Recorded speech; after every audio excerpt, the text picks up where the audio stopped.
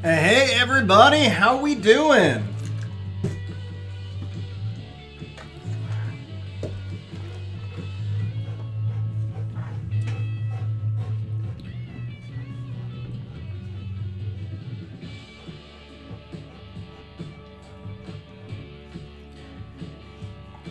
I think that early post by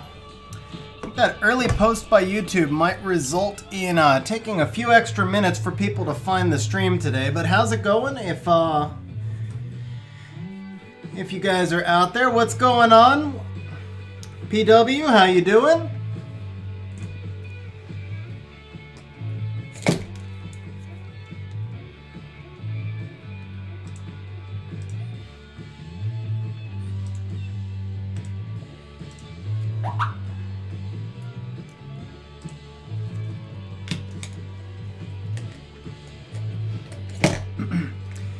Just finished setting up a new green room. Actually, it's not completely finished getting set up, to be honest, but we are close.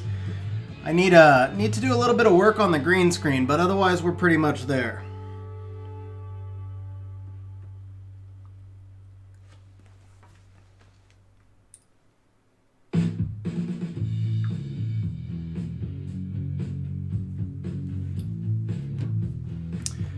How you guys doing today?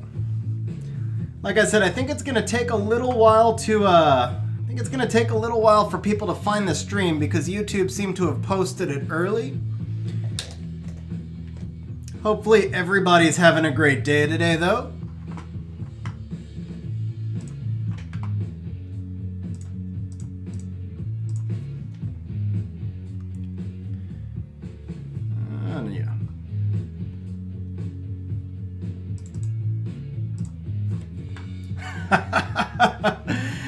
Do I even want to ask why?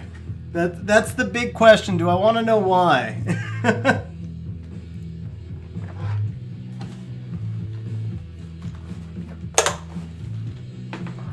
Morning, JSL. How you doing? Morning, Chic. How's it going? Yeah, YouTube seems to have they did something to change the streaming interface. I'm not sure what's happened. I know you guys who watch my streams regularly know I've had trouble with the last few streams. So I'm not really sure why. But yeah, so today I intentionally did not schedule the stream in advance, hoping that would fix the problem, and it seems to have made it worse instead. How you doing, Mark? What's going on? Let's see. So you sold your house on Friday, moved out Wednesday. Oh man, that's right. Hey, do you have kids? Or because that would make it even so much worse to be stuck in a hotel with kids right now, especially with everything going on in the world. That's tough. That's tough, man. 3 kids, 5 pets, and a wife. Wow, what kind of pets? Sup, Ace? Alright, drive safe when you're done, and be safe, actually, if you're out and about in Chicago right now. 3 cats, 2 dogs. Well, if you don't feed your dogs for a couple of days, you could be down to 2 pets. Just saying. Now, seriously, are we going to be going through this today?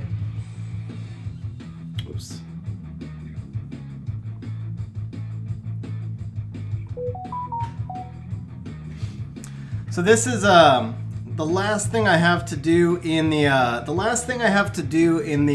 new green room. I am waiting for the technician to come out and fix the. I have a wired Cat 5 port in here, which used to work, and for some reason it's died while this room was unused. And so I need to get that Cat 5 port wired, and I am hoping that once the Cat 5 port is wired, that will fix the problem with Air Server. I'm hoping that it's because I'm connected over Wi-Fi. If it's not because of Wi-Fi, then the next step is that I'm probably going to have to buy... actually, the next step is that I might just have to switch over to like Nox or something running off the PC. But this old PC is a little bit slow to handle that, so I don't know. I'll have to find a different solution. But yeah, so the tech was supposed to come on Friday to do the electrical work, and he didn't. Then he was supposed to come again today, and he canceled again today. So we'll see what happens. What's up, Hawk? What's up, Altair? How are you guys doing today?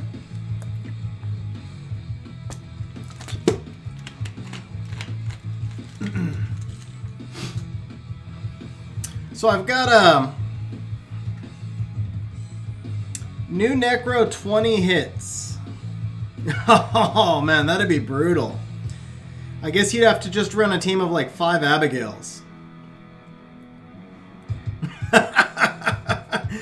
Nah, Hawk, it's a guy that I've used for years for this type of work, and he's got some stuff going on with his family, and you know, all this stuff going on in the world, so I'm not going to hold it against him, but I am probably going to have to bring somebody else out because he's got more important things going on than fixing my Cat 5 port right now. Bro, it'd be more like if you hear somebody does have Hathor, you say screw you and move along. Not if you hear they don't. If somebody doesn't have Hathor, then that's like a person that you can respect. And yeah, Diego, 20 hits in Necro. I think you would just need to go with like a 5 Abigail or a 5 Route type team right there.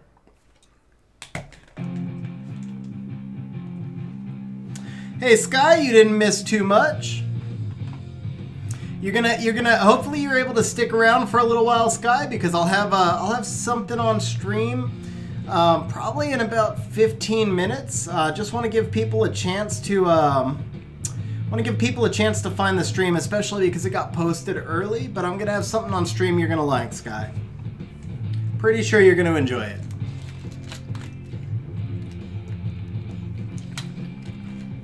How is the audio quality, guys? Because the microphone and everything is in new positioning, so please let me know if it's only 10 o'clock, Sky. What's going on, Password? How you doing? Audio's good. Thanks, Hawk. Appreciate it.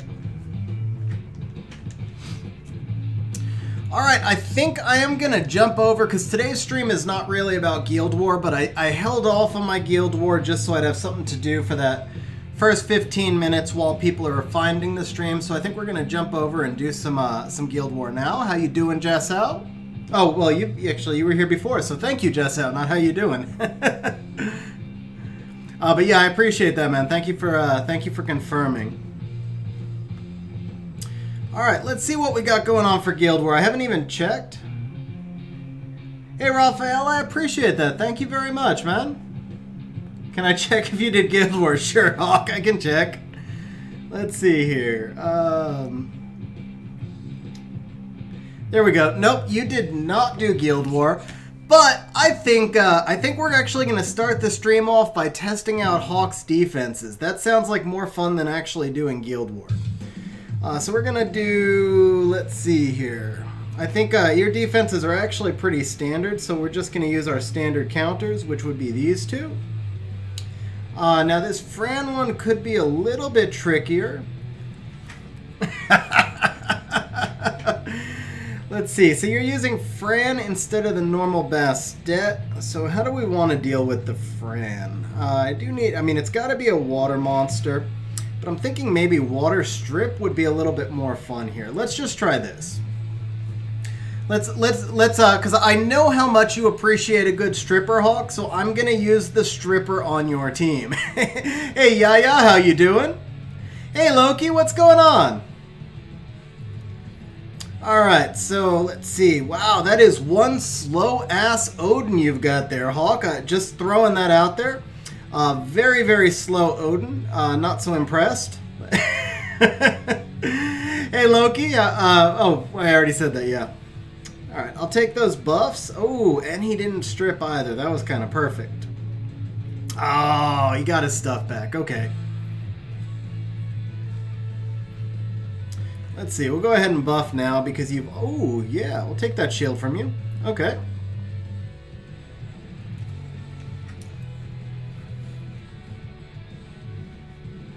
So, Hawk, I gotta say it's not looking good for your first team right here. I mean, your Odin just got wrecked by chilling. And anytime your wind unit gets wrecked by chilling, especially a chilling in, especially my chilling who doesn't get a lot of love, it's a bad thing. I'm just throwing that out there. Just saying. I gotta admit, I actually, joking aside though, this is the first time I've used Chilling in this comp. I think I actually am gonna like him more than, because I normally use, as you saw, I normally use Annabelle there. But that, I think Chilling actually works really nicely in this comp. With the ability to steal those buffs and then add the slows, I think he might be an upgrade. I'm going to have to give my Chilling some better runes here pretty soon. And some art. Chilling is such an underrated, underused monster. Alright, so here we go with the tougher team. And okay, let's see, did we survive? We didn't completely survive, but we sort of survived. So go ahead and soul protect myself. Let's see if we can drop your Savannah. Yeah, we should be able to drop the Savannah. See, normally I prefer to go for Clara here, but that's okay. We'll do this. Now, how proc crazy is your Galleon? Not too proc crazy. Okay, we're good. Let's get... okay, yeah, nope, your Galleon is kind of proc crazy. If you could do me a favor and just, like, tell your Galleon to chill out, I'd appreciate it. There we go. We'll put on some... actually, we'll just kill her. And let's see. Can we stun him? Because he procs too much. Is your Clara going to wreck me, though? Your Clara might actually wreck me here. Okay, no, she didn't. That's cool. That's cool. All right, we'll take care of that. We'll take care of that. And, ooh, man, your Galleon killed my Perna. All right, Hawk, nice defense. Nice defense. Your second defense is actually much stronger than your first. I think I might have... that defense is kind of tough. The Galleon Clara defense is pretty tough. So we'll give you credit for that one, but the first one I might revise a little bit. Alright, so let's look at our actual Guild War. We see El Douchebag here. That is one interesting name that we've got going on. By the way, guys, let me just throw this out here right now. If you are not in our Discord server, there's a link in the description. I'm also going to throw a link into chat right here. We've got a really nice community going on in Discord. A whole bunch of Ace. It's a server that Ace and I both run ourselves. We've got a bunch of really active people. The server's growing every day. And we also have a bot that would allow you to... we also have a bot that would allow you to check the runes of myself or Ace at any time. So there's a link in the server description right there. And, you know, feel free. We hope to see you in Discord. So Bromance 108 is full of funny, toxic people. Well, if you know of any really tough teams, Hawk, guide me to them. I always like to take the toughest matches. This one looks like it's kind of fun. It shouldn't be too difficult to beat, but it looks kind of fun. These are toxic 4-star defenses. On the 5-star, I don't know. Don't know about that as a Guild War defense. Let's see. Burn the Miho with fire. Hey, bro, I did 7 Mihos in the last siege. Miho is really she's not as bad as people make her out to be. Legit, I did 7 Mihos in last siege. 5 or 6 of them in 4-star bases. Okay, those teams are way too easy. Let's see, right here, these teams are pretty easy as well. Were you losing to all of them, Hawk? Is that what happened?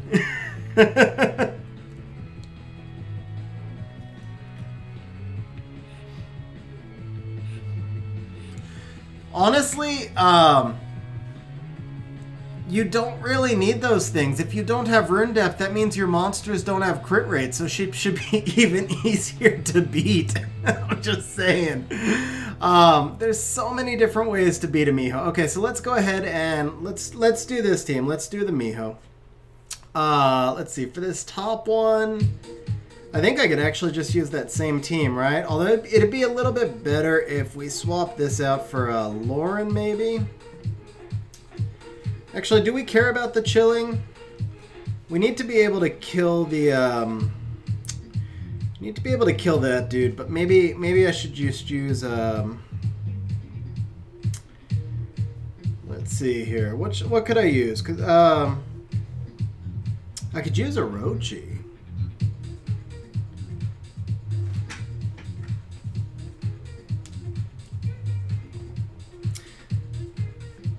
You know what? Let's stick with the chilling. Actually, no. Let's go with vigor. So I just redid my vigor. I fully skilled him up, moved him to violent will. It's a pretty fun build. I know you guys are all gonna look at the crit rate and be like, "Where's the crit rate?" But so vigor. Remember, vigor scales to HP, and this vigor actually will hit for about 24,000 damage, even though he doesn't have any. I said crit rate. I meant crit damage, obviously. So even though I don't have the crit damage, the key to vigor is just having crit rate, and then he's gonna scale the HP. So he does pretty good damage. Let me make sure his runes are done. They are. Okay, good. Hey Deirdre, how you doing? Yeah, I see you in comments frequently, but I don't think I've seen you in stream yet. I'm glad you were able to make it. Alright, so now, let's see how we can deal with this Miho, and the Galleon Clara Miho in particular. That's a little bit of a tougher comp. So I fought this comp 5 times in the last siege, and I can show you a lot of the different comps I used here. Hey Dreamster, how you doing? Hey Liv, how's it going?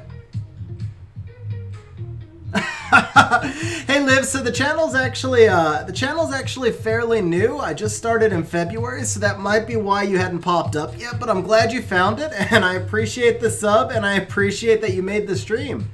Hey Timodius, what's going on? How's it going? Alright, so we're gonna do a quick lesson on Miho here. Now there's a few different ways. Actually, you know what? Well, yeah, no, we're gonna do it this way. We're gonna do the live Miho first. So one of the easiest ways to take care of this this Miho team right here is just to use a Skogul. So in this case, because we have that strip and defense break, we would bring in a Triana. And this isn't even my violent Triana, but it doesn't matter. This Triana is actually just built to be super thick with the enhanced runes as well, so she works well with a Skogul. And actually, that's the wrong Skogul as well. So if we really wanted to work on this team, what I would use would be like... Where's my shield? Actually, no. So I would use my my triple tolerance Skogul probably, along with my violent Triana. But honestly, it doesn't matter. The point is you're going to go Kamoon, Skogul, Triana. Hey, Angel, how you doing? Nice, Liv. So I think you caught, yeah, so I just did DB10 and GB10 videos. Were 2 of my videos this week. So I'm glad you were able to find that one. So yeah, so we can do this this Kamoon Skogul Triana right here. That would be 1 counter. Now, for another counter, all we really need is a light tank. So Grago is going to be your best bet right here, but you could also get away with like the Zhao Ling, which is a little bit, I think. Actually, no, Zhao Ling's not free to play. So but that gives you 2 different options. Would be the Grago, the Zhao Ling. Shaman would also work as well, but Shaman's just not runed for me right now. Do we have any other good light tanks down here? No, I think those are probably the 3 primary light tanks, but the Grago is definitely going to be the best right here. And then if you don't have a Skogul, for example, you can also bomb it. Hawkfrost, so what I actually did was I runed Shaman in Fight Runes to test when I was building my Necro team, and then I ran out of mana. So I do plan on actually re-runing Shaman on the next FRR because I used him frequently. I just didn't have the mana to keep swapping the runes around, so he's staying unruned for another week or so. Triss, Water Ninja, Orion, and Water Fairy. Yeah, that Water Ninja would absolutely... so Susano Orion absolutely works. Garo also really works because you can stun. Hey Kevin, how you doing? Hey Koya, what's going on? Hey Adam, glad to see you were able to make it. Hey Rock and Roller, how you doing? Yeah, you could definitely, Deirdre, you could definitely do the just the Miho and the Garo. Hey Benjamin, how you doing? And then another option right here would be like this CN right here, and then another really good one I'll show you guys. And we're talking just 4-star bases right now, by the way. These are all just 4-star monsters we're looking at. So Orochi is another really good one because he's got this skill that does 6 dots over here. If you don't want to use the Orochi, then Surtur is another really good one. Right here with the strikes the enemy with the axe. But then here is one last trick that I use. This is, so I told you guys I did 7 of these in the last siege, right? So I was really scraping the bottom of the barrel, And I brought in this this Sonora because he's going to reflect damage on that Miho. And so the idea was to try and get the Sonora to just kill off the Miho instead. And I'm trying, now I got to remember what I did for this comp. It was, because it was actually, it works so beautifully. I think this is the one I'm going to use just because it was like really funky. It was Sonora Harmonia. I'm sure it was those two. And then I must have done something to distract the Clara, so it had to have been a wind unit. It had to be a wind tank, and I think I was out of Skogels by then. I don't know if it would have been like, I think I was out of Skogels and I was out of Trianas. I'm pretty sure of that. And it was a 4-star base. Could it have been Chasun? No, that wouldn't make sense. It had to have been, maybe it was just the third, maybe it was triple fire. I think it was triple fire. Kind of a shame now I don't remember this team because it was like, it works so well. Liv, so actually there were some comments that Miho is overpowered, and I've long said that Miho is overrated, not overpowered. So I was just dissecting the different ways to beat a Miho pretty much. Let's see, what was the third one that I used? I can't remember. I think we could probably actually just use Arnold. So right here, you've got 2 ways to kill that Miho, but what you don't have is, you don't really have any way to kill the Clara, though. That's going to be the problem there. I honestly don't remember. You know what? I think it might have been this. I think it might have been Vigor. Yeah, so you can bring Mimir, Lauren. I mean, there's so many ways. There's so many ways to kill Miho. But the Sonora one, because I did 7, like I said, I did 7 Mihos in that siege. So the Sonora one was the last one, and that was the most fun because it was like just so unexpectedly, such an unexpected ass beating, basically. Oh man, but still, you got a legendary fight speed grind, so that's pretty nice at least. Congrats there. All right, let's go ahead and do this fight, and hopefully I'm remembering this comp correctly. Hey Drew, how you doing? No worries about being late. Actually, I had a little stutter with getting the stream posted, so you're only about 20 minutes late. All right, so we're gonna go ahead. We're gonna start off just by controlling this Skogel because he is the primary threat here. And let's see, we'll go ahead and get ourselves attack buffed. Let's now slow down this vigor, and that also, oh perfect. So we're gonna reduce some speed here as well. Ooh, there's a nice revenge, and this, I missed the brand, but that's okay. Chilling just absolutely rocks vigor, by the way. Rocks vigor teams. Uh-oh. I did not want him to get that up in the air. I think we can still control him, though. I think we can still control him right here. Hey, Chicken Luba, how you doing? Oh, yeah, we definitely got him under control. All right, we're good. Mimir is one of my favorite monsters. I've actually built a second one now, and I will show you both of them. Mimir plus Lauren is just like GG. You can run Mimir, Lauren, and almost anything, and it's just so freaking strong, man. It's like my favorite combination, Mimir, Lauren. He does miss, Hawk. He definitely does miss, but he doesn't miss often. I mean, usually he's going to get at least one or the other, which is pretty much the nicest part of all of it. Okay, we're up to full health, so let's see if we can go ahead and start to reduce that Miho a little bit. And we'll go ahead and do this, and now my defense break is on the Fire Mummy, which is perfect because the Miho should hopefully suicide, right? Oh, didn't take enough. Whoa. Okay, so we're not going to do that. We're actually going to do that. Don't die. Okay, so now I can do my Unwanted Harmony. It has to come off Galleon because I need more healing there. And let's go ahead and get him boosted up a little bit. And boosted up a little bit more. Ooh, that was nice. The Clara missed everything. That's not often you actually see that. Okay, can we, let's get this Miho hurting a little bit here. She didn't go after the Sonora, though. Yeah, I couldn't heal block the Miho because Sonora was too low on health. That should do it. That should do it right there.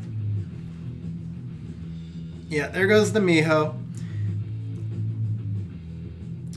Oh, that was nice right there, too. I don't think this is not the team. This is definitely not the team that I used in Siege. I can't remember what I used now. I'm sure I had already used my Vigor. I used something else and it worked out really nicely. So Adam, okay, there we go. Yeah, so Adam, I'll show you the two Mimirs just after this. Liv, so Light Fairy, that would be Neil, I think, but I'm wondering if you mean Fran. So the Light Fairy is Neil, the Light Fairy Queen is Fran. I'm not sure which one you meant. Rock and Rolla, I actually re-ruined my Vigor, so he is now at, that was a +2, right? Let's come over here to this +3. So my Vigor is now actually at 22 accuracy. And let's see, 28 accuracy on the Sonora. So yeah, I did have some accuracy in that fight. Okay, so here is the here's the first Mimir. This is the better ruined of my two Mimirs, and here is the second one.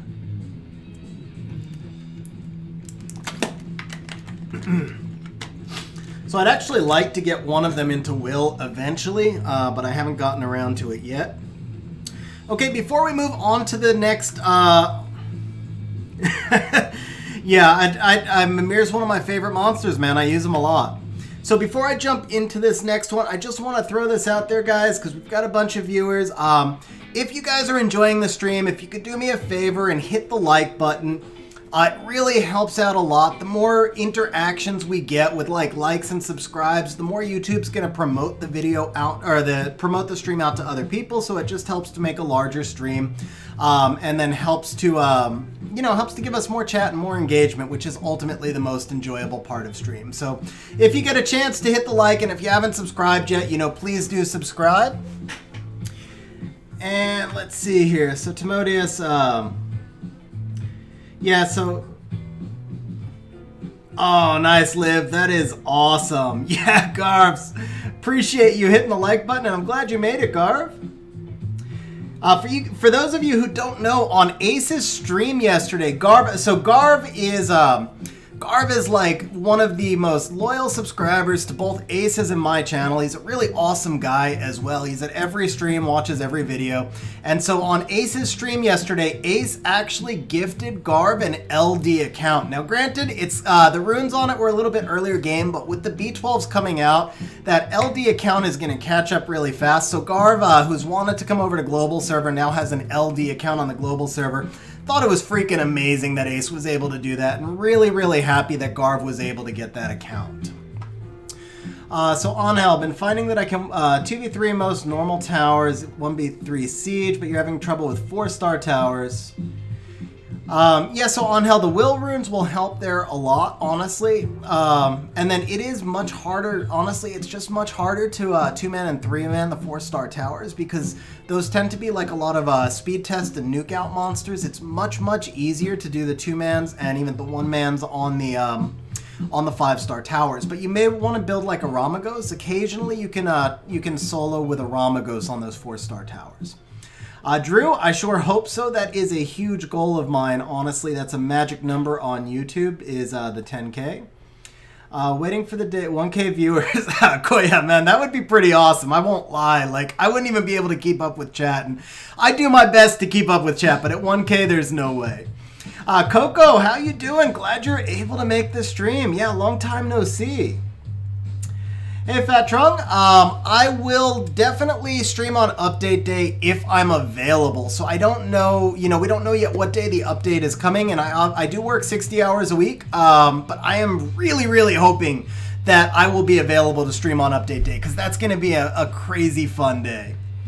Yes, Hawk Frost, slap the button like you slap your meat, and if you're really feeling generous, slap Hawk's meat like you slap the button. Something like that. Hey, Potato Cumbers, how you doing? Reginald, how's it going? Let's see, what Nat 4s do I recommend to 2v3 and 1v3? So, okay, I answered that. That would be Ramagos would be the best one. Other than that, Mimir, Lauren is a really amazing combination. It's kind of tough to 2v3 with them unless the situation's just right. You can also do any kind of booster plus Lucian, so like a Konamiya plus Lucian or a Dova plus Lucian, something like that. Miguel, I really appreciate that. Thank you very much. Yeah, chicken. Yeah, it was pretty awesome. It was really awesome. What do I think when do I think the update's going to hit? So Wise and Corny, they said that it was coming in July, so I am thinking it'll come in the next day or two. Xylene, yeah, about 60. I used to actually work a lot. So before COVID, I probably averaged about 65 hours a week. Since COVID, I'm honestly probably averaging more like 50, 55 hours a week, something like that. It varies though, like one week it might be pretty slow, 35 hours, the next week might be 70. Because I'm not traveling, so a lot of my work used to be travel based, so I used to work a lot more time to be on the road. And now that I'm not on the road, I've changed out some of those travel trips with like phone calls and stuff. So yeah, I run a non-profit organization in the public health sector. Rockin', can I slap a crit 4 rune on Fire Mummy and test it to deliver killing blows to Mihos? I'm sure I can, but the damage would need to be a little bit more there, I think. We can test it, though. Just remind me after Guild War. Farming GB will be so Drew, the rumor is that GB12 is going to be comparable to GB10 now. So I think, I don't think it's going to be that much tougher. The idea of GB12 is basically for them to allow people to catch up. So it wouldn't make sense for them to turn it into like 3-minute runs. I don't think it's going to be that painful actually to farm. Commune Skogul, Vamp Rena first. I don't know about a Vamp Rena. Destroy Renas usually are a little bit better. Garo, Laika, and Chow are pretty good for... Yeah, but see guys, so Commune Skogul, Vamp... That's a 3-man though, Diego. Okay, that's a 3-man. Sinister, so the Chow actually wouldn't work in a 4-star base either. Angel was asking about 4-star bases. Sierra Masha Triton, Beth this month. Wow, Coco, congratulations. Beth is definitely a monster I really, really want.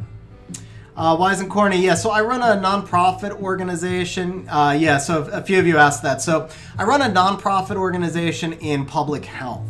Drew, I am in Pacific time zone, so it is 7:40 p.m. right here. Okay, so Timodius, so here's what a non-profit is, because I didn't even understand what they were until I was in them either. So a non-profit basically means that we don't have any owners.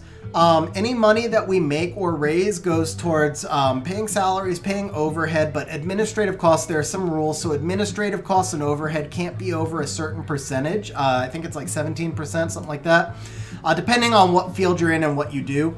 But basically what it is that the nonprofit would have to be, so everything else that you make in the nonprofit, you're allowed to save money for a while, but you can never cash it out, and all that money has to go back into the community. So if our company makes $1 million and we pay $200,000 in salaries and overhead and all that, the other $800,000 has to be spent on programs that help people, cannot be spent on anything else. So that's basically what a nonprofit is. There's no owners, the money never gets taken out of the company. Hey, Darkrin, I'm really glad you found the channel. Thank you very much for stopping by. I appreciate it. Shannon, you just summoned Amarna. Okay, so first of all, Shannon, appreciate the big fan comment. Thank you very much.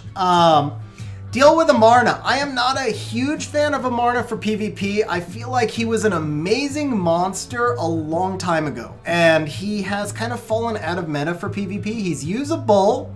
He's useful, he's not great, and the reason is because his kit is, he does like more stuff than any other monster, but the stuff doesn't all synergize as well as you would like. Like, he does a defense break, but it's not 100%. He does a resurrect, but if he resurrects, then he can no longer heal or cleanse. He's got a massive multiplier on his skill too, but if you build him to attack, then he's no longer a support like he is. So, Amarna is a really nice monster, but he just doesn't fit together well. Now, with that said, he is one of the better PvP monsters for some of the off metas, like Dimensional Hole. He's amazing in Dimensional Hole. He's amazing in R5, but he doesn't quite do enough in PvP to really be useful right now.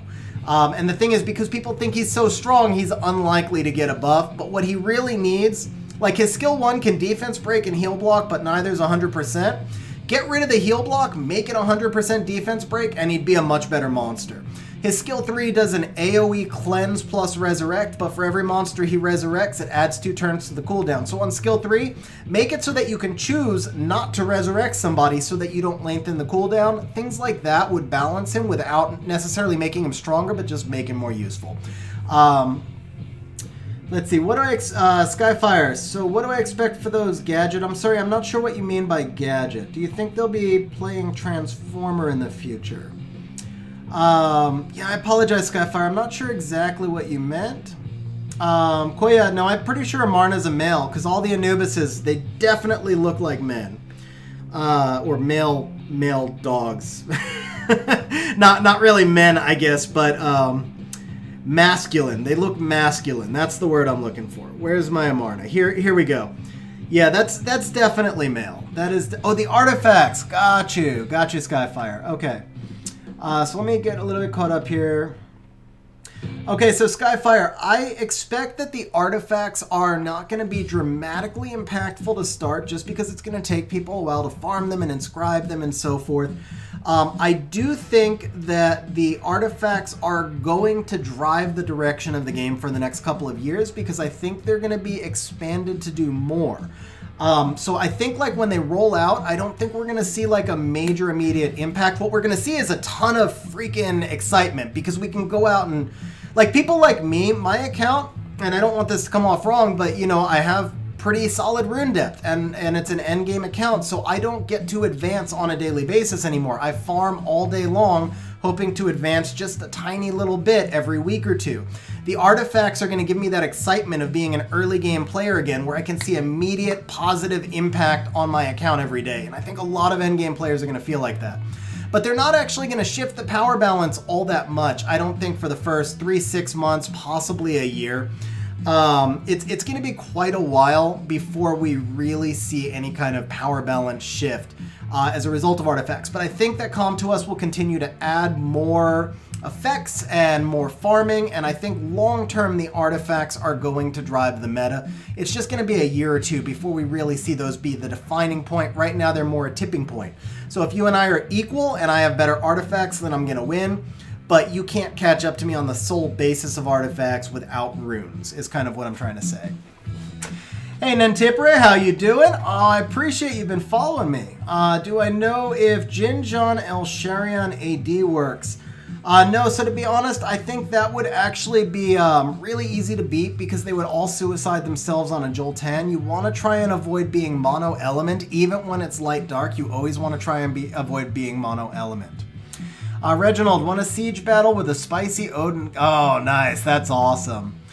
With the Odin Konamiya Jean team. So Bikram, will I be making another BJ5 how to build video?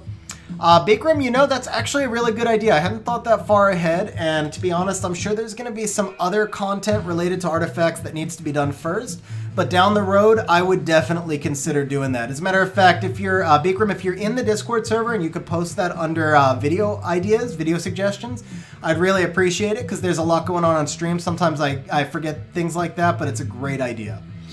Billy Searcy, how you doing? Glad you're able to make the stream. Carlos, for the new Wind Dungeon, Fire Homunculus is probably potentially going to be better, but it's really hard to say exactly what kind of comps we're going to need. I do think that the new Wind Dungeon and the new Light Dungeon are going to be more like Dimensional Hole than like the other Kairos dungeons, meaning it's going to be longer, tougher fights. Adam, so my Amarna isn't a PvE build. He has more crit damage than other monsters because he also has lower crit rate and he's not in a 4 set. He's just using kind of leftover runes. And this is just a build for Lumal. But my nukers, so just to be clear, my nukers do have a lot of crit damage. It's just that I use more support type units. I mean, if you want to take a look at a nuker, let's put Julie up on screen. Where is Julie? Does he? Oh, he's not ruined right now. Okay. Well, here's one nuker. She's in triple fight, so I don't know if that counts. But still 183 crit damage. Here you go. We'll leave the Julie up on screen while I catch up on chat. Let's see.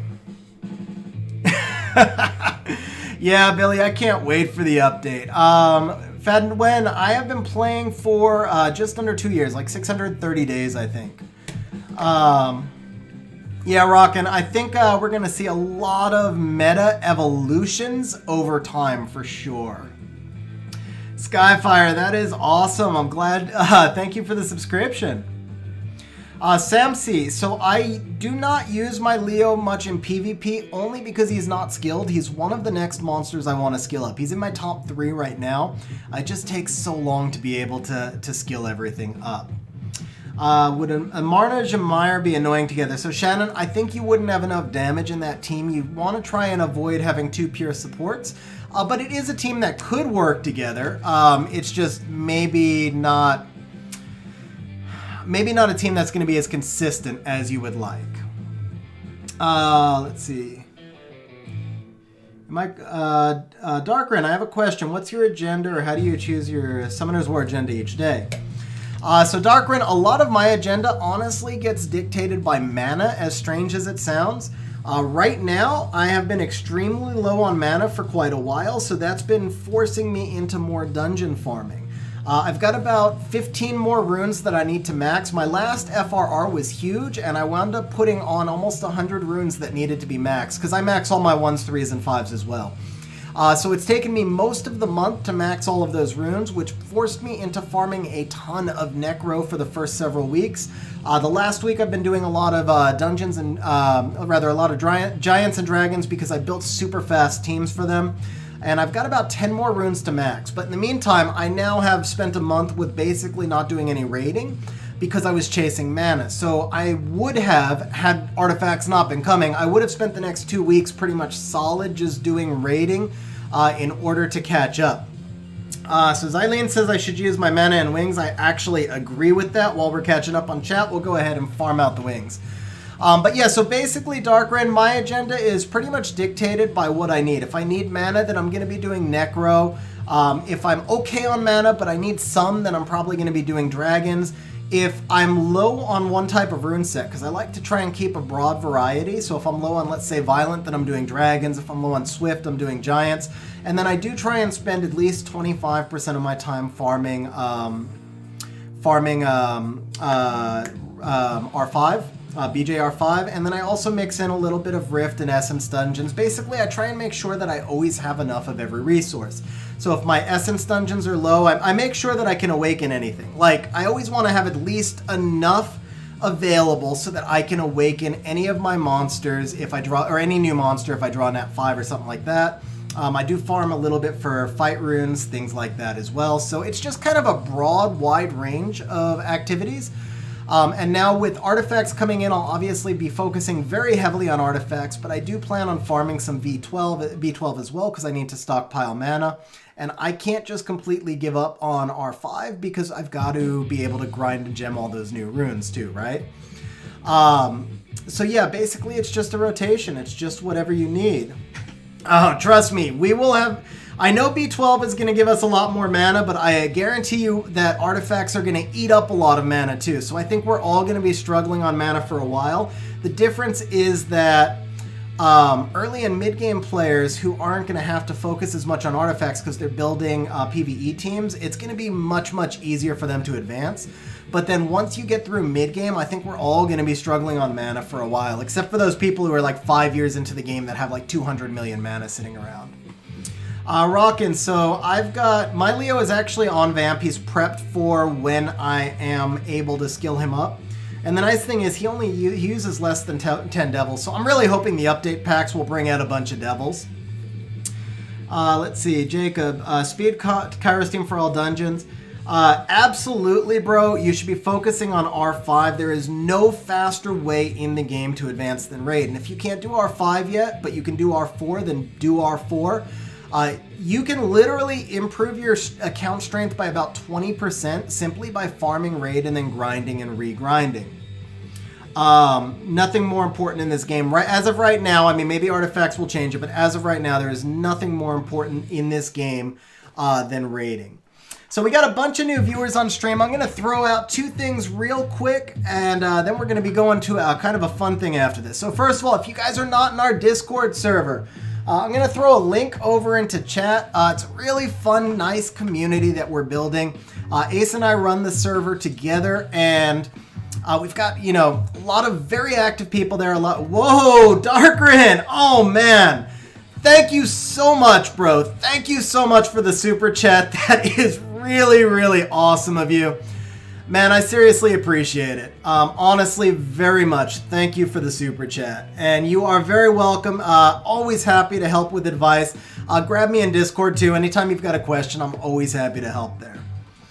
Dylan, yeah, so my Julie, I am really, it was a lot of work to build her out, but she does pretty well now. So we'll see how she does in B12, because I just built her.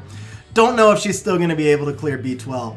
Darkrin, just one more time, I really want to say thank you for the super chat. Sincerely appreciate it. It's actually really good timing that you, really good timing as well, because we're actually just about to do our member drawing, so kind of a good segue in.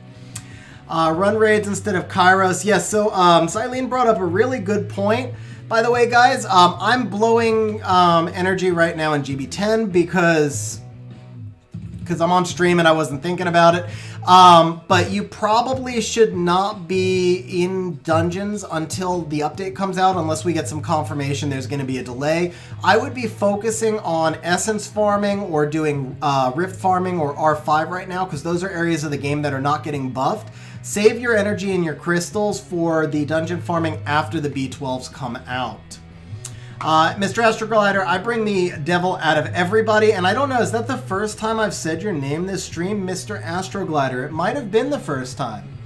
Vrozar, did I not say hello to you above? I know I fell a little behind on chat, so if I did not, Logan and Vrozar, how are you guys doing? I'm glad you were able to make it. And Chicken Lube, yes, thank you, Chicken, for throwing that out there. Actually, that's let me pop up my other image in just a second. Attack crit damage threshold for Fat Julie. So Liv, I believe it was 19,500, but I did just release a GB10 video yesterday, and I actually show in the optimizer how to build the Fat Julie. And I think somebody asked me to show my Lin as well, so let me go ahead and just go show these runes right here. So the way this team goes, the first monster to go is the Julie. Now, we've got a total of 10 fight sets in this team. I believe I need 9 fight sets to clear the GB10 wave. So we've got the Julie going first. Whoops, Talia's not, sorry. Then the Sophia goes second. So this is my first 3 fight sets. Now, Sophia actually only needs 61 crit rate, but I didn't have a crit damage rune. I actually just pulled a crit damage rune today, which is pretty cool. Because it's the one thing, like, I've got 150 usable fight runes, and I only had 2 crit damage runes, one of which I got last week. And then I got my 3rd one today. But anyway, so Sophia was on crit rate just because I didn't have crit damage. So she's going to get a buff. Then the Sabrina goes next. Another triple fight. Sabrina needs 3 more crit rate to reach 100%. I'm waiting for a crit rate gem to drop. Excuse me. Yeah, for a crit rate gem to drop so that I can get her up to 100%. But this team, it's fine. It hasn't caused me any problems. Then the Lin goes. So the Lin is in Rage Blade, and you can see the 260 crit damage. So that's why she's doing a lot more damage. Also, a lot of people ask me, like, why do I put attack on Lin? Just so you guys know, 90%, give or take, of Lin's damage is driven by crit damage, but the other 10% is driven by attack. There is an attack modifier in there. So if she doesn't need anything else, if she's not dying, she doesn't need speed and all that, then you may as well give her the attack. And then we finish up with the Talia, who is also in triple fight. Okay, so let's see. That might be unwise. Defeating crystals. Let's see. Just summoned a massive summon 2 days ago and got Vanessa and Fire Monkey King. Christian, congratulations. So Vanessa is a really nice arena defense monster and also useful in RTA. Miho Wang, the Fire Monkey King, is a really nice counter to monsters that give inability effects. So neither of them, I mean, to be just completely honest, because I don't like to oversell things. Neither of them is like amazingly OP, but Vanessa, 33 speed lead, puts her in S tier. You know, she's either A or S tier, but I would say she's like right on the edge between A and S tier. She's a legitimately really good monster. Miho Wang was probably A tier, just recently got buffed again. So I think he's probably S or SS tier, but mine's not built yet. It's hard for me to say exactly, but I would say they're both legit. You know, let's call them S tier monsters. So pretty good monsters overall. Yeah, Frankie, I agree that B12 won't be much harder. The real question is just going to be if we can fat Julie it or if we need to do a heavy Julie. Jacob, the fastest rune that I have got is actually one that I just got last week. And I mean, like, it is pretty awesome.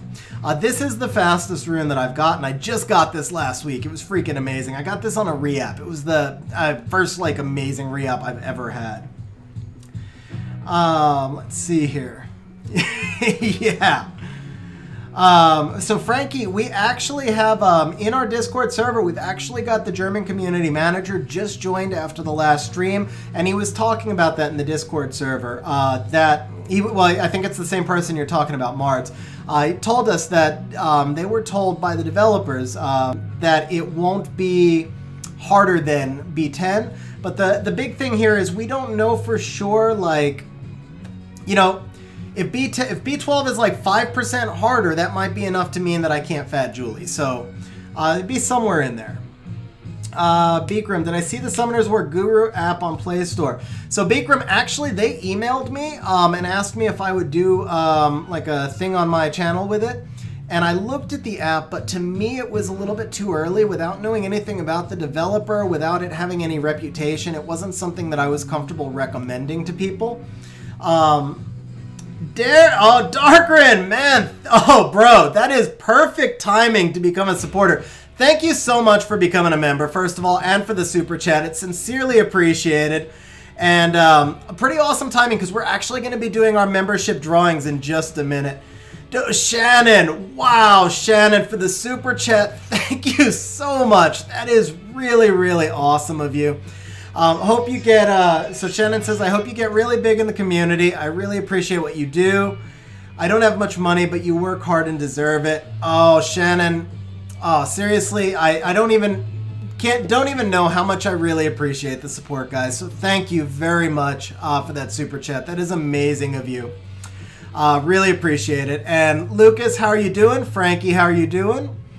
DK Steel, I'll buy that for $50. That is a rune that is not being sold seriously at all. And Darkrin, yeah, once again, thank you for becoming a channel member. And I think that actually this is perfect timing to bring up something that I had set up right here. So let me see here. So I wanted to actually give. Oh, Michael! Oh, man. Thank you for becoming a channel member, Michael. That is really, really awesome also. Oh, man. Really appreciate you becoming a fantastic supporter. And, you know, this is perfect timing. As I said, I actually wanted to give a shout out, a thank you to all of the people who have become channel members. It's seriously appreciated. And we are going to be doing a couple of drawings for the channel members today. If I can find my window. Here it is. So we're going to be doing a couple of drawings for the channel members. So I am going to go ahead and add Darkrin and Michael into these drawings.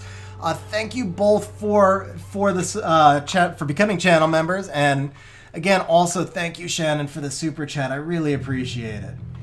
And our first drawing today is actually going to be a monthly siege drawing. So let me just move this over so I can add both of you in. So we're going to add in Michael S. And spell it right. Oh, it's not typing. Nice, Hawk. And Darkrin. Okay.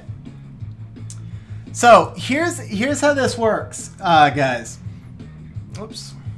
Here's how this works. So for the channel members, once a month, I do a drawing where I'll do one channel member's siege on stream. And so for next month, normally I do this on the like first stream of the month. I mean, this is just going to be the second month we're doing it. But the plan is to do it on the first Monday of the month. With the update coming in, it may actually get delayed a week this month. We'll see exactly when the update comes in. But so whoever wins this drawing, pretty much we're going to be doing their siege live on stream. So Michael and Darkrun, I've put you both in as well. Thank you both again for becoming channel members. And with that said, we are going to be spinning right now to see whose siege I'll be doing on stream. I got to tell you guys, last month it was a lot of fun. I think I was able to actually do a couple of two-mans. Of course, it was a C3 siege, but it was a lot of fun. So I'm kind of looking forward to seeing who wins. And we are going to spin. So monthly siege drawing. And the winner of this month's siege is, well, siege, not siege, but oh, Jason Ballas, Fatal Error. All right. Didn't you win last month? Yeah. Yeah. You know what? We're gonna have to respin that. Yeah, so you know what? Let's we're gonna do this again. So it's gonna be we're gonna say that this can only be like I don't know, once a year thing. So you won, bro. You won June 2020.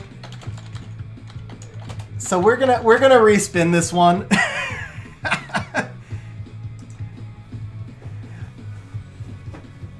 Oh man, what are the odds that you would actually win that twice in a row? Just so you guys know, Jason has been one of the longest term followers on the channel, and also leaves some of the most amazing comments. When I did my original DB10 video, he did like an incredible amount of testing and then posted all the test data on kind of alternatives for people who don't have Lin, which I thought was just really amazing. One of the first people to just like do lengthy interactive comments on the video. So Jason, let me throw out a thank you for that, by the way, because I don't know if I ever gave you that shout out on stream. Really appreciate it, but I don't appreciate it enough to do your siege 2 months in a row. So with that said, we are going to do a respin now. Hey Kwa, how you doing, man? What's going on? Glad you're able to make it. And let's see. Shazai, Mark, okay. And Hiroshi, how you doing also?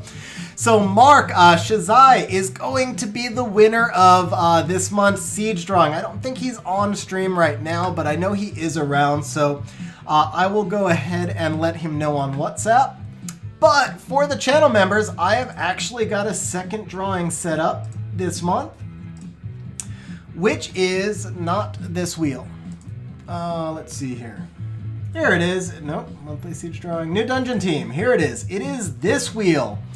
So this is the siege thing is a monthly drawing. This is just a one-off that I thought was going to be really fun because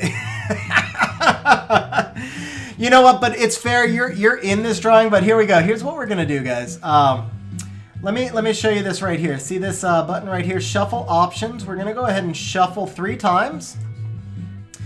And then we're going to save those shuffles. Even though it's a random wheel anyway, we're going to save those shuffles. So for this one, what I'll be doing is after the update comes in, I am going to spend up to 2 hours only. I don't want to overcommit here because people's accounts are at different stages of the game. I'm going to spend up to 2 hours on stream trying to build a dungeon team. It's dungeon of your choice. Whether you want it to be for one of the new dungeons or an old dungeon, dimensional hole, whatever the case is. But this is really just, I mean, preferably it's going to be one of the new dungeons, right? Because it's content after the update. But on stream, within like a week or so after the update, I'll spend up to 2 hours on your account trying to build a dungeon team for one of the channel members. This is my way of really just trying to say thank you guys for the support because it is just sincerely appreciated. And so that dungeon team is going to be built by, or built for... Logan Park, new channel member. Logan, I don't think he's on right now, but I know he is around as well, so I will let Logan know that he is going to be getting a dungeon team. So just so you guys know, I'm not going to be doing any account reviews for another, until about a week or 2 after the update is in, because I think there's not a lot of value in doing the account reviews right now. So that's going to be the next couple of streams. Is actually going to be one for the update, and then the 2 for the the Siege stream and the building of the team that we just did. And so that is our drawings for the stream. Let's bring the game back up here.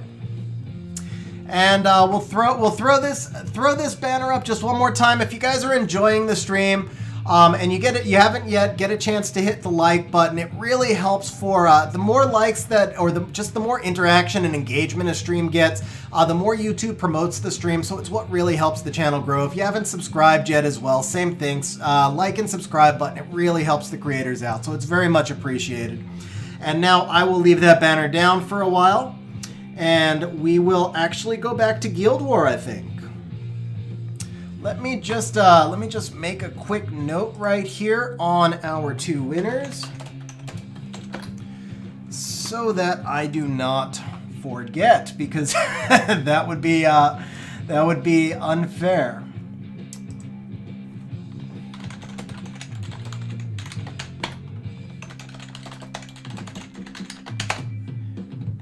So Brian, the drawing is actually over already, but the drawings are for people who are channel members. Now I will always you will never have to be a channel member to get qualified for account reviews or anything like that. I will always continue doing those. Channel members do get the first option for account reviews. I think it's only fair, and it's also it's just very much appreciated. But I really appreciate anybody who watches the video, who likes, who subscribes. I will always answer questions, provide advice, and keep doing the account reviews for everybody, channel member or not. But the drawings are just for channel members. Okay, so see, my short-term memory here, especially because I'm on stream, I'm already forgetting who actually won the first drawing. But I think I can check the history here, right? Can I check the history, because I'm drawing a guys, who won the first drawing? I can't believe I already forgot. Oh man, other than Jason. I know Jason won, but that didn't count. Oh, Shisai, thank you. Yeah, Mark won it. Okay.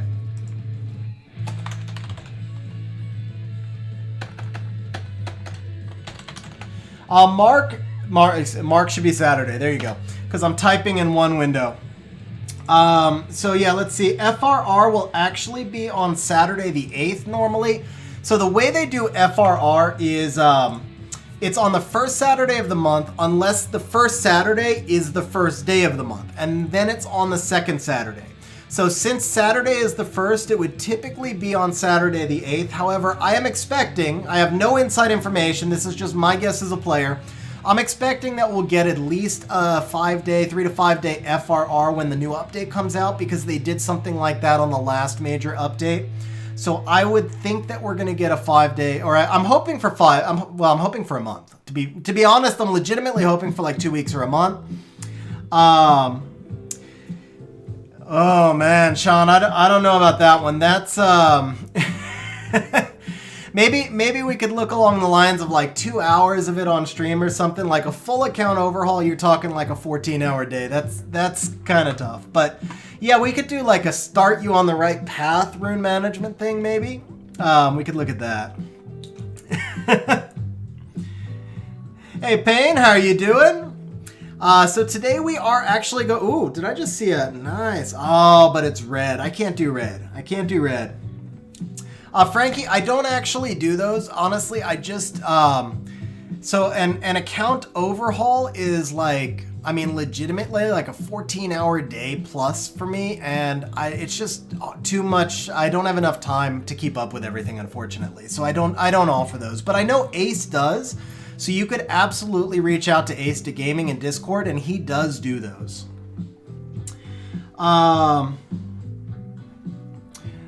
Darkrin, 11 o'clock. All right, man. Hey, Darkrin, by the way, before you go, please message me in Discord so that I can give you your patron role in Discord. I forgot to tell you that when you became a channel member. So yeah, just drop me a line in Discord. We'll give you your supporter role, and have a great night, bro. Thank you again for becoming a member and for the super chat as well. I really appreciate it. And by the way, Michael Shields, same thing. Please message me in Discord so I can give you your supporter role. Fight Masha, or else you just... These teams are actually pretty easy, to be honest. The problem is that it's red, and that is... I shouldn't be attacking red. But this is actually a very easy team to beat. So all you would need to do is this. For the bottom one... and this would be like legit, 100% win rate. This would not be possible to lose, and I'll explain to you why. Hey, Carito, how you doing?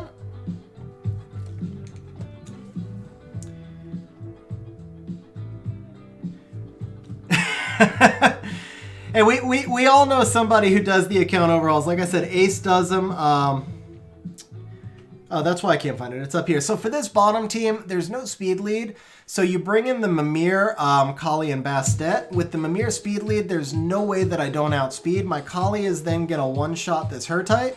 And once the Hurtite is one-shot, it's pretty much GG. Yeah, well, okay, without runes, it's not a guaranteed win. But with runes, this bottom one is a guaranteed win. And then for the top one, all you really need to do is run like Rune double fire. You could do something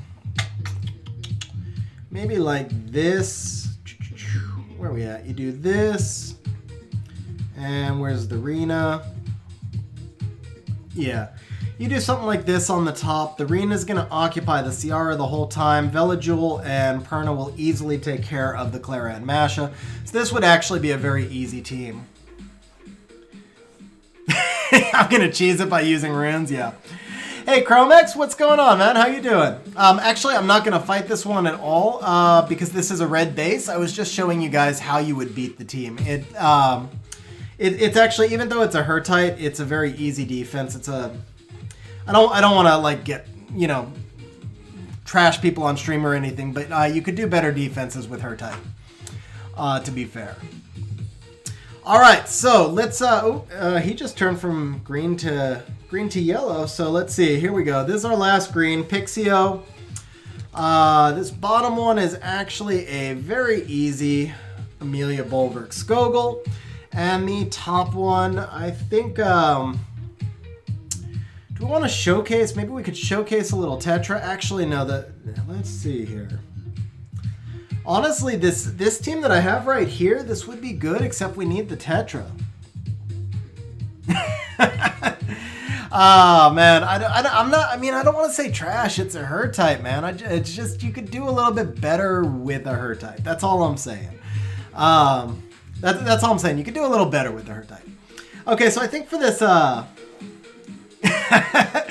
yeah, Luba, it's I appreciate you bringing it up. Yes, so since Chicken Luba brought it up, I'll throw it out there one more time. If you guys haven't smashed that like button yet, please do. Definitely helps out the creators, and I appreciate you mentioning it, Luba. Okay, so for this, telling me disappointed in his defense. You definitely cannot Lucian the bottom one. That would be just pure suicide. So for the bottom one, the Beta is going to give crit resist plus resurrects. The Camilla is only going to take half damage. You could theoretically Lucian the Fen Yang, but what would happen is the Beta would then resurrect the Fen Yang, and then the Fen Yang would just wipe out your Lucian. So 100% you could not Beta that, or you could not Lucian that bottom one.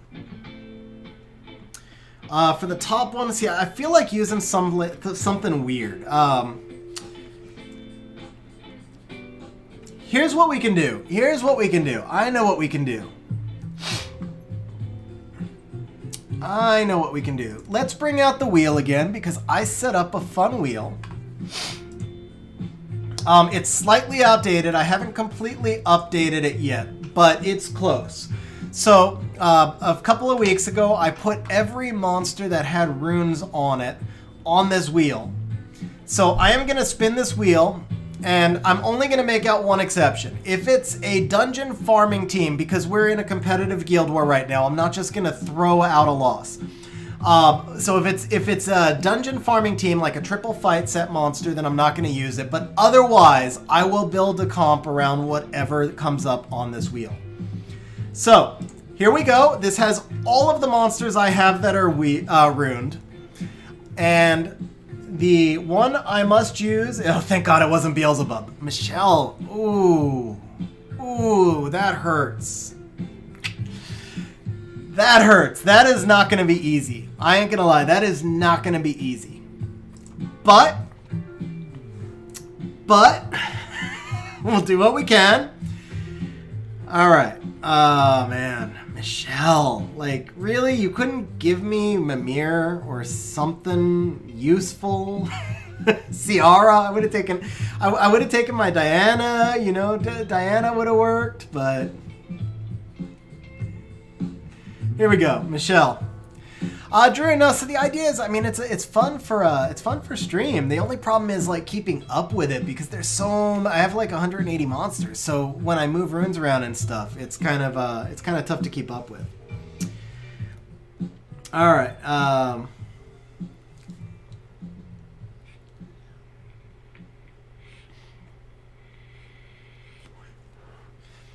So if I were gonna do that, I think I'd rather do Veligul. Just because Veligul's new and I haven't gotten to play around with him much. Now, I'm going to need some sort of defense break. Alright. So, you know what? Hey, Askix, how you doing? What's going on, man? You actually just missed the member drawings. Now, Daphnis is no good here. Because it's a resistance team, so you don't want to use anything that is going to be like heavily dependent upon resistance, and I don't have Fen Yang. I sure wish I did. Carito, I used to farm about 12 hours a day. Basically, I farm the entire time I'm working. So my Michelle is only used for Tartarus, and she's on Swift because I needed to find a use for this rune, basically. So she is only a PV. The only thing I use Michelle for is Tartarus, basically. You can see she's on like a weak crit damage build. Yeah, Carito. So I work from home, and what I do is I keep a tablet right next to my monitor. What's up, Rick? How you doing, man? But yeah, so I keep a tablet right next to my monitor, and then I just I would farm all day long while I was working. Darkren. So. Wind Anubis, let's see. Tyler, I was talking about this earlier. I run a non-profit organization. We're in the public health sector. Cryptic, I don't have Belinus, unfortunately. I wish I did. Potato, I am indeed in the global server. Let's see. I've got an idea. Okay. So you know what? We OnlyFans. Hey Sean, how you doing? You know what? I was extolling the virtues of Mimir Lauren, right? I'm talking about how good Mimir and Lauren is. I'm kind of tempted to just do Mimir, Lauren plus Michelle. I know, like, this is basically going 2v3, right? So I can't do that because I spun the wheel and I have to use Michelle on this team, Payne.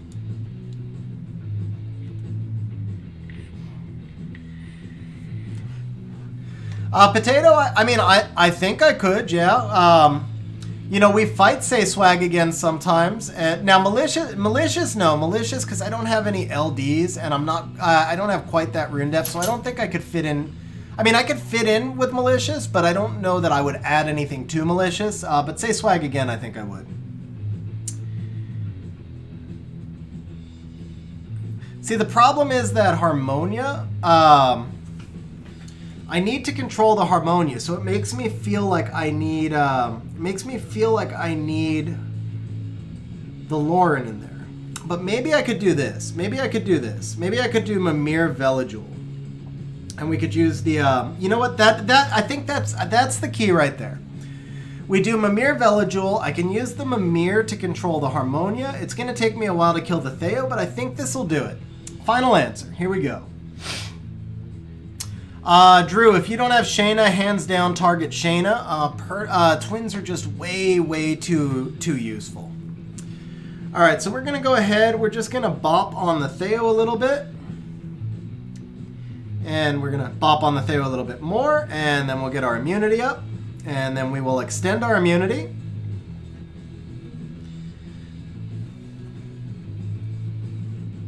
I don't know if Shayna is going to be a must for the new dungeon or not, but I would certainly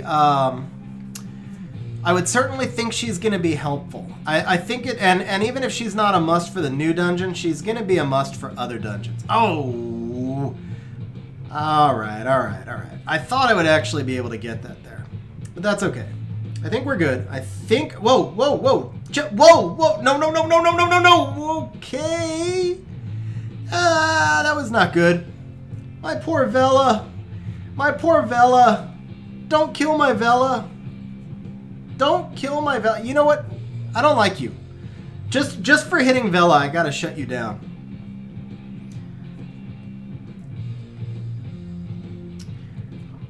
Well, yeah. I know I'll revive the Vela, but I like my Vela. I don't want him to die. Vela's brand new for me. He's not even fully skilled up yet. I don't get to use him enough. I've only gotten to use him a few times. Okay, here we go. That's nice. See, this is the problem with that.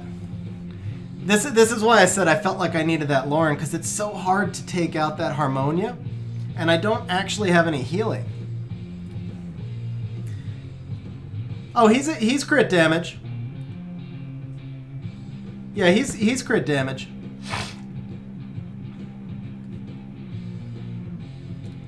Hey, Rick, congratulations on the Perna, man. That's awesome. Oh, resisted. Okay.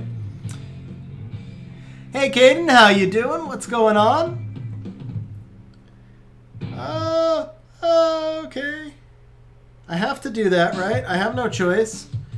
Am I ever going to land anything on this Harmonia? I don't think I am. So I would just rename yourself to Pain of the Okeanos, because that's all he is. He's just like a never-ending reset fail. I've basically stopped using Oki entirely. He's just too miserable. I don't even use him in guild content anymore. Okay, I think we can auto from here now. Congratulations on the Camilla. She's actually pretty useful as well. Alright, so I actually just finally finished skilling up my, finished skilling up my Bulwark, and this team has just been a lot of fun for me. Ever since I skilled it up, he made such a huge difference. I also am using, and I know I always say you should never use a Violent Skogul on offense, but for this team, I feel like it's the one exception because I have so much sustain, and I bring this team in against so many different comps that a lot of times the Bulwark is not, or the Skogul is not actually getting turn cycled. And I just put my Skogul for siege defense. I put him on some really big runes, so this is just a much bigger Skogul now.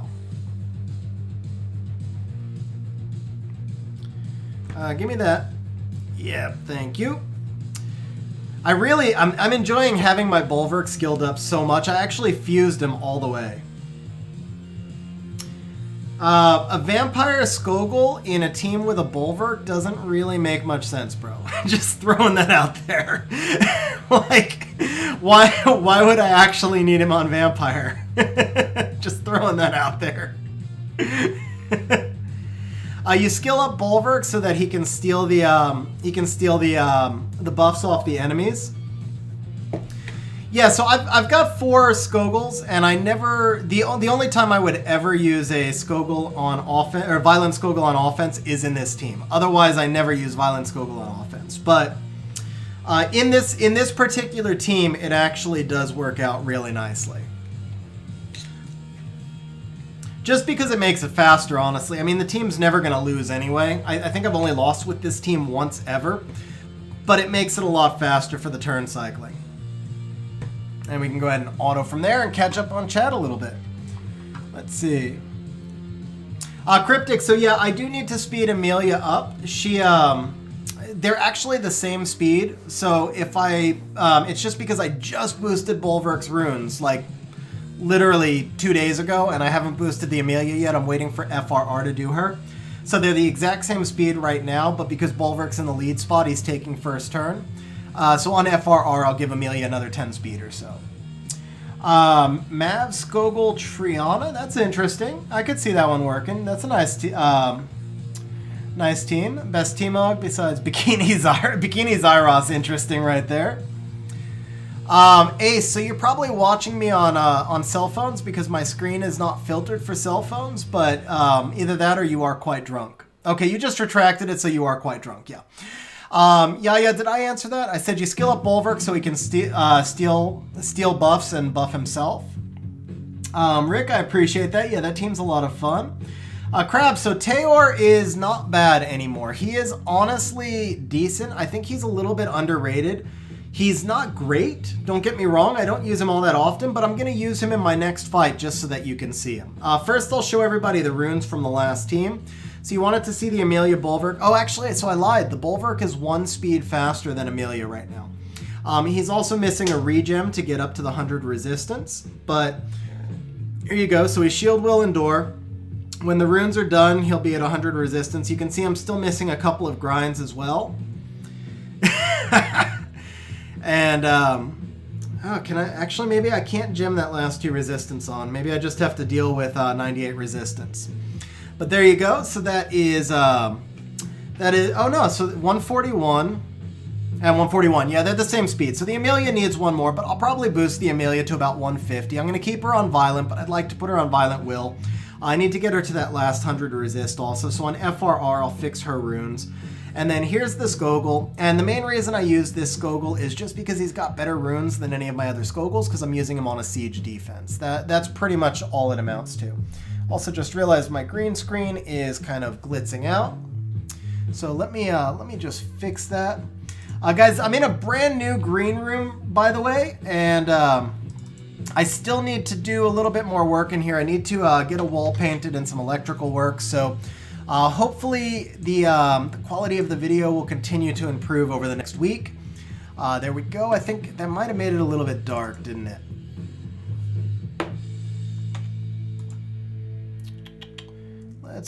Let's do one more thing here. Filters. There we go. Maybe that'll work. That will not work. Okay. Yeah, definitely need to get better lighting, I think, for the green screen. So we'll go like that. We'll leave it alone like that. And let's see. Rosar, so they said that the update would be here in July, so it should be here in the next day or two. Sun, I mean, Bulwark you could use in Violent, but I think that's, whoa. I think a Violent Bulwark is probably going to be better for something like RTA. I don't know for guild content if he's just worth that quality of runes. And I like him in the Shield Will, so I can bring him into Orion's. Logan, if you can do that team, that is 100%. That is basically an auto-win team. And I used that team with crappy runes for a while. Oh, Logan, bro, did you see that you won the drawing? You won the drawing, bro. You won the drawing for me to build a team if you want me to do it. So it'll be completely up to you. If you don't want me to do it, we can actually redraw for a member now. But basically, I'll spend up to 2 hours on your account trying to build you a dungeon team of your choice after the update, if you want me to do it. Okay, there you go. Hell yeah. So congratulations, bro. I'm glad you were able to make to win it. Let's see. So Logan, Ace doesn't use a green screen. He uses background replacement software. Steven, when I ran this team for the last few months with a different Skogul. I'll show you which one I normally use. Let's see. This is the Skogul I normally use with that team. Where is he? Here he is. And this Skogul works just fine. Actually, plus 86. He was plus 71, I think. You need like plus 70 speed on the Skogul in this team, and he's fine. The Bulwark honestly doesn't. I mean, this team doesn't have to be like honestly all that strong. Like this team is so strong. Hey, Pains, thanks for stopping by. I appreciate it. But yeah, this team is so strong. What I was trying to say is this team doesn't need like the most amazing runes because it is so strong to begin with. Okay, so I don't know if I missed any other chats. Oh yeah, there you go. Propel. Propel, I am open to sponsoring your water. No, I'm just kidding.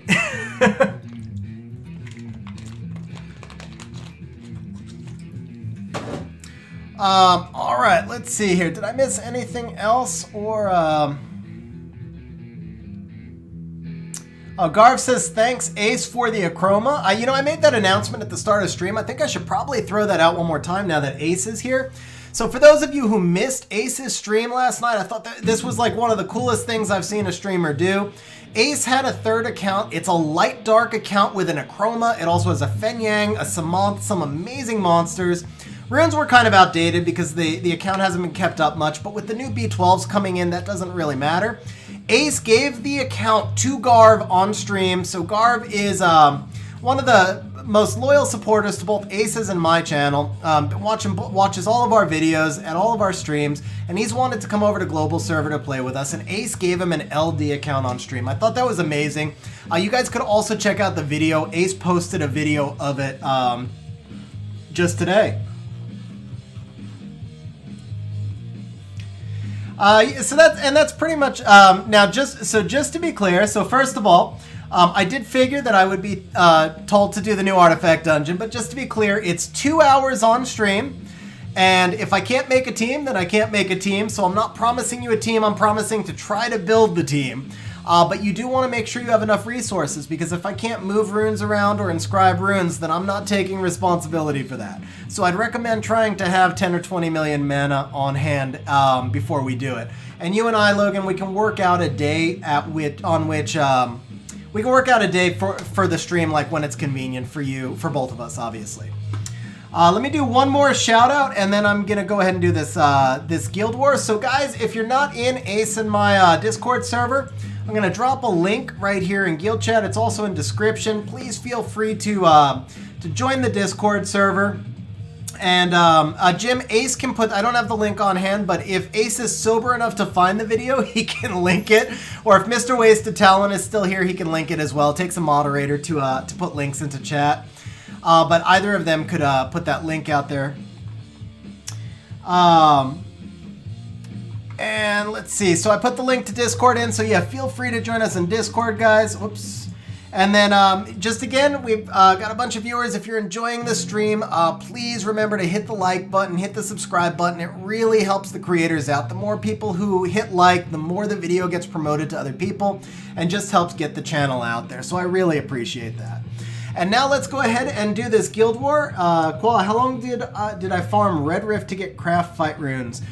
Oh, bro, I don't even know. Couple weeks, and I you know. So, I mean, really what it is like, because I used to travel for work, right? So what I would do is whenever I was on long drives, I farmed Fire Rift because I didn't have to pay much attention to it. I farmed Fire Rift or Essence Dungeons, the things you don't really have to look at.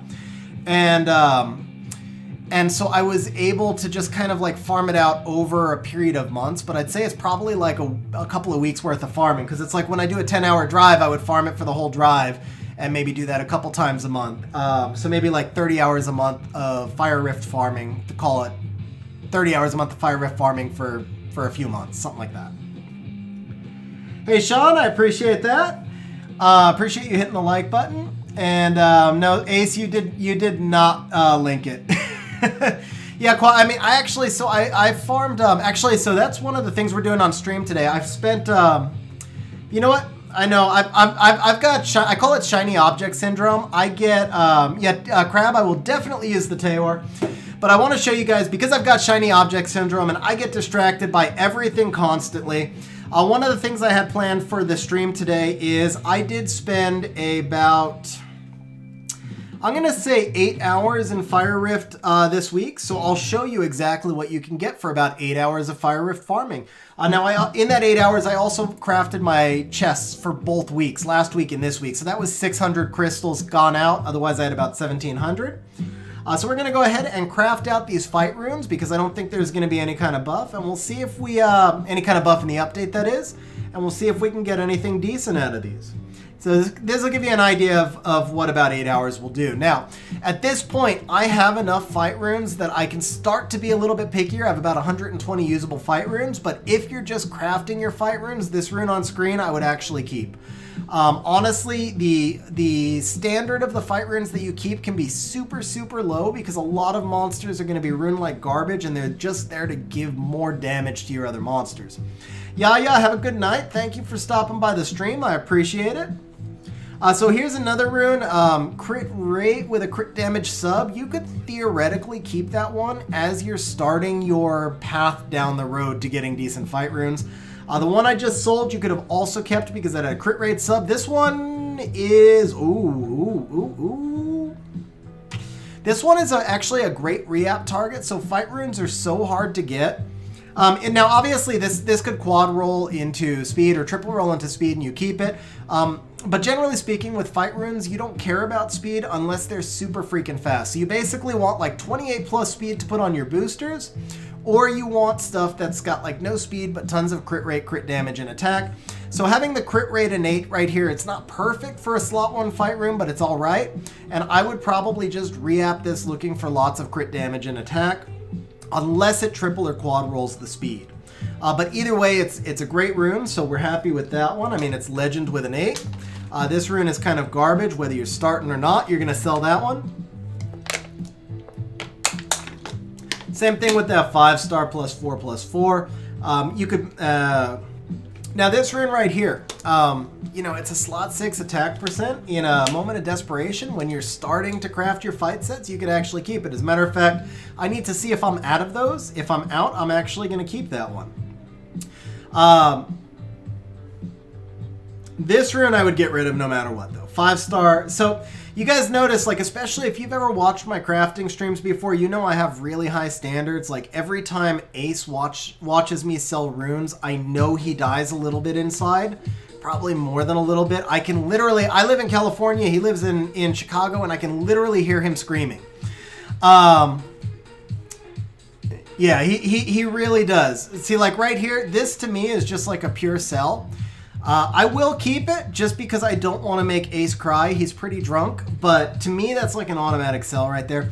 But that's the thing is, with fight runes, my standards are much, much lower. Wow, that's pretty sweet. Whoa, that's really sweet. We got, okay, that's a jackpot rune right there. That's a jackpot rune right there. And that was nice. That was on the last fight rune too. Hey, Crazy Abs, thanks for stopping by. I appreciate it. Yeah, so I did some fight rune crafting last time and did not have that kind of luck. But definitely that was really nice luck today. I mean, the slots, you say 3 legends, the slot 6 ones, this one's garbage, but I'll roll it out for those of you on stream. I suppose if it did hit like a quad roll speed, I could maybe put it on a monster I don't use. I don't know. If it quad rolled speed, okay, yeah, now we can get rid of it. Okay. And let's see here. So, fight 6, attack percent. Yeah, I thought I was out of these. So this one I will actually hang on to for right now. We'll roll it out to 6 just to see what happens. Angel, it missed speed. It rolled HP, so the highest it could roll from there was 24, and it's a flat stat rune. It was never going to be a rune that I would use.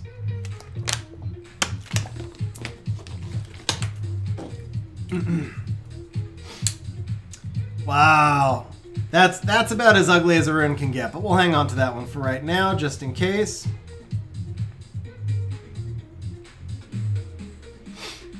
Keep in mind, guys, when you watch me sell runes, I'm not telling you that you should sell runes exactly the way I do. I'm really not. You should.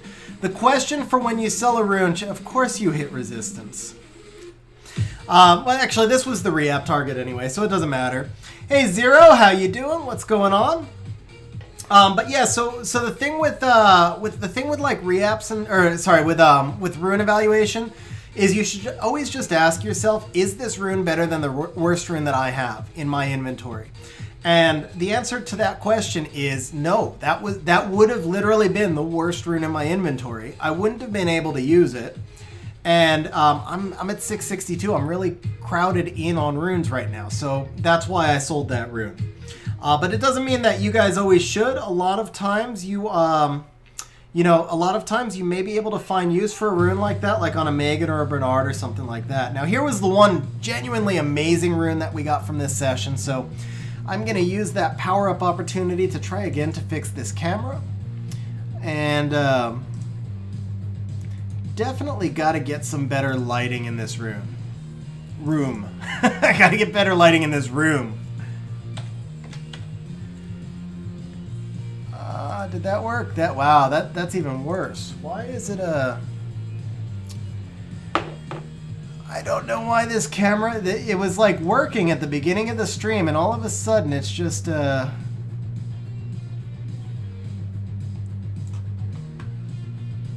we got 16 speed. That's not bad. We're moving up. Moving on up.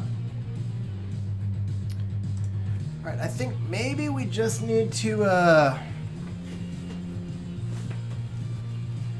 I just need to do this.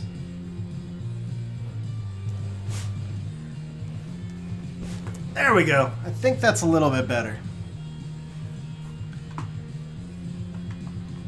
I don't even know what I would do with this rune at 22 speed, to be honest. Like, because I don't use, actually, I know what I would do. I do know what I would do with this. The room and the rune, yeah.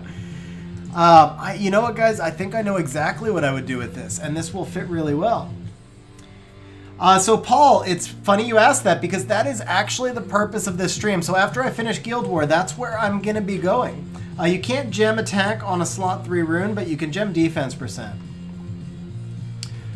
Okay, so now I think we can just... so yeah, I'm actually going to be doing a little bit of rune cleanup on this stream to show you guys exactly... There we go. I think the camera is hopefully... No. If we do this...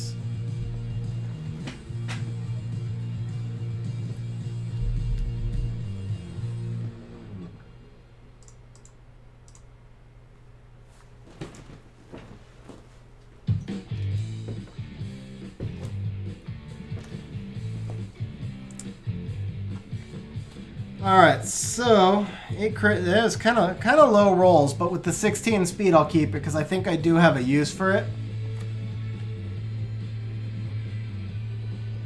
Yeah, I don't know what's going on with this. There we go. It seems to be a focus issue. Let's see. I'm afraid to touch it now. All right, we're gonna leave that camera alone now because it seemed to be a focus issue and it's good. Let me see if I have. I don't think I have any gems left. Yeah, no, I don't have any gems left, but I do know where I want to put that rune if I can. Hey, Drew, thanks for stopping by the stream. I will. I will certainly not pull my pants all the way down at the urinal. I assure you of that. So I can tell you where I want that rune to go, and it's going to be on Sabrina. Let me take a look at her slot 3. I got to make up a lot of crit rate, though. Because my Sabrina, she's got this garbage build where... Let's see here. So my Sabrina... Let's see, because I just pulled an attack % fight 2, so I wanted to put this on with 17. Okay, yeah, we can't do that, and if we can, it'll be a much bigger process. Only in houses where they know that somebody is walking around with a bunch of Astroglide.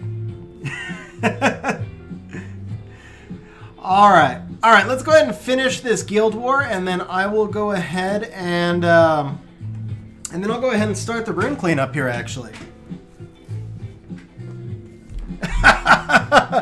Well, yeah, we know that you're not wearing pants, Hawk. There's no doubt about that.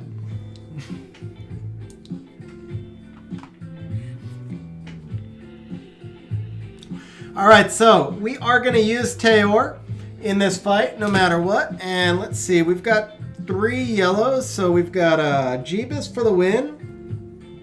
We could definitely use a Teor in this one. We've got El Douchebag. This one would be a little tougher to use a Teor, but I think I could. Yeah, sorry, Crab. Like I said, I've got shiny object syndrome. And then I don't really like Teor for this one. So I think let's take a look at the defenses. We've got one draw here, overall fairly weak, and then okay, this is the stronger one, so we're gonna do this one for sure. All right, so we will use Taor on the bottom right here.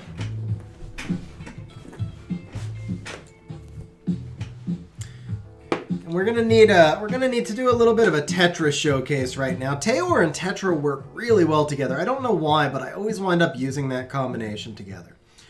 So here we go. We're gonna do this. Now here is my Tetra. We're at 256 Violent Nemesis. I do like her with more resistance, and in the current build, obviously, I lost most of my resistance. Eventually, I want to try and rebuild her into more of a resistance build. But for right now, this does work for me. Here is the Taor. So I don't use him very often. So Taor is much better in violent runes. But since I don't use him that often, he's just sitting in a rage set right now.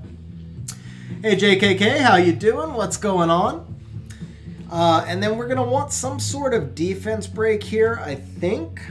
And we also need something to deal with that Ritesh. So the Tetra is going to give us our sustain. She's going to deal with most of the other stuff. So I need something that'll be able to deal with Ritesh and or preferably defense break. Or maybe could I do this? No, I don't have a... That wouldn't synergize all that well. To be honest, or to be fair, that wouldn't synergize well because Taor is going to attack bar reduce. Masha. So if I bring in the Masha, she is, and she's not really well runed. There's no attack buff here. I wonder how quickly she'd get dismounted, because once she's dismounted, she's really not going to do much for me.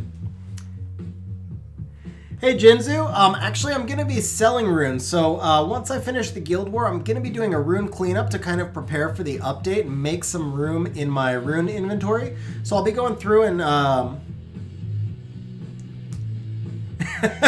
Sean, so Ritesh was actually gotten pretty good since his buff.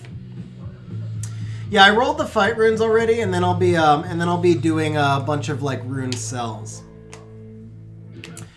Cryptic, so I don't know about the Recon. I feel like I need some sort of defense break. I really do feel like I need a defense break here or an attack buff, one or the other. What about this? Could I do like a double mermaid? We could do like My Little Mermaid type thing. Because she'll give me a defense break on the... she can defense break the Kumar first so I could one-shot. Gives me double cleanses to protect. Plus it's a little bit of a showcase for hers. So I think this will work. And what's my speed here? We're 275. Hey Autisano, how you doing? Yeah, so I'm going to be using the monsters that now have legs but no pants. So we're going to do My Little Mermaid for sure. And for this top one, I am thinking maybe I can try to do a Wind Art Master showcase. It's a little bit scary because he's not skilled and he's not really all that well runed. These are the runes here. So actually, no, there's no way to keep him from getting attacked by that Leica, is there? No, that Leica will just one-shot him. That's not going to work. That is not going to work. Okay, who else could I showcase then? Who do I have? Who have I? Oh, I could do Tyrannus. I'm trying to think of who I don't use all that often on stream. Did I ruin this dude? Oh, wait. What about where you at, bro? Where you at? What about this dude? I never used this dude on stream. I've never used this dude, period. I have literally not used him once since I got him. And I still shouldn't use him because there's... Unless I did like double water, but he doesn't add anything. No, he doesn't make any sense in that particular team. He really doesn't. Okay, so who else would be new and kind of fun that I've recently ruined?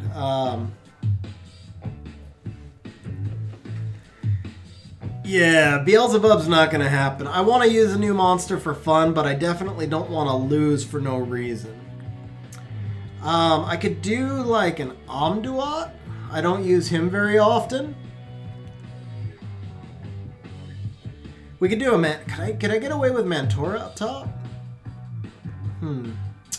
Actually, oh, you just got him, but see, didn't you already won the drawing, and now you want me to use no, I'm just playing.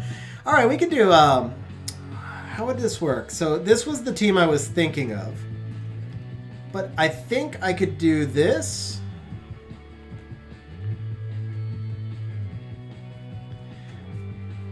How safe is this? How safe is this?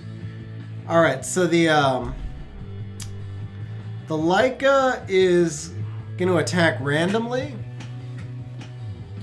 The Fen Yang is going to attack randomly. This is not very safe at all. This is not very safe at all, and I've got nothing to cleanse the defense breaks. Now, I can't do it. I can't do it. He just doesn't make sense against that top team. He really doesn't, unfortunately, make sense. This is actually what makes sense. I don't see any like weird team that I can use right now. So we're gonna go ahead and do this because the guild hasn't won yet. You know, I'll use the wheel against like some guildies defenses where I could build my own defenses. I don't want to throw out losses though. That's just, I feel like that's kind of unfair to the guild. So we'll go ahead. Ooh, she got the Leica. At least she got the Leica. That's all right. So for right now, we're going to need more strips, so we'll just do this. And could I do this? Can I get... Okay, we got the silence. That... You know what? All right, we got to start now. We'll let the Wusa live for a little bit, because I am worried I'm about to lose my Iris. Actually, no, I'm not. There we go. And now let's take that away. And let's go ahead and stun.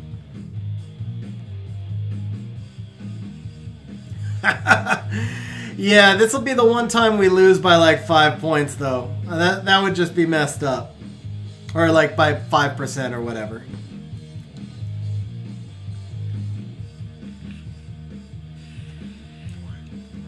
Anyway, we're already doing a cheese fight on the bottom. I'm doing My Little Mermaid on the bottom, so let's not forget about that.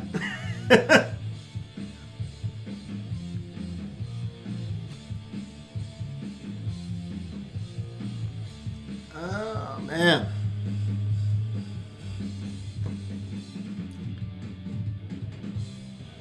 Those sleeps. That Wusa just like infinite sleeps, huh? All right, let's do this. Whoa, whoa, whoa, sir. Did I just lose my Jean? I think I did.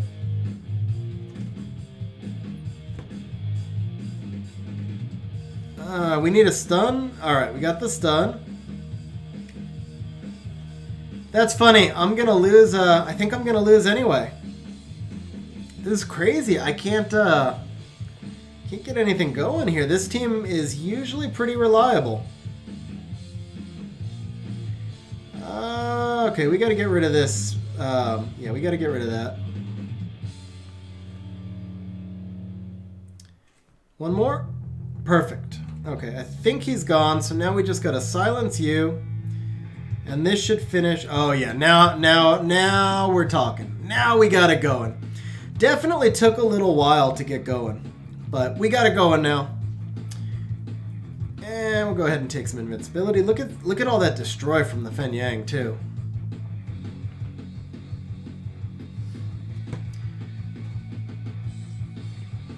All right, this should finish him, right? Maybe not. Oh, wow. All right. He will die eventually. At this point, I'm fairly confident. Actually, let's do that. Well, okay, maybe not. Okay, can we do this? He's going to get back up to full health, isn't he? Maybe he won't die. He won't die eventually, after all. Okay.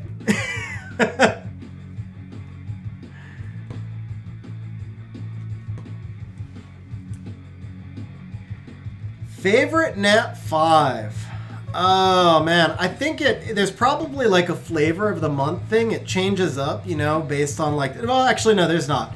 Bastet is my favorite Nat 5. Hands down, Bastet is my favorite Nat 5. And then beyond that, it's just kind of like a flavor of the month. You know, you ruin one monster to be a little bit stronger, and then that's the monster that you use a lot that month.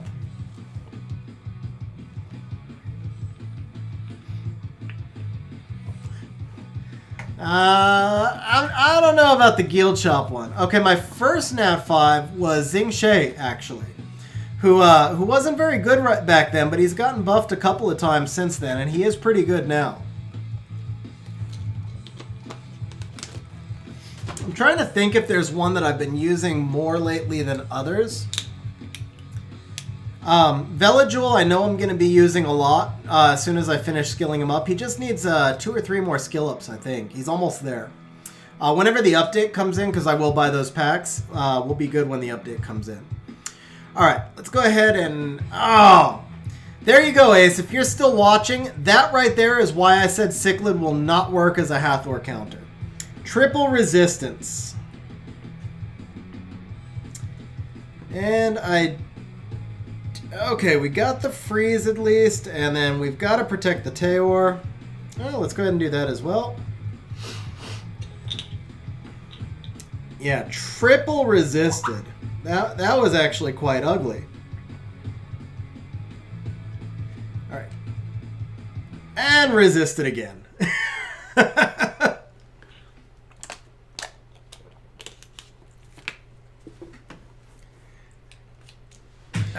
My fish is not bad, sir. My fish is my fish. My fish is like all fish. It's just gonna be like Okeanos. There's way too many accuracy checks.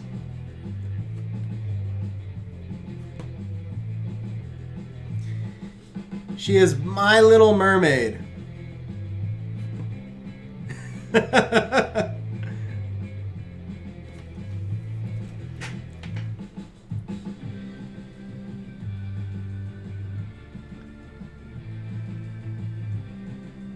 Uh-oh.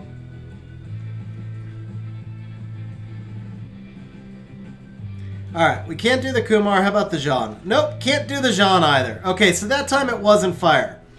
I did go that time to a different attack, and it made no difference. Just saying.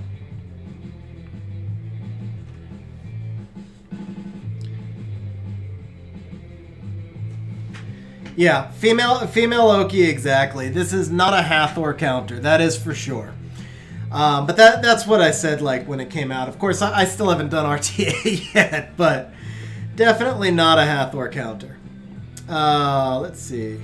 Can we strip? Nope, we cannot, of course. So Cichlid has literally not landed one thing yet in 4, 5 times, something like that.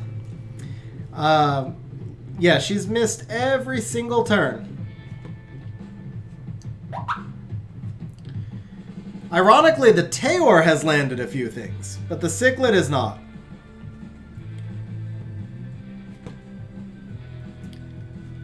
Oh, man. You know what? Let's thicken that shield up a little bit more. Wow, okay, let's just strip the shield off. I think we lost. Yeah. This is a loss. This is a loss. There's no way I'm coming back from this. So, 100% fail on everything. Definitely not a Hathor counter. I think, I can't remember. I think she's like 40%, about 40% accuracy.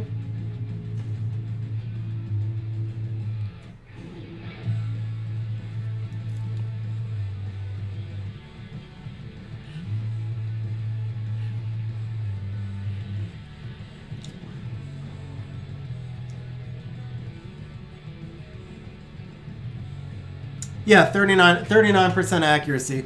And she was resisted 16 times? No, 12 times? Yeah, she was resisted 12 times. 0 for 12. So, yeah. Won't be using her again. That's why I'm not a fan of those monsters that have multi-accuracy checks. That's why I'm no longer a fan of Savannah. When you have all those resistance checks, it's just like, it's too much RNG. I'd rather use something where it's more predictable and controllable. This has been driving me nuts, by the way. This thing won't clear off. It just like shows me event all day long. All right, so on to the main event, which is the rune cleanup here. Klaj, I like Iris. Iris is a really fun monster.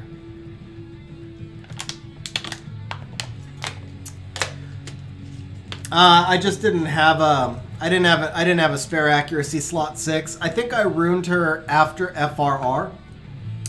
And so I was gonna read. She's on my list to fix, my list of monsters to fix on the next FRR, basically. Oops.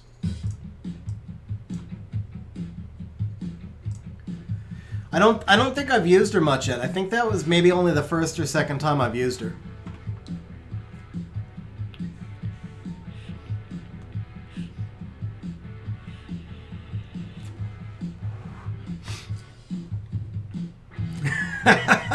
Sean, maybe we shall see.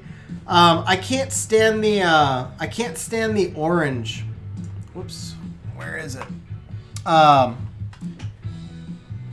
Yeah, remix. I can't stand the orange from the dark theme. The orange just hurts my eyes. If you could change the text color, I like the dark theme way more, but I can't deal with that font. All right, so guys, like I said, I'm gonna be doing a little bit of prep for my for the update. Like, I need to free up some runes because I'm almost max again. The problem I have is I've got tons of great slot 1, 3, 5, and I have almost no good slot 6. So I struggle to rune new monsters, and this happens over time. The more you farm, you know, obviously we get a lot more good slots 1, 3, 5 than we do the 2, 4, 6. So over time, every time you rune a new monster, you know. Let me pull up the graph right here. Whoops. So like every time I rune a new monster, I'm taking away one of each of these runes. And eventually your slot 6 shrinks down to where you can't rune anything, but you still have 400 slot 1s. And, let me see here. I thought I could do this by inventory. I guess we can't set this for inventory only. Huh. Okay, I guess I can't set it for inventory only, but if you look in because this is all your runes together. So I've got 249 slot 6s compared to, you know, 356 slot 1s. So what happens over time is you get all these super powerful slot 1, 3, 5 in inventory, but you can't put them on any monsters because you don't have any usable slot 6s.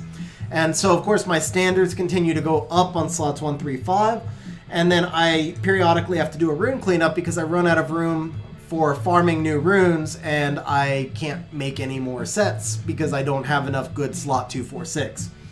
Now, with that said, I did a mini rune cleanup the other day, and I also runed a bunch of new monsters the other day to make some space. But then this week, well, at least the last day or two, what I actually did was save some of my farming runes to also show you guys my process for while I'm farming.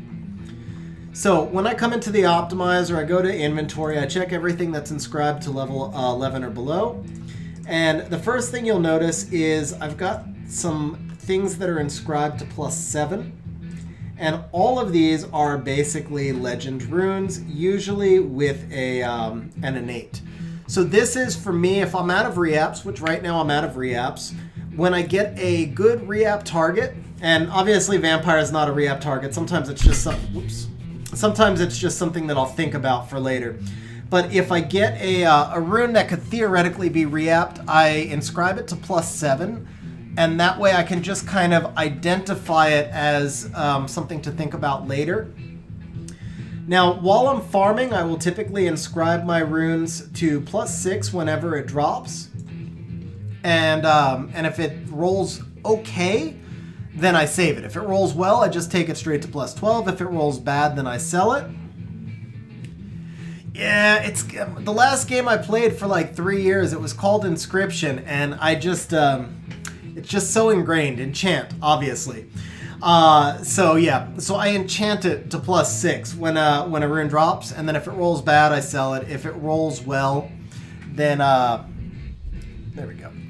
If it rolls bad, I sell it. If it rolls, the game was called Legion of Heroes, and it was not really. It wasn't really that similar to Summoner's War, but it was kind of a similar concept, but it was nowhere near as good as Summoner's War.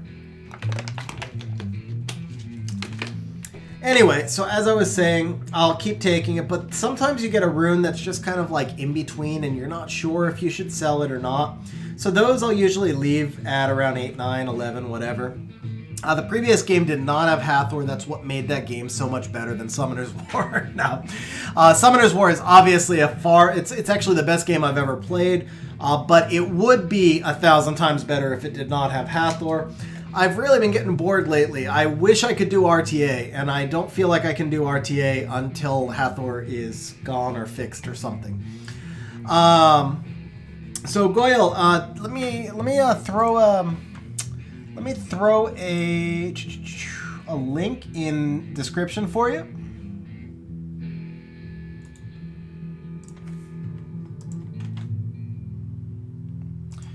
They didn't. No, the artifacts won't do anything to change Hathor. Hathor is still breaks the game.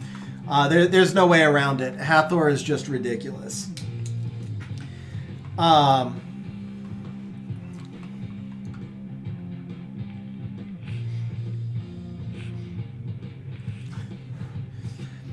So one thing to remember, guys, is that depending on... Wow, Brozar, that's awesome, bro. Congratulations. That's really awesome that the Iris won that match. But the one thing I will say is just keep in mind that depending on what rank of RTA you're in, because I don't know where you are, but the Hathors that you see in C1 and the Hathor teams you see in C1 are nothing like the Hathors and the Hathor teams that you see in C3 and G1 and G2. It's just a different meta, because when a Hathor team is not built well, then you can counter it. But when a Hathor team is properly built, then there's basically no counter whatsoever.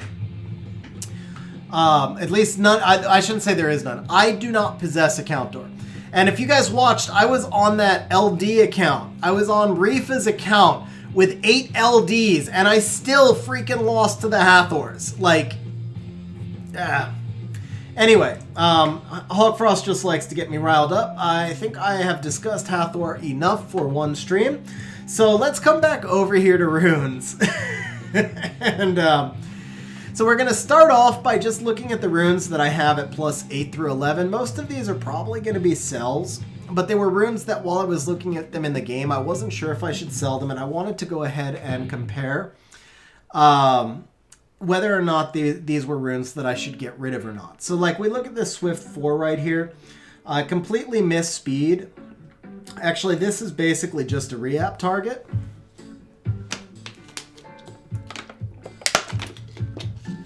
Yeah, for the rest of the stream, I will no longer respond to Beelzebub, Hathor, or Beast Riders. Those monsters are off limits. Because I want this to be a happy, fun stream, and those things don't make me happy, and they're not fun. Ace, no doubt I hate fighting Hathor more because I was able to just de-rune Bub, stick him in storage, and not think about him anymore. I'm trying to convince myself of that. Yeah. I actually don't even know which one I hate more. Oh man. Okay, no, here's the thing. I because I haven't used Bub since last RTA season, I'm starting to get over it. It was like killing me every day when I had to see him every day. It was tilting me when he was in my face every day. Now I don't think about him anytime I'm not on stream. So I'm healing from the Bub thing. But you can't heal from Hathor. There is no healing from Hathor. It's just like being violated. So Shane, the program on screen, this is the Summoners War Optimizer. I put a link above. If you scroll slightly up and just bookmark that link, it explains how to install it. It's not exactly real time, but what it is every time you log into the game, you get a file that you can import. So this is updated as of just before the stream. Sean, Ace cannot make that compilation video because he hasn't been able to kill Hathor any better than I can. Hathor is a problem for anybody who doesn't own Hathor. She is just ridiculously imbalanced.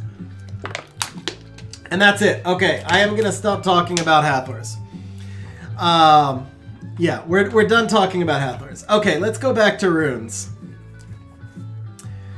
Alright, so we're going to start off actually just looking at this Shield 5 rune, and this is actually, to me, this is a sell.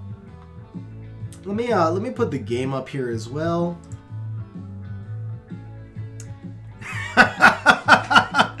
Mr. Astroglider, thank you very much for the super chat. And you know what? I can take a Beelzebub. That one is nice. I appreciate that. As long as you're not throwing out the Hathors. No, bro. Seriously, thank you very much for the super chat. I really appreciate it, man. Thank you.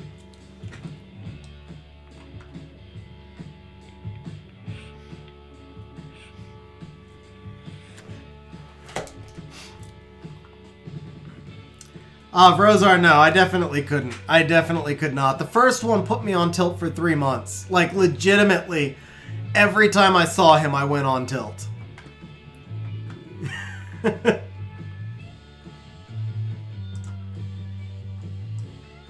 There we go.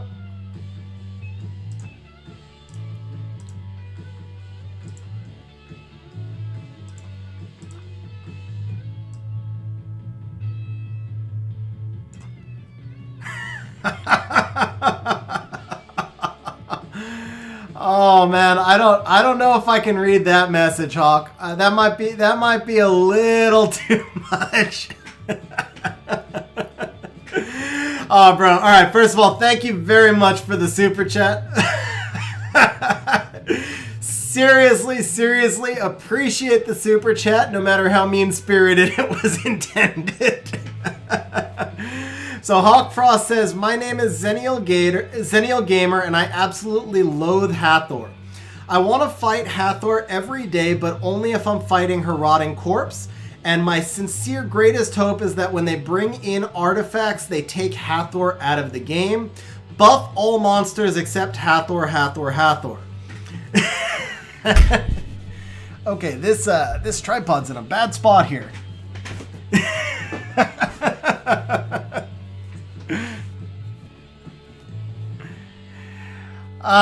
Yeah, no, she actually can't get any more toxic. A monster that can just beat you 1-on-5. How much more toxic can it be? Like, she can beat you 1-on-10?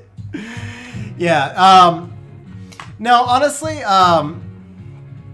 she actually might, because there's like, I think there's some, yeah, this, every time I kick this tripod, it pulls that thing over. I think there's some of those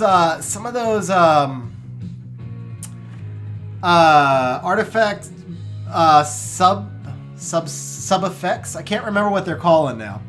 But anyway, there's some things that are going to boost your resistance and accuracy, which will allow people to just build their Hathor stronger. Anyway, Hawkfrost, I hope you like my recitation, but I really do appreciate the super chat, bro. Seriously do appreciate it. and die Hathor. Yeah. Shiny object syndrome. I said that at the start. All right, let's get this out of the way a little bit here. Just want you guys to be able to watch in both windows. There we go. I think that's probably good enough as an overlay right there. Okay, so let's go ahead and take a look at these runes. So we've got this shield we're going to start off with. It's the shield 3, and it missed basically everything, so I really see no value in this one. Let's see. Yeah, there's no value in this one. We can get rid of this rune, actually. I shouldn't have taken that to 11. I think I had like hit plus 12 on that one and then just kept rolling with it. Hey Frankie, you are a very good man. Leave Hathor unruined and in storage. As a matter of fact, just unsummon that bitch. And no, I'm kidding actually. She is the strongest monster in RTA. Not the strongest monster in the game because there's lots of different metas, but she is hands down the strongest monster in RTA. So don't unsummon her. Okay, so let's take a look. This Swift 4, I think this is a... Hawk, don't worry. The runes that I have are not going to turn me on all that much. Have a good night, bro. Thanks for stopping by the stream. Thanks again for the super chat. I really appreciate it. Joseph, I actually can't say I blame you. She would be so incredibly boring to use. I'd be forced to use her, but she would be so boring to use if you had her. Seriously. Vrozar, honestly, that is actually not... I tried that, and it lost to Hathor all 4 matches where I used it. And I did have every single monster at 290 plus, and the fastest monster was 310, and it couldn't do anything to the Hathor teams at all. Okay, so we will come back here to Swift 4. Okay, so this Swift 4 crit damage rune, this is actually a premium re-app target, so we're going to leave that one alone. We're going to come over to this Violent 1. This is actually a really nice PvE rune, so I think we're going to finish this one off. Maybe this one right here.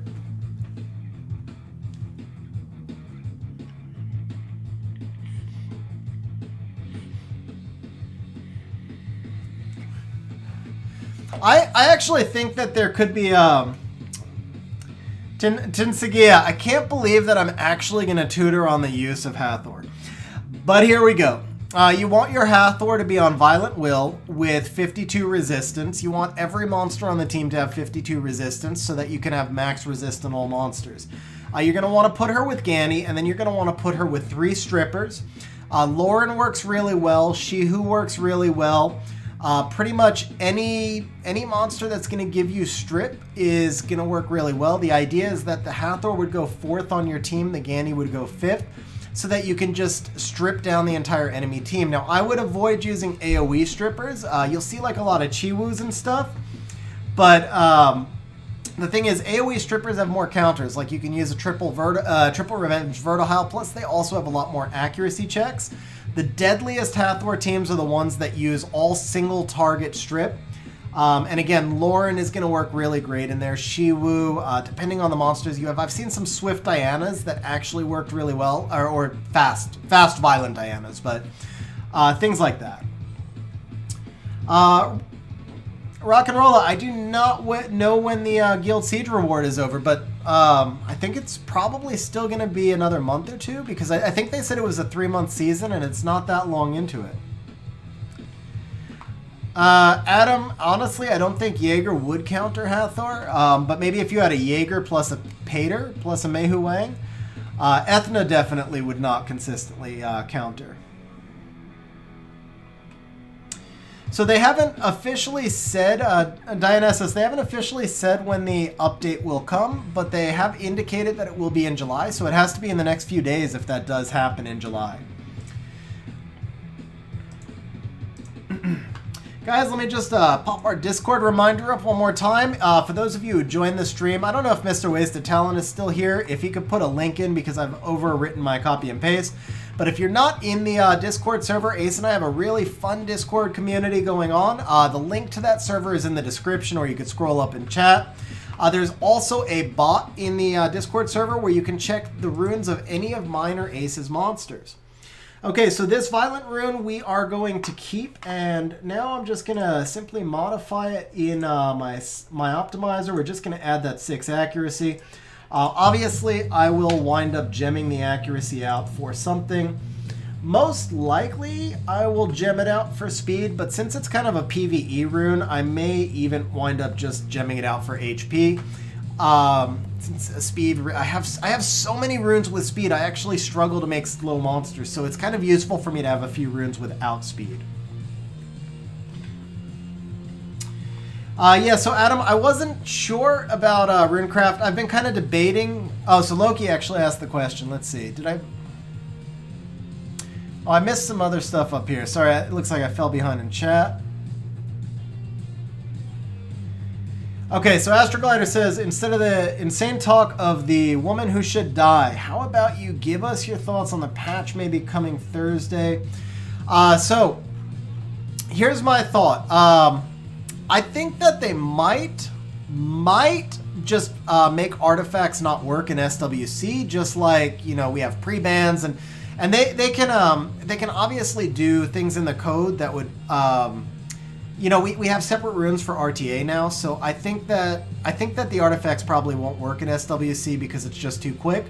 So I'm personally not expecting that to affect it. I do think that the update could come in the next few days because they're insane to have announced the update and then not bring it out because everybody stopped farming. And when people stop farming, they stop buying crystals. And so that kind of defeats the whole purpose. So I really do expect that we're going to see the update in the next few days, and I think it just won't affect SWC at all. That's my expectation. Hey, Frankie, that's weird that it won't work on Wi-Fi, but we'll look forward to seeing you in there when you're able to. And then, yeah, I'm not sure if rune crafting rates are going to improve either, which is why I was willing to do craft on stream earlier. All right, the next rune we're going to look at is this Violent 1 rune, the one that missed speed, and this is actually going to be a sell for me. And some of you are probably thinking it's a decent looking rune. So if you look in the background over here, you'll see that the best it can roll out to is 79 efficiency. But more importantly, it's a relatively slow rune that also doesn't have crit rate or crit damage. So if we come back in here to runes, what you're going to see is that I am massively imbalanced on Violent 1 runes. I just have way too many. And so my standards have to be much higher. And if we sort by speed, you can see that this is actually a very slow rune for me. If we sort by attack, it's not my top attack. It has no crit rate. It just basically doesn't have enough potential to warrant me spending another 300,000 mana to bring it out to plus 12. There's nothing that's gonna roll it out to be better than what I already have, or to be anywhere close even really to what I already have. So we'll go ahead and sell that one. And remember, as you're going through your runes, the question that you should always be asking yourself is this rune better than the worst rune in my inventory? So in the case of that Violent rune, it was not better than the worst rune in my inventory. That's pretty much what it amounted to. Yeah, Adam, they announced show you my most efficient rune? Sure. So they announced the packs. The packs that they announced, to be honest, are I was kind of hoping for a little bit more. I'm not gonna lie. I mean, they look all right. So the screenshot I saw, anyway, I don't know if those will be the final packs, and I don't know if there will be more packs, but for such a massive update, I was kind of excited. Like, if you guys remember the packs for Dimensional Hole, they just, like, flooded us with all sorts of amazing stuff. Mostly Devilmons, because that's what I really always want. And, yeah, I was really hoping we were going to get, like, some just amazing packs, and... they didn't look all that exciting. I mean, don't get me wrong, I'll still buy them. I'll buy anything that has a Devilmon. I mean, seriously, I'll buy if you know what, that, like, you guys, that super chat that Hawk gave me, I'll go on stream and kiss Hathor's feet if it has a Devilmon. I don't even care. So I'll buy all the packs with Devilmons, but yeah, I was just kind of hoping for a little bit more. So Rockin', I used to do that. Well, actually, so these are actually already. This is the default value. So I used to adjust my. Let me turn off Air Server if I'm going to show you guys this. I used to adjust my efficiency ratings a little bit. I basically did this. Let's see here. 0.8, 1.1, no, 1.2. For a long time, I used this efficiency weighting when I looked at my efficiency percentages. And, oh, actually, no, I took these down to 0.4 as well, I believe. Yeah, I think this is what I used for a very long time when I looked at my efficiency ratings. And if you do that, we come up here. Actually, we got to go to runes, and we come over here. There you go. So you can see right here, like my, yeah, 0.5 is default. So if you look at, just with my weighted ratings, right? So I've got a 121, 120, 119, 118, some 117s. That's with my weighted ratings. But then if you come back over here to default, which is genuinely more accurate, and we come over here, now I don't have anywhere quite near that. I've got, well, I guess quite near it I do, but not overall as good. It lowers me down a little bit.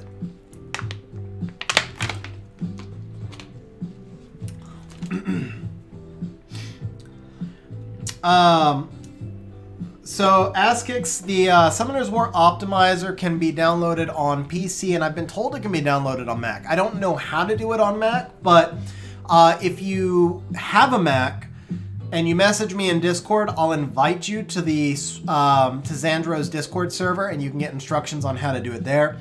For PC, you can actually look at Ace's video, which I have a link to right here, and that explains how to install it on PC.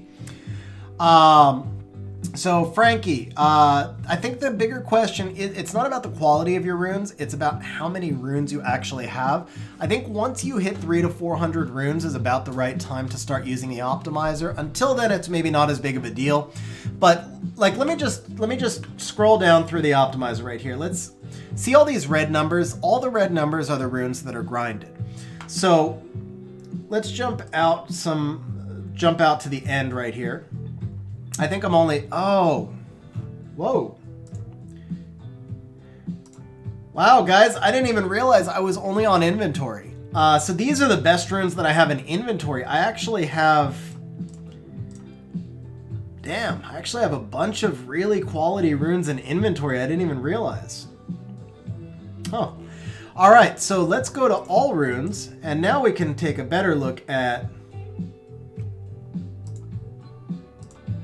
here we go.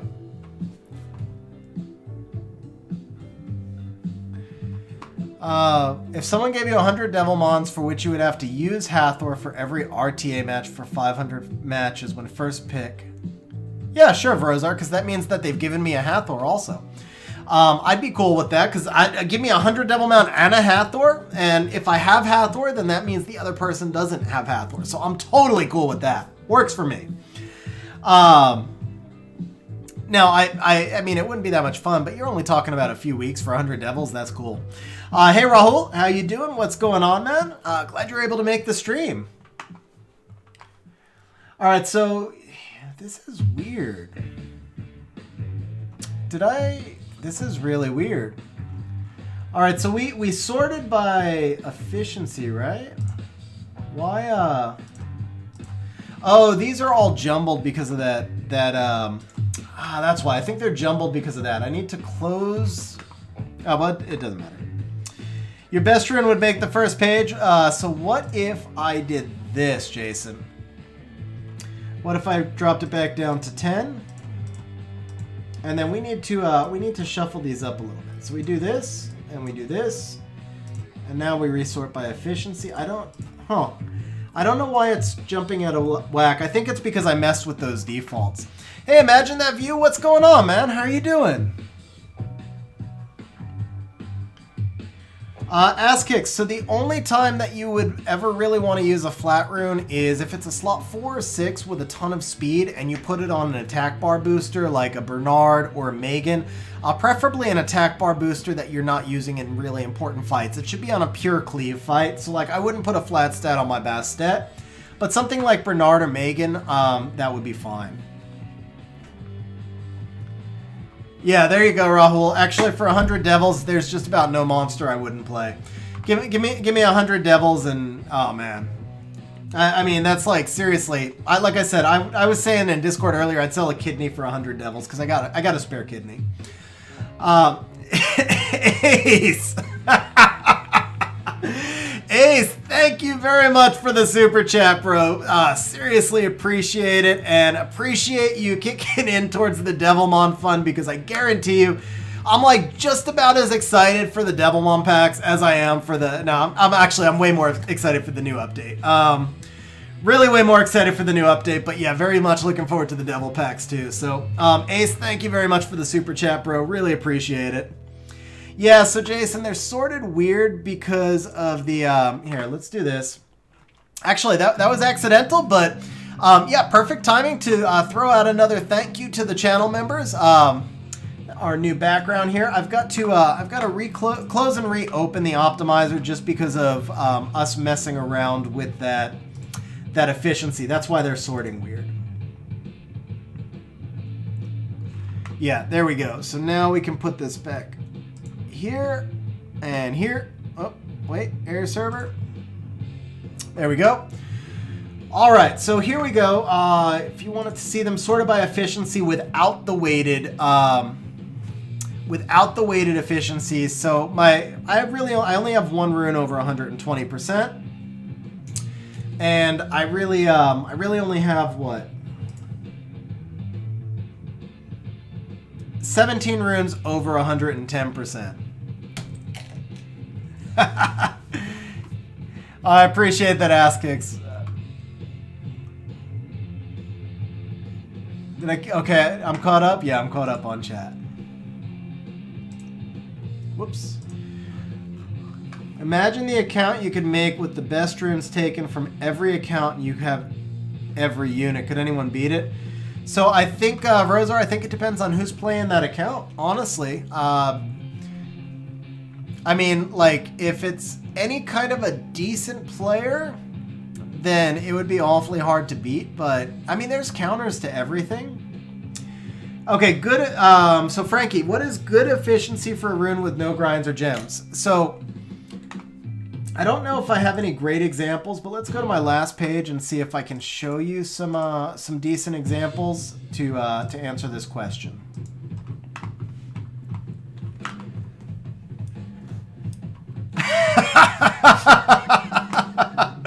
Nice, Ace. What were you drinking tonight, Ace?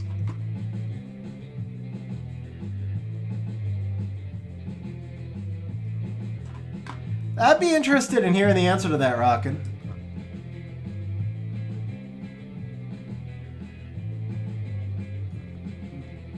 Yeah, Rahul, obviously I know you wouldn't take Water Twins into new dungeons. So Wanderer, I use my homunculus in a few different places. He works really nicely in TOA. I also use him in Labyrinth. And here, let's... I think I still have... it won't work on this one. Hang on. Would it work on this one? I might be too slow. Be fun, though. Oh, crap. I didn't actually mean to attack that. I didn't even see what I just attacked. Okay, we're doing too many things at once here. I was going to show you what I use the water homunculus for. And at the same time, I was going to answer the question about rune efficiency. So let's go ahead and do this. And then we'll go back to the rune efficiency.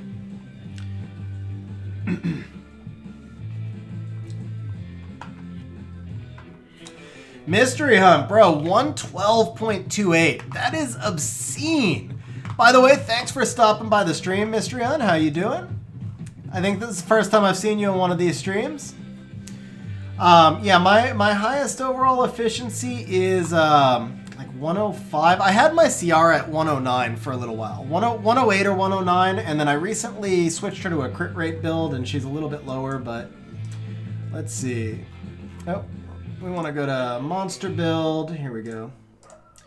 Yeah, so CR, no, Bastet and Odin are 105. Wow, the Ciara got way dropped. I didn't realize it took her down that far. But there you go. So highest. So your highest. So your CR is 112. I don't even think I have 6 runes at 112. Actually, that's pretty freaking OP, bro. Hey, that's rough, buddy. How you doing, man? What's going on? Let's see. So, going back to that question you asked about target efficiency, the first thing I'm going to say is keep in mind that it's all about your stage of game. So the question you should always ask yourself, and I said this earlier, is this rune better than the worst rune in my inventory? If you're early game, then you shouldn't be shooting for the same crystals, or the same runes that somebody who's in mid game or late game is shooting for, and so on. With that said, what you want to really think about is a rune's overall... you want to think about a rune's overall potential, not just its efficiency. And I don't know if I have like just a really bad rune that I could show you, but I'm wondering if I do. Let's see here.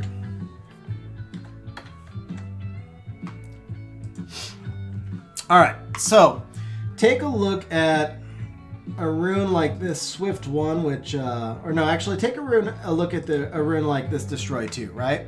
So this rune right here, it has 4 non-grindable stats on it, which means that it can't get any higher. The most I could do is gem this resistance into attack percent, and the rune will get into the low 90% range. And that's its ceiling. So it's at 82% now. And then if I were to gem and grind attack, it would get into the low 90s. And that would make it a really nice overall offensive rune because it's a slot 2 speed. But if you were to have this same rune in like a slot 3, it would just be kind of a junk rune. Now at the same time, take a rune like this. This rune right here, it's a will rune. It's only 70% efficiency right now. But I can gem this flat attack into attack percentage and then quad grind it. And let me show you how that changes. So we change this flat attack into, let's just call it, I always like to use the midpoint of a hero gem, so we call it 16% attack, which is a max hero grind with a +9 on a hero gem. So you do that, and then you give it 21 HP, you give it 12 defense, and you give it 17 speed, which are all max hero grinds. And this rune is now 100% efficiency. So I got to turn off the air server so you can see it. But so think about those two examples. We had a rune that started out as a legend rune. It was a legend destroy slot 2 that's already at 82% efficiency, but it caps out at about 90. And then I've got a 5-star will rune that started out as a hero. Or no, I think this one started out as a legend also, but it's a 5-star rune and it can reach over 100% efficiency. So what you're really looking for is a rune's potential. It's not about the efficiency that it has now, it's about how much efficiency it'll gain. Now, as you're looking at the rune, a general rule of thumb is just to add 7% for each potential grind to the current efficiency. So if we look at this revenge rune right here, we can see it's triple grindable. It's already... Oh, actually, that's that one. Here we go. If we look at this determination rune right here, we can see I have 1 slot that hasn't been grinded yet, so we can add 7% more and say that it's got a potential to be 84%, things like that. And yeah, so slot 5 runes have the most room to be grinded out of the slots 1, 3, 5. The slots 4 crit rate and crit damage can also get quad grindable and still be pretty good runes. Rock and Roller, let's see, for attack and nemesis 0.35. That's pretty interesting, bro. I might actually readjust mine down again. That's really useful to know. Although you might want to check the ratio for an average nat 4 because that's kind of more of a midpoint as well. 5-star efficiency maximum is less, so 100%. 5-star is worse than... no, so Dreamster, efficiency is just, you know, when I say 100% efficiency, that's after all grinds and stuff. So 5-star just rolls out to a lower ceiling, but then when you add in the gems and grinds, a 5-star rune can still be better than a 6-star rune for sure. That rune example I just showed you, this one up here, this 100% slot 5 will rune, or I think I changed runes now, but the one I just did, the example 100% slot 5 will rune, that's a great rune. It was 17 speed, 100% efficiency. What more do you need? So even though it's 5-star, it's certainly usable.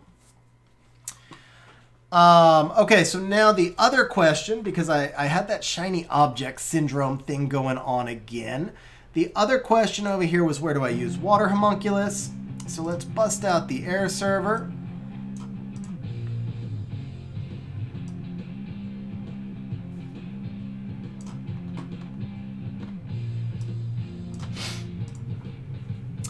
All right, so I use water homunculus in a few different places. I use him in Labyrinth, which I obviously cannot do right now. I think our exploration reset is already going on. Yes, so I can't run any test runs in Labyrinth. I do use him in once in a blue moon. I'll use him in Guild War, mostly just kind of screwing around. But I also have a team, and again, I really only run this team when I'm like just goofing around. It's not super reliable, but it is kind of fun. Let me see if I can find a good target for it. I don't think I can outspeed there.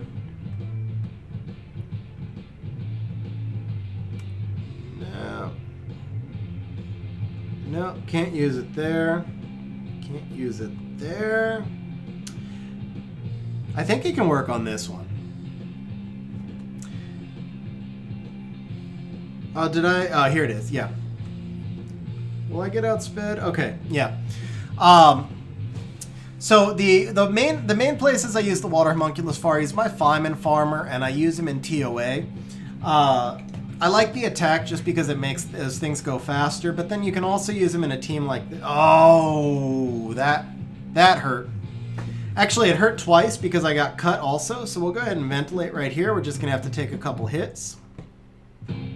Let's see if I can survive, though. That's the big thing. All right. Let me get some strips. Nope, no strips.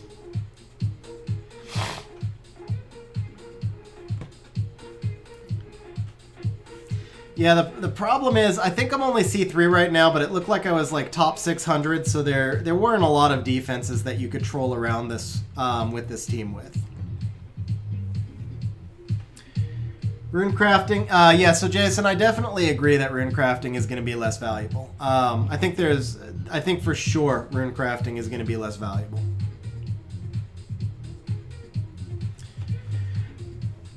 I think in general, I think people are really underestimating, like a lot of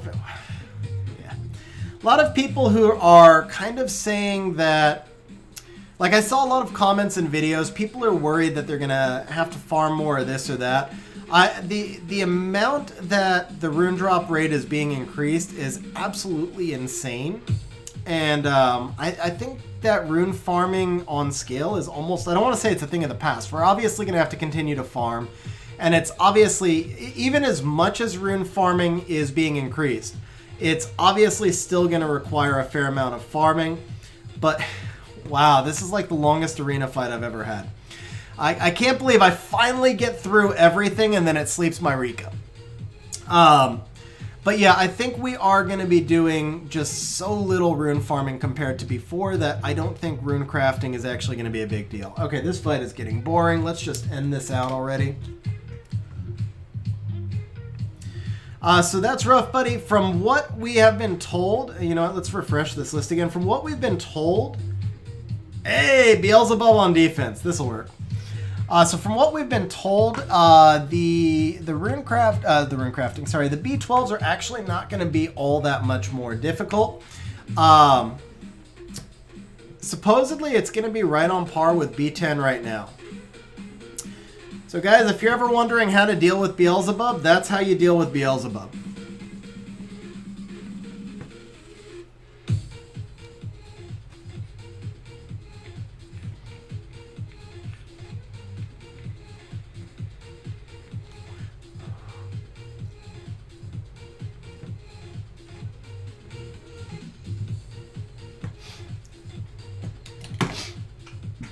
There you go, ladies and gentlemen. Beelzebub, the worst LD5, and actually no, Narsha is now the worst LD5 in the game. But Beelzebub is right down there. I was gonna say right up there. He's right down there. Very, very easy counter.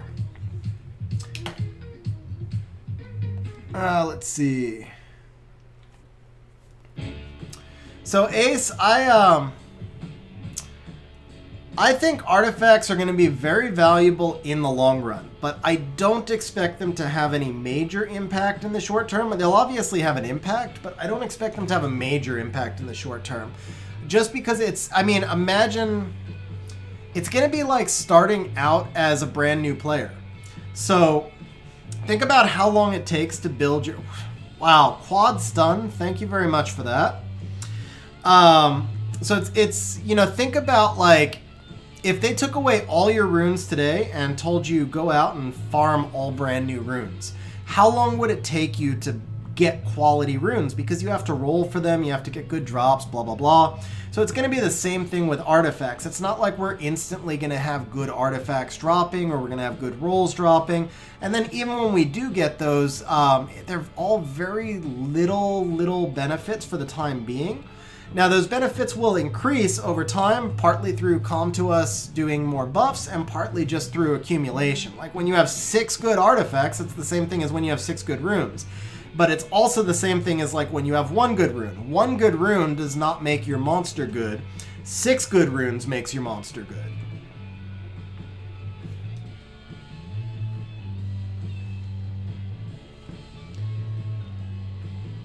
See, to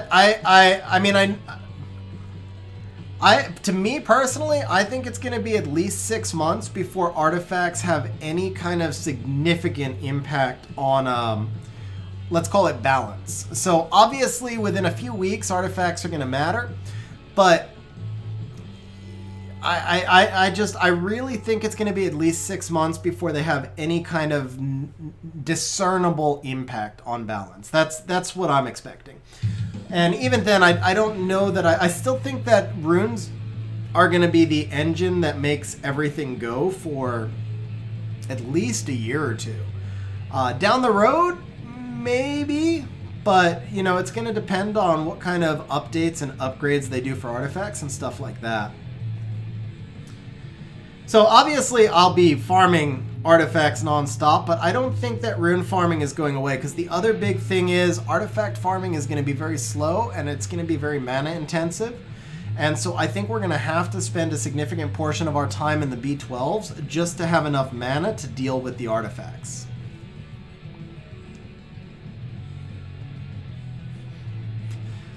I'm not saying it, no, so I think you're missing my point, Ace. Everybody will have their core RTA teams with artifacts in a week, and then it makes no difference. That's like if I gave you a 35 speed rune, but then I gave myself a 35 speed rune, nothing has actually shifted in the power balance.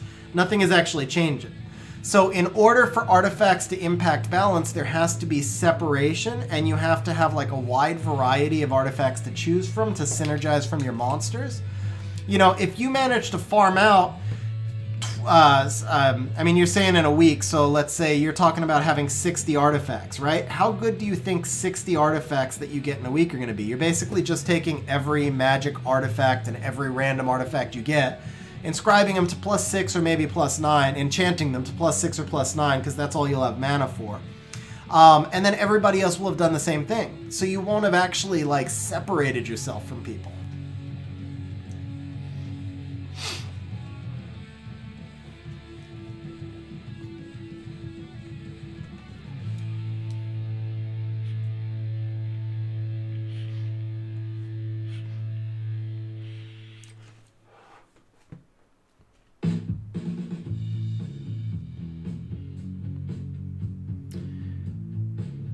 It's hard to say what they will or won't do, honestly, Rahul. But they didn't put anything in there with speed for right now. They did some stuff that increases your speed under like inability effects and stuff like that, but there's nothing that's giving you boosts to base speed.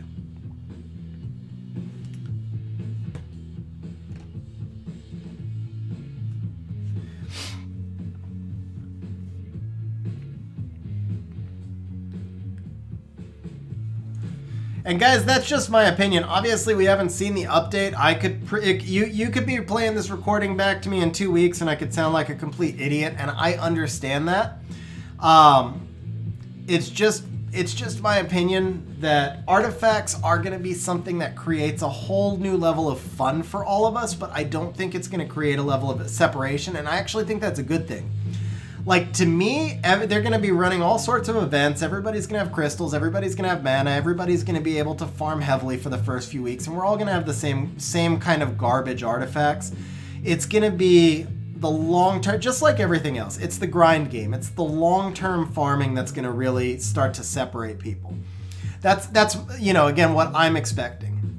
But in the short term, like, the single most exciting thing is right now I have to do... I couldn't even begin to count it. I don't know. If I do 800 runs a day, I might get one rune that dramatically impacts my account every month or two. So what are we talking? 50,000 runs. I have to do 50,000 dungeon runs to get one rune that's going to make it onto my top, let's say, 15 monsters. And with artifacts, I'm going to get an artifact that gets onto my monsters every single run for the first, like, month or whatever. It's... You know, it's going to give us all something really exciting to do for a while. So I am like super stoked about artifacts. I just don't expect them to result in separation.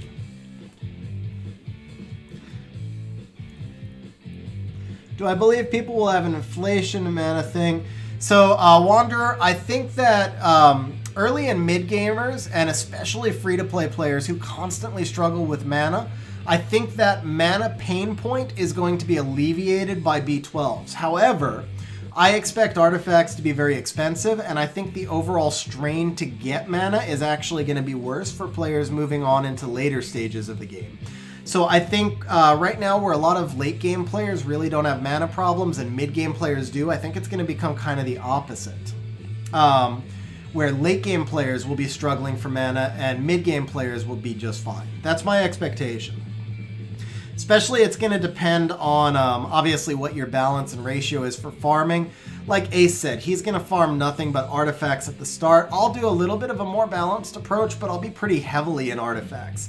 I'll only be doing a more balanced approach because I'm going to need the mana, and also because I have not really done any R5 for the past month, and I have some runes that need to be done. But I still expect to be spending at least 50%, if not more, of my farming time for artifacts at the start.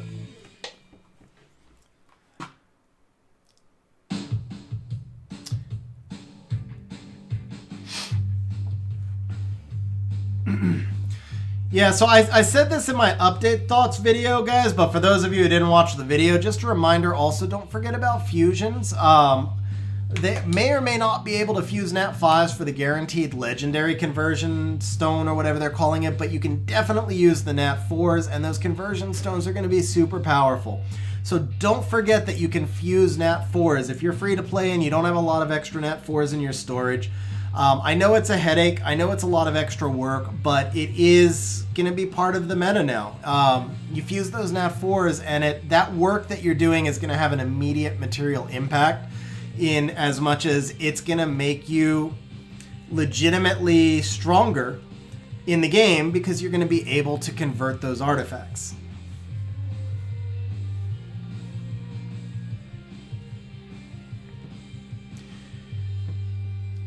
Yeah, it's like, I get your point. I think it's again, you know, we always talk about style and all that. It's just a perspective thing, because to me, upgrades are all about how they are in comparison to other people.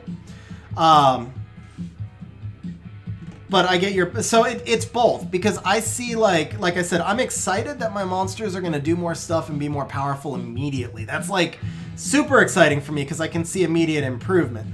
But at the same time, I don't know, you know, like I said, at the same time, I just don't see there being any separation because everybody's going to be doing the same thing altogether.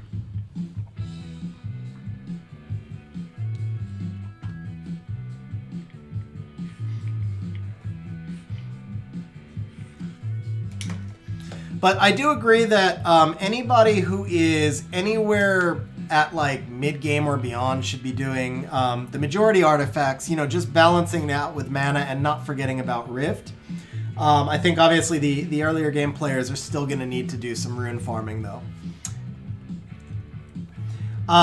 Hey Jason, have a good night, bro. Thanks for stopping by the stream. Because I'm also expecting the artifact dungeons to be super difficult. Like, I'm thinking they're going to be dimensional hole level, at least to farm the top levels. I don't know how important it'll be to farm the top levels. I don't know what the drop rates will be like or anything like that. But I am expecting it to be comparable to farming dimensional hole in that it's not going to be easy for mid-game players. But the idea, I think, is that you go spend a month in the B12s, build really strong teams, and then it does become easy for you. That's kind of like what I'm expecting. Hey Nobita, how you doing? And thank you very much. I appreciate it.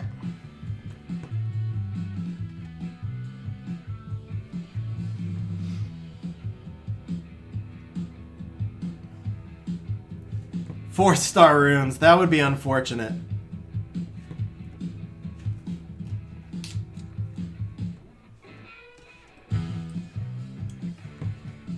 I can't do that yet, can I? All right, I think we will go back to some of the rune cleanup because I haven't done much of that yet.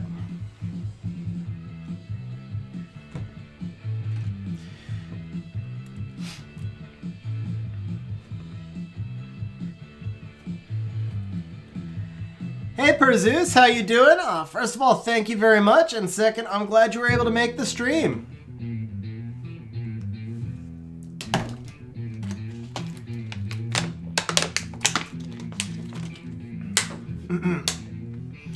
All right. I just got to show this off. I'm really excited. For the first time, just like a week ago, I finally maxed my tower, so I'm actually allowed to buy scrolls. Let's see. First person to say light, dark, or wind. I'll buy that scroll and we'll summon it. Not that one summon scroll is so exciting, but there you go. So that's Rough Buddy says wind. So wind it is. All right, bro. If I get a Hathor... So if I get a Hathor from this scroll, we're gonna ban you from the channel. No, I'm just playing. I don't know. We'll do something if I get a Hathor. It's not like I'm obviously just gonna get like a freaking 3-star Picayune Priest or something. But let's see what happens here. Okay, yeah. So let's see. 3-star Picayune Priest. Oh, it's a Frankenstein. Okay. Poo Poo Paw Chew. Let's see. If hopefully I pronounced your name right. Let's see. How long did it take me to get there?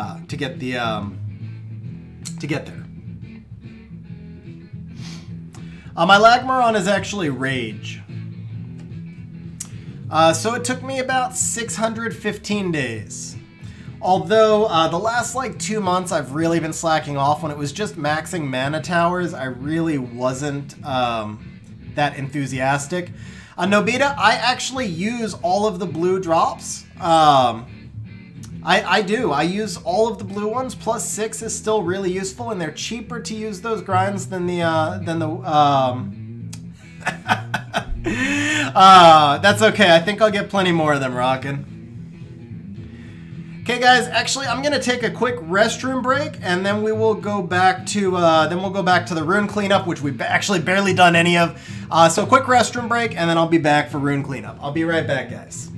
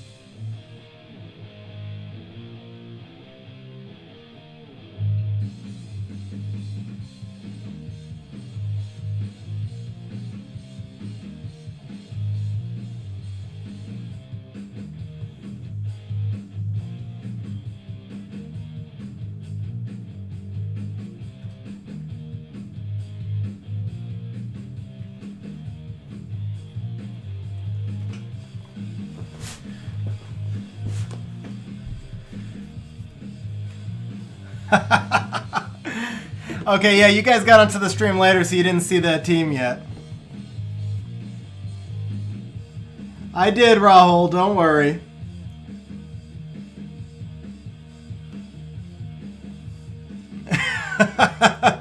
Hey, Eloy, how you doing?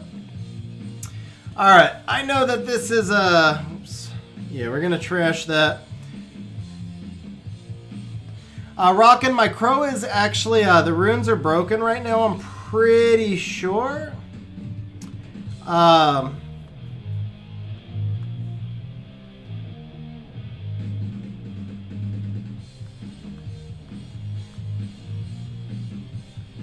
No, he's not broken, but he's not speed tuned. So I wouldn't be able to test because it is, yeah, it wouldn't really test. Or rather, I should say it wouldn't really be, wouldn't be an accurate test because he'd be the wrong speed. Nobita, so Barbara took a really big beating in the last nerf. I haven't ruined anything for RTA because they didn't nerf Hathor. But I don't anticipate using Barbara in RTA anymore. I actually have mostly stopped using Barbara entirely because I lose pretty much every time I use her now. The nerf wound up being a lot bigger than it looked like, to be honest. I think I've lost the last 5 fights I've tried to use her with, and then I just stopped using her.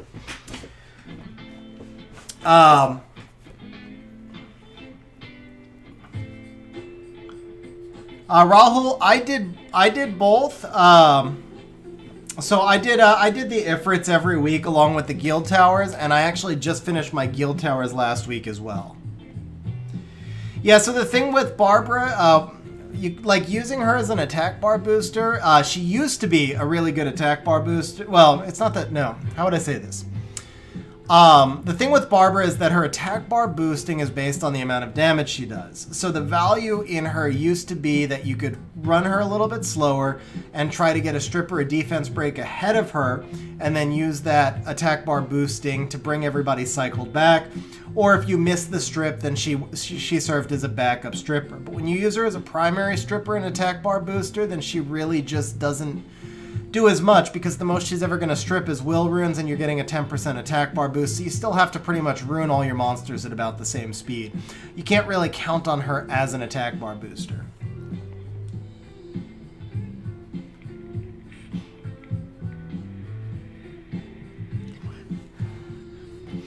Rockin', so Veramos is already built for me. He's not skilled, so I'd be far more likely to use Tetra in that situation.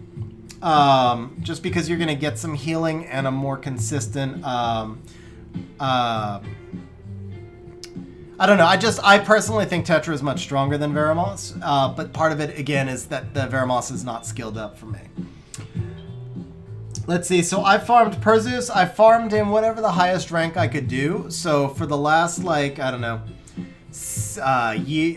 I don't remember when I hit Guardian, but mostly I farmed in Guardian for, like, from when my towers were about level 5, I farmed them all from 5 to 10 while I was in Guardian, and then the last few weeks, or probably the last 2 months, since my towers mostly got maxed, I really haven't been doing much Arena, so I've been, like, in C2, C3, just by not doing Arena.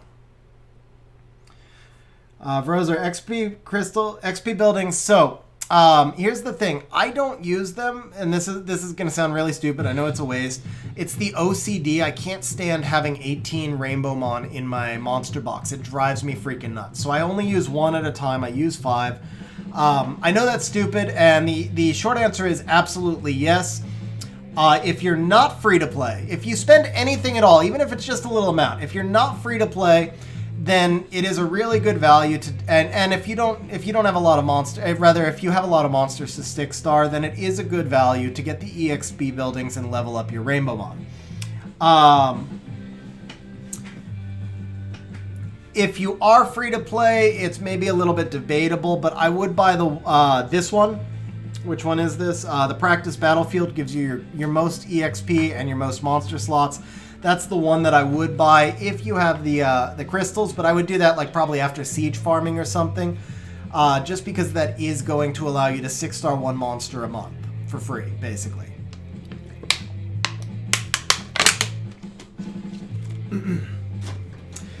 Nobita, so if it works for you, then I'm definitely not criticizing it. I'm just saying that in my case, I have better options. Like. I just have better options. So it all depends on your monster box and what your alternatives are. I still haven't decided if I'm going to do RTA this season. Last season, the Hathors just made me rage too much. And I've been really happy having not seen Hathor in a long time. I get happier every day that I don't see Hathor. But at the same time, I also get more bored every day because, we only have Siege twice a week. RTA is the only other really daily activity that there is. So at a certain point, I feel like I have to go into RTA just to have something to do, but then you have to deal with Hathors that there's no counter to. But if I do RTA this season, I'll be doing a team that's built around Veligil and Tyrannus, most likely. Because at least that has like a chance to survive Hathors once in a blue moon. Hey Dylan, oh man, thanks for stopping by the stream. I appreciate it. Have a great night, bro. All right, so let's jump back over to the runes that we really haven't done any of yet, for the most part.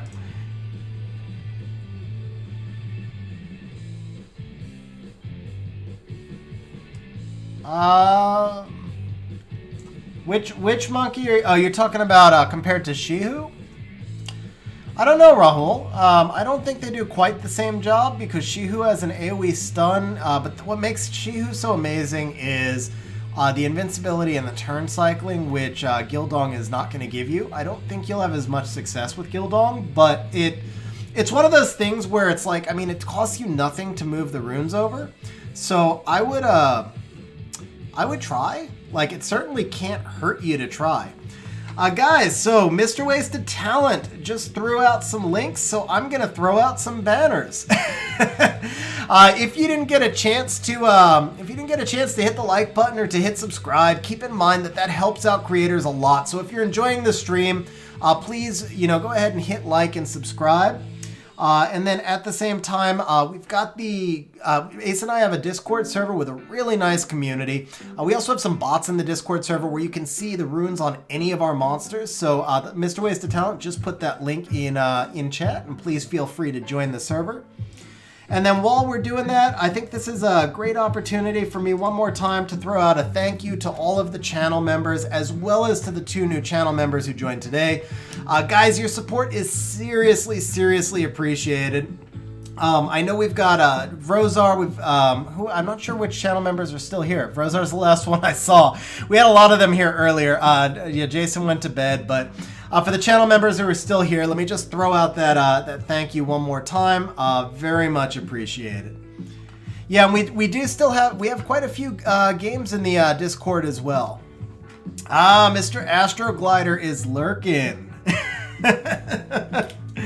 Yeah, so guys, for all of you who have been who are channel members, I just really appreciate it. So seriously, thank you very much. And now let us finally, whoops, wrong one. Let us finally do a little bit more rune cleanup. All right, so as you can see up here, I'm going to just sort by inventory. I'm looking right now at only runes that are between 8 and 11, which are just basically runes that I've tested out. Hey, Vrozar, I appreciate that, man. Thank you.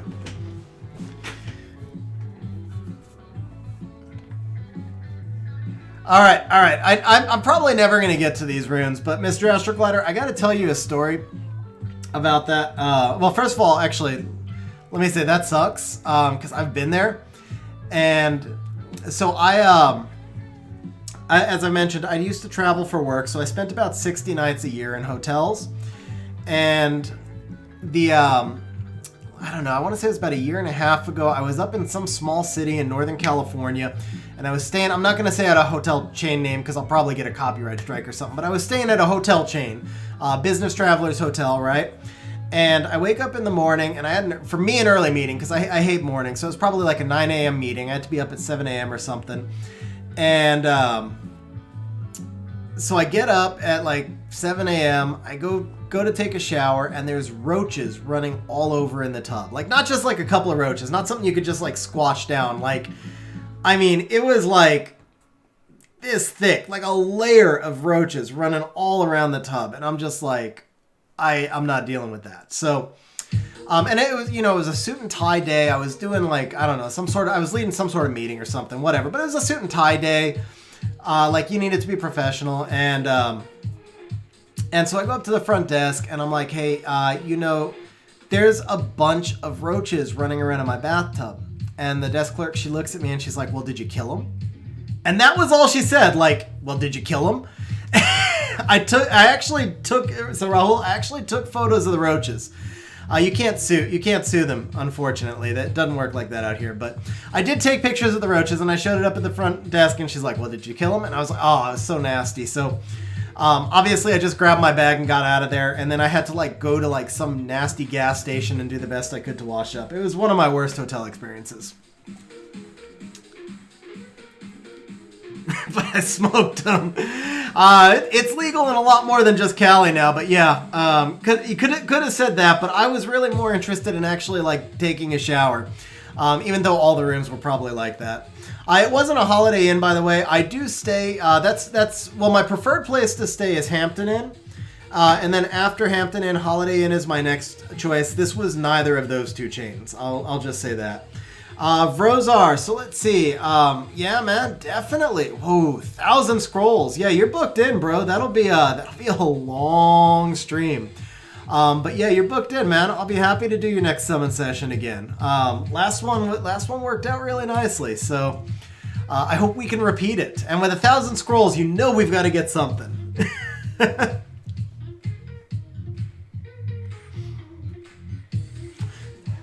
Yeah, I used to have the platinum status with the Hilton hotels, but I'm actually, my company is a government subcontractor, and Hilton got really strict. They won't give government rates to subcontractors anymore. And so what happens is I only get reimbursed at government rates, and they won't give us a government rate, so I can't stay at the Hampton Inns almost ever anymore. So I've shifted mostly over to a Holiday Inn. And I do still have, I think I still have platinum with Holiday Inn and Hotels.com, but I'll obviously lose that this year. I haven't traveled since February, so I'll lose both of those statuses this year, which isn't really a huge deal. Hey, Manuel, how you doing? Thanks for stopping by the stream. All right, so let us now, once again, try to... Gratz Demon, did I miss something there? Are they extending? I haven't gotten those emails yet. Yeah, bro. Glad you're able to make it.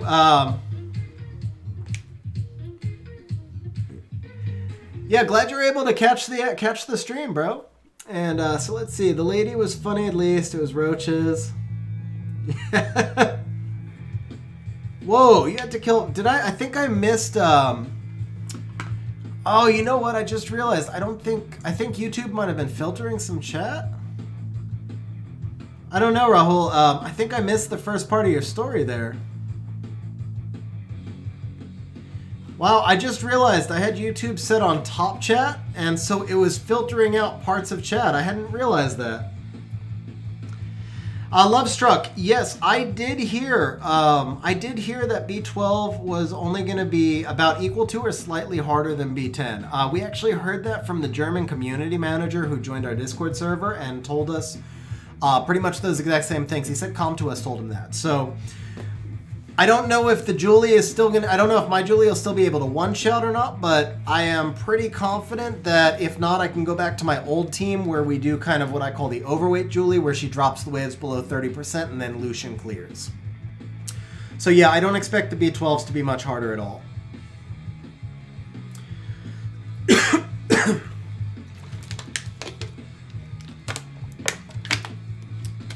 And yeah, Rahul, it looks like I missed the first part of your story, but killing 5 venomous sticks seems like it was a pretty big big deal.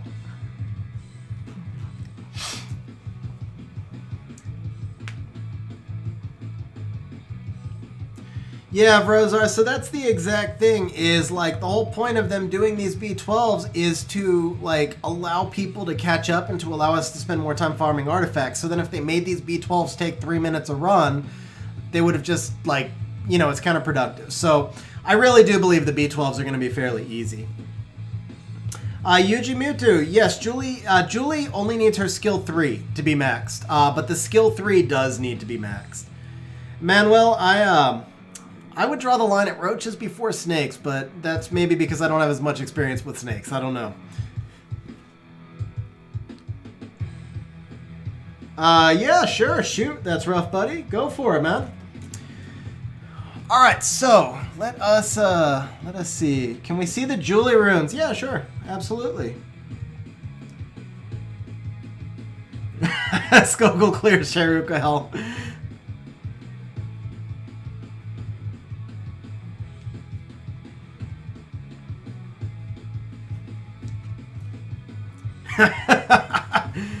But see, I Skogul my Miho, so does that mean I have to Skogul snakes as well?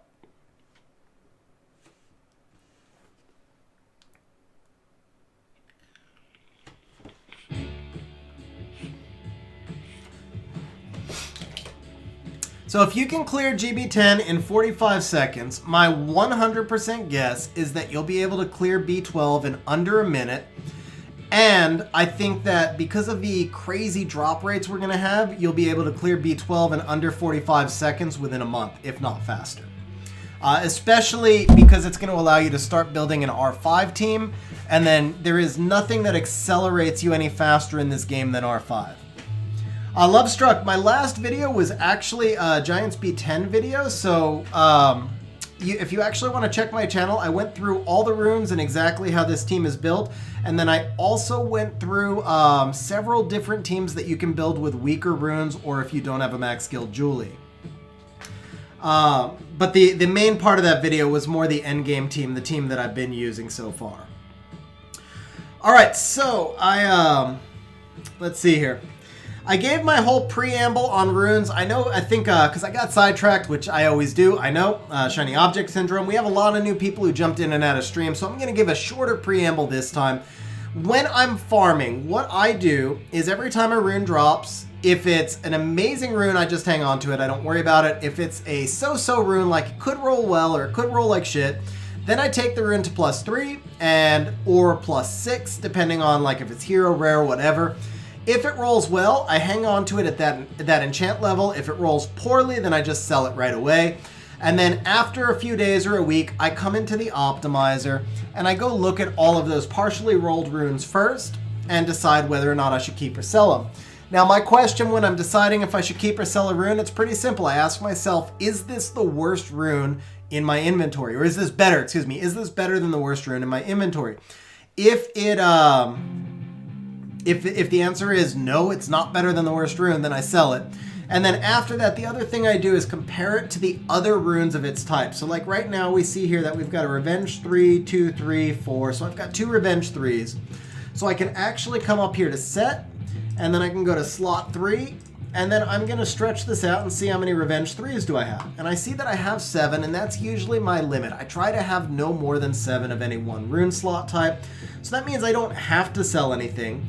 But I still want to sell these if they're not very good. So I'm going to come over here to Revenge 3.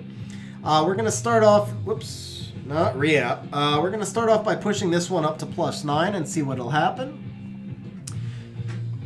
And then let me catch up on chat. Let's see. Yeah, didn't roll anything good there, huh? Okay, so 45, let's see, still working BJ. Rahul, I'm sure I don't want to see them. I guarantee you I don't want to see them. It's just a question of would I rather see them or roaches. So Emmanuel, actually, sorry. I know I've been pronouncing your name wrong. I ran 2x Lucians, Laggy Sig Lauren, 37 seconds. That's pretty nice, team. That's rough, buddy. So the thing is, we don't know exactly what the difference on the GB1210 is going to be yet. What we can assume is that it's going to be about the same or maybe just a little bit harder. But we don't expect it to be significantly harder. And that's been confirmed by representatives from Com2Us that it's going to be roughly the same. So it might be a little bit tougher, but it shouldn't be like a big deal. The most is that you'll slow down by a few seconds, but then the drop rates are going to be so insane that you'll be able to speed those runs up really, really quickly also. Within a month, you'll be running GB12 at least as fast as you run GB10 right now. That's what I would say. So Rahul, Julie, Lucian, Double Sophia, Lynn. You know, I tested that out and I couldn't get quite enough damage with the Double Sophias to get the speed that I wanted, but that was actually the team that I was thinking about, Rahul, was, well, I was thinking about Julie, Double Sophia, Lynn, and then a second nuker, actually. So you're a slightly different team, but comparable. Ander, what's going on, man? I'm really glad to hear the bots are running well and glad you were able to get your Discord set up. I'm happy I was able to help you out. Rockin', let's see if we find the level difference. So the thing is, Rockin', I think that they might scale down the base stats. That's my expectation. So I don't know. I don't know if they're going to do the level. I don't know if they're going to do it by level or base stats. It's hard to tell. Maybe it will just be by level, but that's the thing is we really don't know. Not yet, anyway. You're welcome. That's rough, buddy. Frankie, I don't have Luna. She's amazing. I just don't have her. I'd love to have her, but I don't. Hey, Stefan, how you doing? And glad to see you here from Germany. I'm glad you're able to make it by. Hey, Frandon, what's going on? Haven't seen you in a while. 15-second rookie. So, Frankie, that is probably a hack. Unfortunately, that happens. Sometimes people hack and go up to the top of the charts, and then Com2Us just clears that off after a day or two. Hey, Eric, how you doing? What's going on, man? Oh, that's awesome, Andrew. That's really awesome. Yeah, Rahul, that's kind of what I would think, is if you had the Luna, it would be great. Great. Okay, so we see this rune right here. It had a derp roll for me again. So now what I want to do is bring this rune up to plus 11 because I may re-app this one. You really don't want to re-app revenge runes. So please, like, take this with a grain of salt. You really should not be re-apping revenge runes. You really shouldn't be re-apping anything except for Swift Will or Violent, generally speaking. But if you do spend money and I buy the re-app packs, and with the update coming out, I was completely out of re-app targets. So I am keeping a few re-app targets available for myself, and then I'll go through and sell all of it. So basically what's going to happen is I've got like 7 or 8 runes right now that are legend within an 8. And so when I get the re-app packs that come out, and I haven't bought all the re-app packs in a little bit, so this month I decided I was going to buy all the re-app packs because I'm really low on crystals. So when I get all the re-app packs, I'm going to go through and I'm going to re-app the best runes first, and then if I run out of re-apps, I'm going to sell the revenge runes, sell the other stuff like that. Like, this rune is obviously not useful for me as it is, but it's a great re-app target for being a revenge rune. So if I have nothing else to re-app, then it's a rune that I'll re-app. Otherwise, I'll go ahead and just sell it because I'm not going to sit on it for a month just as a reserve re-app target. So for Ozar, I actually think my GB10 team is better than the Luna team, where the big difference is that Sophia does a defense break 100% of the time, and the GB10 team I have right now is super freaking consistent. So I would actually use my GB10 team before I would use the Luna team. However, DB10, I desperately need the Luna to make it stable. DB10 is where I need the Luna really badly. I mean, I shouldn't say need, you know, but want. I want the Luna really badly. I guess that's what I really should say. Let's see, did I miss anything else here?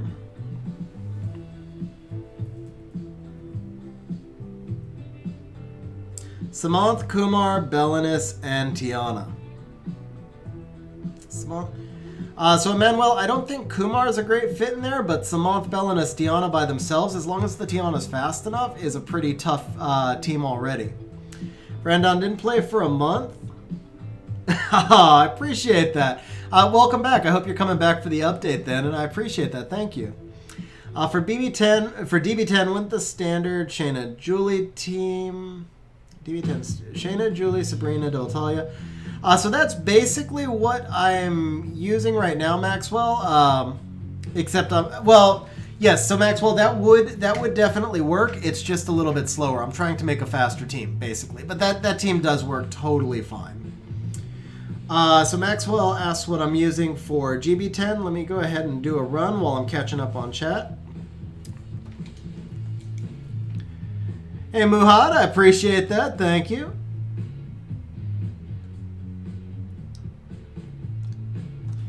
If they came out with an LD... Oh, shit, man. That's no-brainer, Frankie. Martina. That is going to be every single person's first choice. Martina is stronger than all but probably 5 or 10... Well, probably 10 or 15 LD5s. And then after Martina, you might have some people who had to think about it. For me, I think I would go with Huadam second, but it would be really tough between Huadam and Frigate. I know Rahul, who is here right now, Mamamoo Lover, he would take Iris, I think, but I don't believe he would take Iris before he would take Martina. No matter how much he says he would, I don't think anybody would take anything before they took Martina. Ander, please do not take Amarna. If that event ever comes out, please do not take Amarna because Amarna is just not very good. He's all right. He's not bad, but he is like arguably the most overrated monster in the game.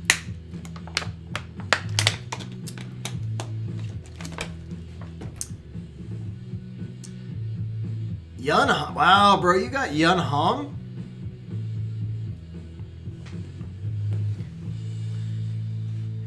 Yeah, so let me show you guys. let me show you guys a couple of things about Amarna. First of all, he is actually a good PvE monster. He is an amazing R5 monster, and he's good in dimensional holes.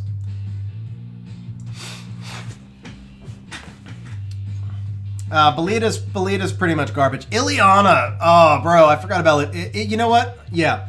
So I would still take Martina first, but I would take Ileana second. You're right, Chicken Luba. Ileana is stronger than most Nat 5s as well. So yeah, Ileana would definitely be my second choice.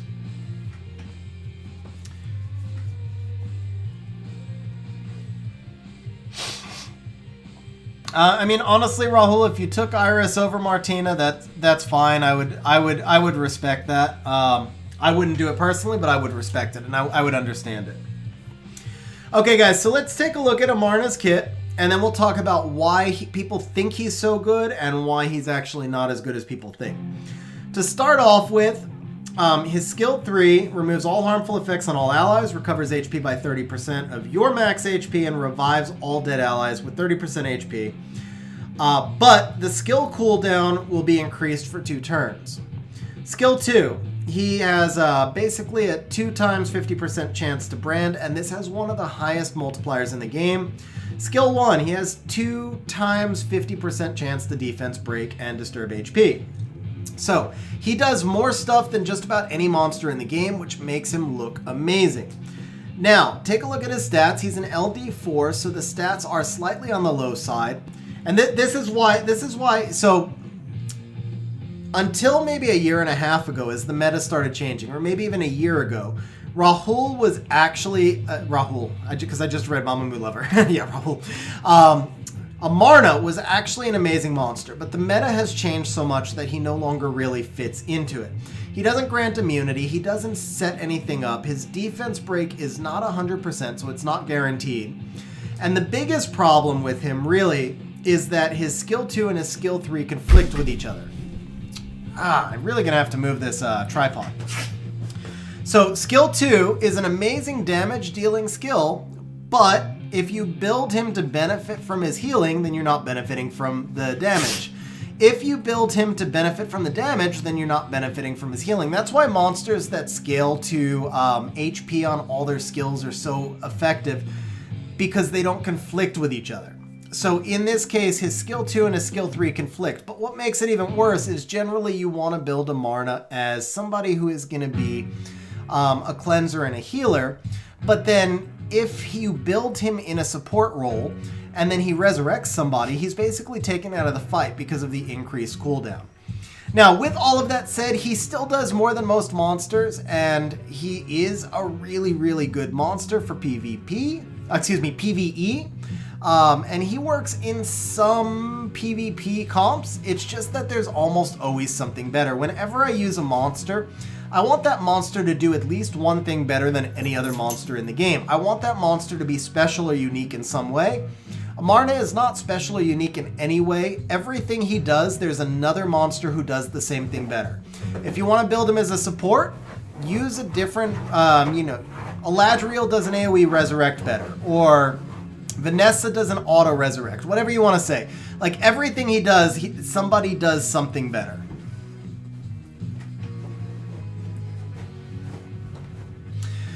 So he does have a really nice diversified kit. He is a good monster, but he's just not nearly as good as people who don't have him think, because they look at him and they see all the different stuff he's got and they think he's like super crazy OP, but then once you use him, you realize that the kit just doesn't fit well together.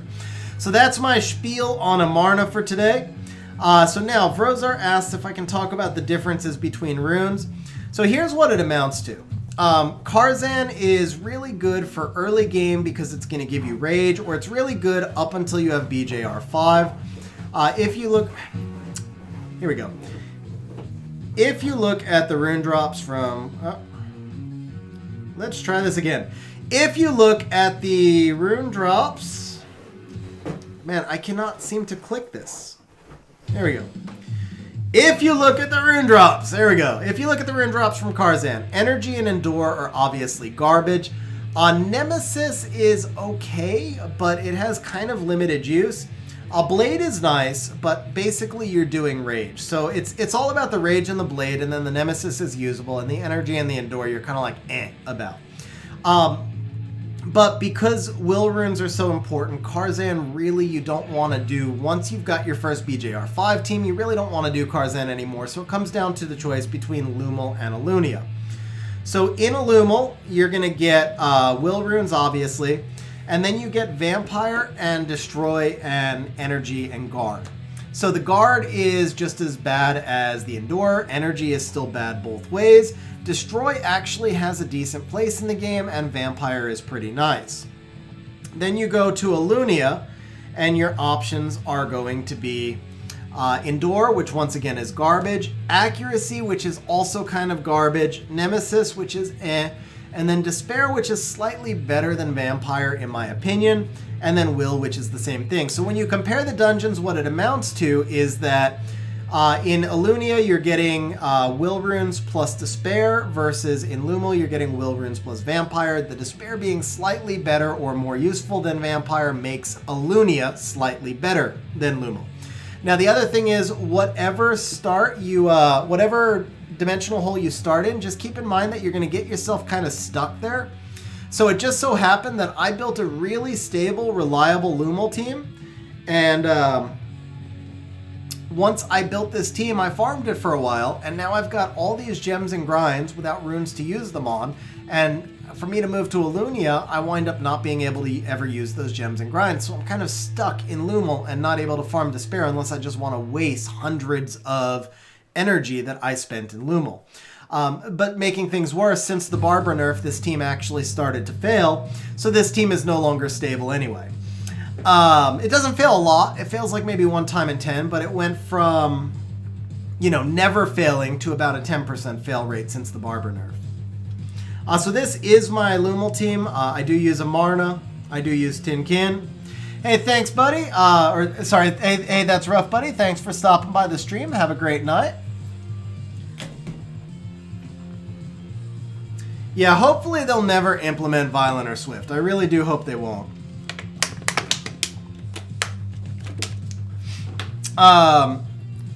So guys, the only major change that is going to be in Dimensional Hole is the once a month dungeon. And Rahul, I'm sorry, you asked a question above. I think I missed it.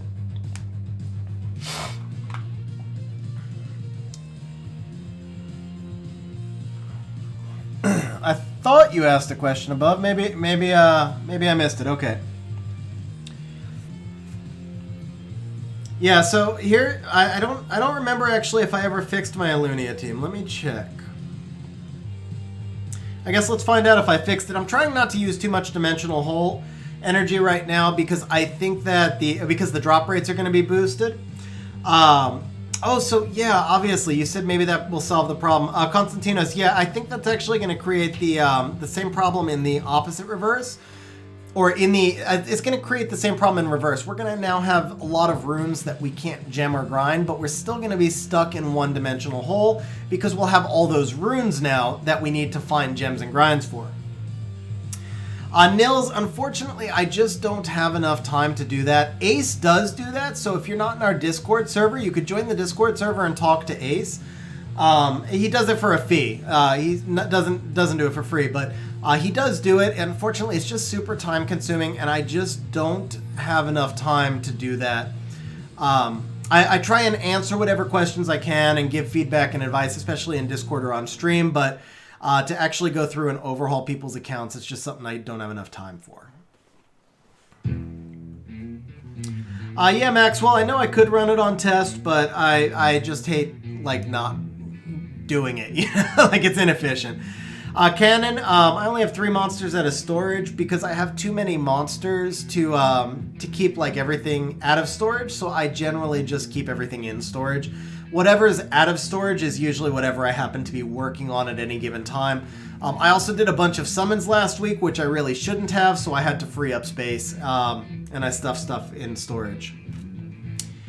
Ander, so I can't promise you that this team is stable, but on Hell, because I don't have Fen Yang, but thank you for rubbing it in. I really appreciate you rubbing in that Not only do I not have my most wanted monster, but I pick Savannah over him, and then watch Savannah get nerfed and become unusable a week after that.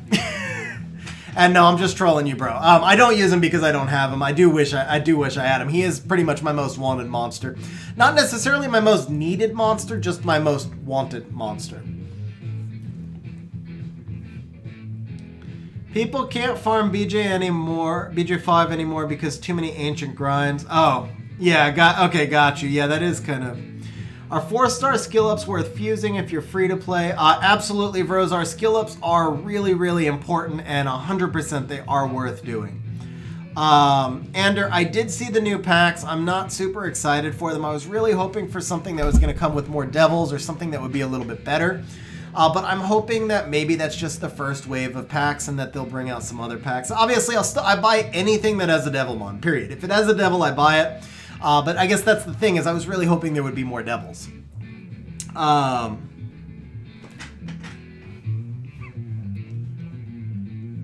Rahul, Diana, all the ponies have just about the worst AI in the game, so you really can't use them in this situation.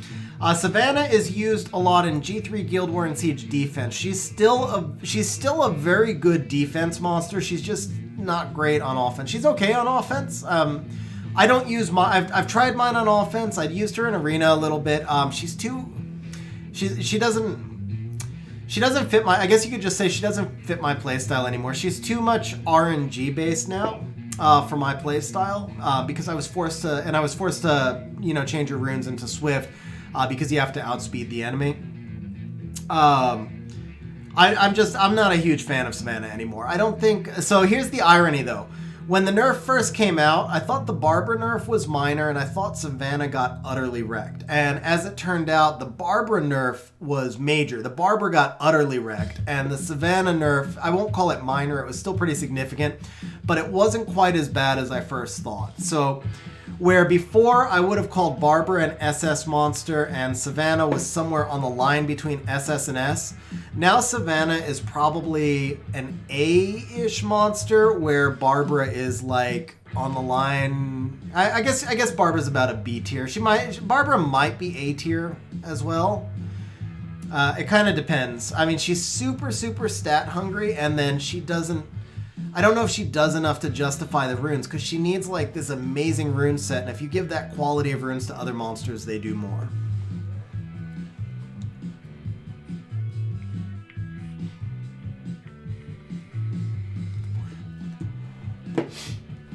Yeah, so rocking all of these scale with speed, that's why we're doing this particular comp. Tyler, I have only one LD Nat 5. It's Beelzebub, who some people think is good, but I've never had any success with him. Yeah, on hell, I told you I was just trolling. I know you didn't know. There are some people who give me shit about it every single time, though. Adam, I do summoning sessions. As a matter of fact, we were talking about that earlier. Vrozar just asked me to do one. So yeah, I'd be happy to do your summoning session unless you'd prefer Ace 2. I think we both do them, so it would be completely up to you, and whichever way you'd prefer, I'd be happy to. Either one of us would be happy to.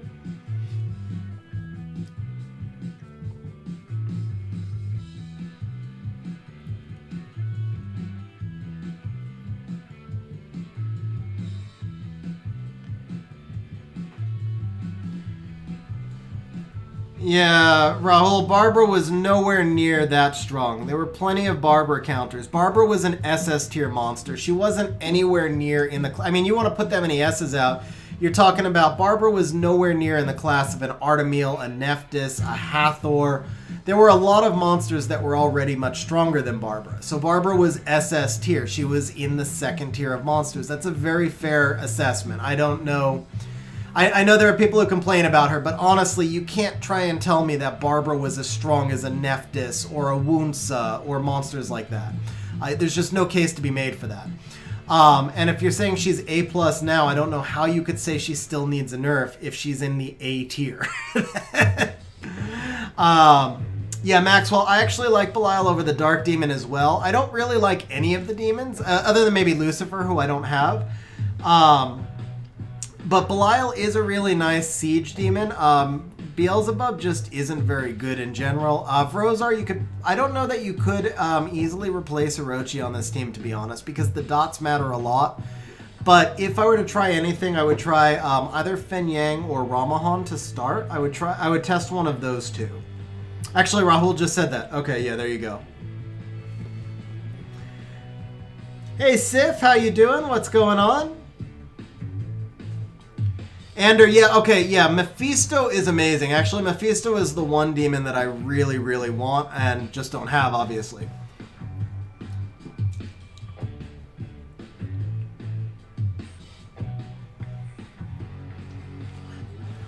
Honestly, Rosar, that wouldn't be enough. The dismount buff on B... I mean, think about it. That's like saying when your Perna resurrects, it still has harmful effects. Like... when your Odin resurrects, it still has harmful effects, right? So if they keep the harmful effects on, then they're getting an attack debuff. If they needed anything, all they really needed to do was just like reduce the damage that they had when they were dismounted. Instead of giving them 100% damage bonus when they're dismounted, make it a 40% or 25 or make it 0. You know, it doesn't matter. Like, that was, as far as a balance patch goes, the correct balance would have been to just not buff the damage when they're dismounted. But I mean, the way they've done it just makes them pretty not very usable. They're usable. They're usable. That's wrong. They're not meta. They're not as good as other options. That's what I'm trying to say. Like, the nerf was so much that there are now consistently better options no matter what you want to do. Other than, you know, Savannah still makes for a really good siege defense monster. That she does do. Hey, that's rough, buddy. I'm glad you're able to make it back. Adam, so the thing about the base speed is base speed only matters when you need to take first turn with a unit. But let's just take Savannah, for example. Savannah has a 108 base speed, right? But Savannah can't go first because she needs a stripper in front of her. So she's still always going to be capped on speed by whatever stripper you're using her with. So unless you're running Savannah and Triton, which puts you at a disadvantage because you're using 2 wind monsters, your Savannah's actually going to be capped by the base speed of your Tiana or your Chi Wu. That base speed didn't really advantage you in the way that you would view it as such. Rockin', I don't know about using Belial in Rune. Oh, okay, you're using resistance with Rune and 2 Pernas. Yeah, just to be kind of annoying. Mr. Mystiques, I'm glad Barbara's carrying you, but I really think it's the Oberon who's carrying you, to be honest. The Wild, I think you might be, you're using Barbara, but it's the Oberon who's carrying you, let's be fair. Perk, yeah, I would be all over Mephisto if I had him, though, seriously.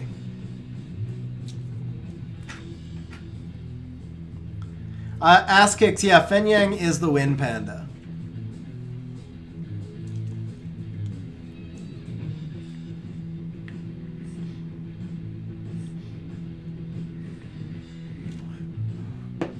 Ass kicks, no, you would not put him on. He doesn't need crit damage. He just needs to be on either triple defense or speed double defense, depending on your rune quality. Gantoth, what replaces Savannah where? She's, like I said, she's still a good defense monster, and I just don't use her on offense at all anymore.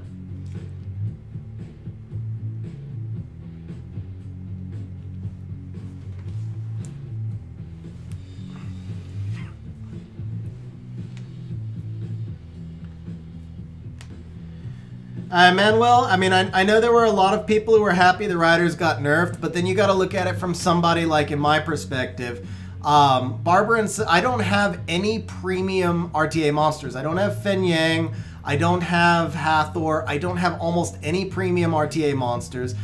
Savannah and Barbara were the 2 best monsters that I had. And on top of that, I had just pulled Savannah a week earlier and taken her over Fen Yang and then fully deviled both of them. So basically that nerf took the 2 best monsters I had and made them not very useful, along with I also had Masha, who was also fully deviled. So I had 3 Nat 5 monsters that now I don't use at all anymore that were fully deviled. And I don't have anything to replace them. I don't have any way to really be competitive at higher tiers now because I have no counter to Hathor, and I don't have any S or SS tier units. I pulled Veligul after the nerf. So Veligul is my best monster now. But prior to that, like at the moment of the nerf, like I was just decimated. My account was literally dropped like 2 tiers in RTA from that nerf.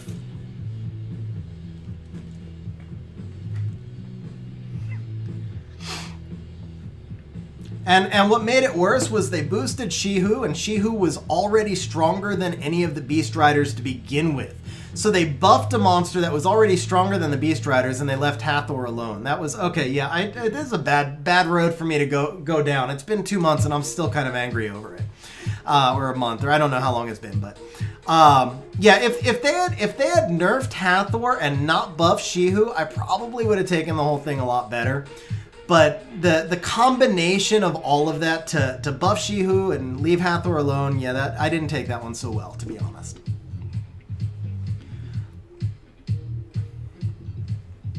Perk, I have not done any RTA this season, other than the one time that I was on that G2 account, and on that G2 account, all I did was face Hathor pretty much every fight, and it was like a good reminder of how much I hate facing Hathor, so I don't know that I'm going to do RTA yet this season, but probably not going to do someone else's RTA unless it's 8 toxic LDs, because that was so much freaking fun to use all of those LDs. That was amazing. That was a blast, but yeah, I don't know if I don't know if I'm going to do RTA this season or not. Oh, okay, yeah, so that's what we wanted to see. This team is not stable.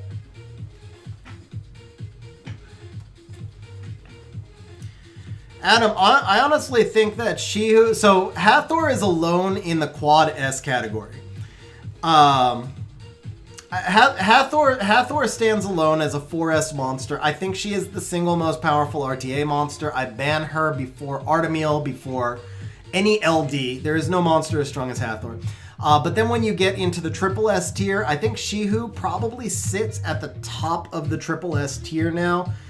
Excuse me. Shihu sits at the top of the triple S elemental tier. So there are LD5s that are still stronger than Shihu. But I don't think there is any elemental Nat 5 that is stronger than Shihu except for Hathor.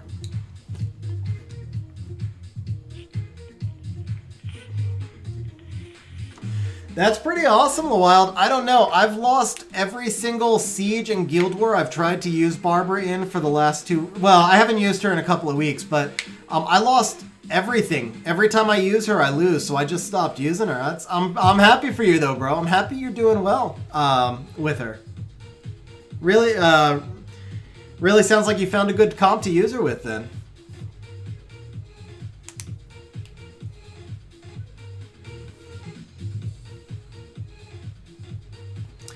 All right, so yeah, the Alunia team is definitely not stable. Whoops. Vrozar, I don't think so. Actually, I think you probably get more crystals in C3 Siege, honestly, because most of the time that's siege farming and you can get higher contribution. So I'll show you. Let's see what we got for our last siege. I don't know if I. There you go. So I was tied for first in contribution, and I got 285, and we finished with 16,400.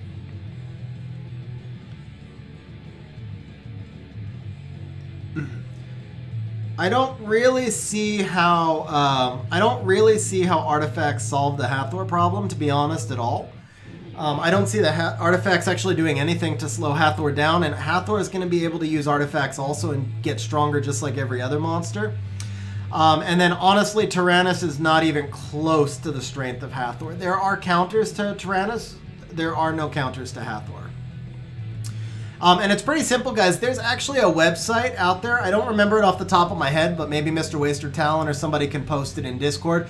There's a website that shows you how often monsters are picked and used. Hathor was used in 55% of all RTA matches last season, period. She was used in more matches than Fran and Lauren, which are 3-star free-to-play OP units. Hathor was used in more matches than... I think she was used in twice as many matches as the number 9 or number 7 overall monster. Like, there is nothing even close to how often Hathor is used. So the data just kind of bears it out. Just as many people have Tyrannus as Hathor, but you don't see Hathor used even a fraction. You don't see Tyrannus used even a fraction as often as you see Hathor used. Josephine does not counter Hathor. Josephine can be used as a desperation to try to counter her, but because Hathor has elemental attribute advantage, and because Hathor is typically run with Lauren, even though Josephine might cut and steal a turn, you would just use they would just use Fran to strip your Lauren. Now, with that said, Josephine is an amazing counter to Okeanos. She crushes Okeanos. She just doesn't do much to counter Hathor. I'm not sure how Mephisto would counter Hathor either. I mean, I know he gives you like a little bit of an attack bar boost, but that doesn't help. So Emmanuel, if you go watch any replays from a higher level RTA, any well-built Hathor team has 4 strippers, including Hathor herself. It's always going to be 4 strippers plus Ganny, so the immunity actually... I've actually run 5 immunity units against a Hathor before, and still got my entire team slept. I'm not kidding. I swear to you. I did it for like an entire day because I was so frustrated with Hathor. I ran a team of 5 immunity units, and my entire team still managed to get slept every single fight. So yeah, double immunity does not work against a properly built Hathor team.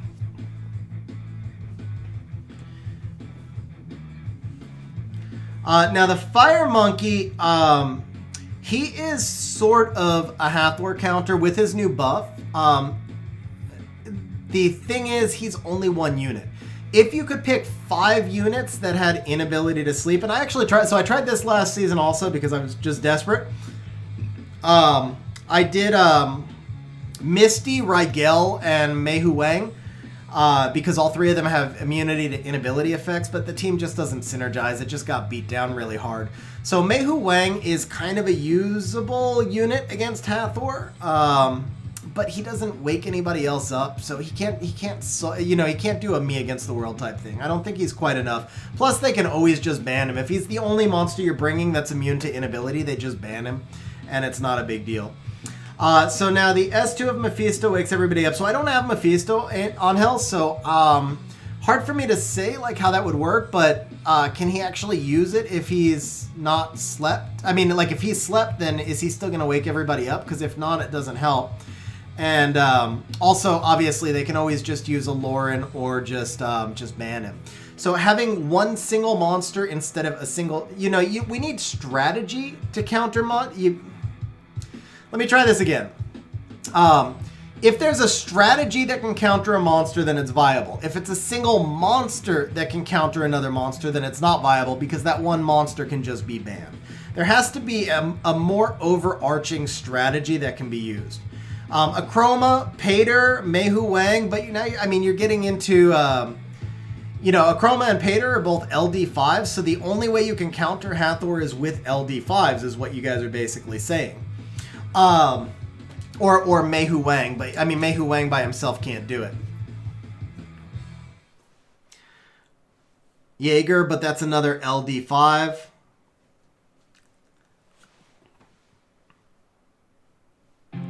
Miho Wang by himself doesn't really do enough, though. That's the catch.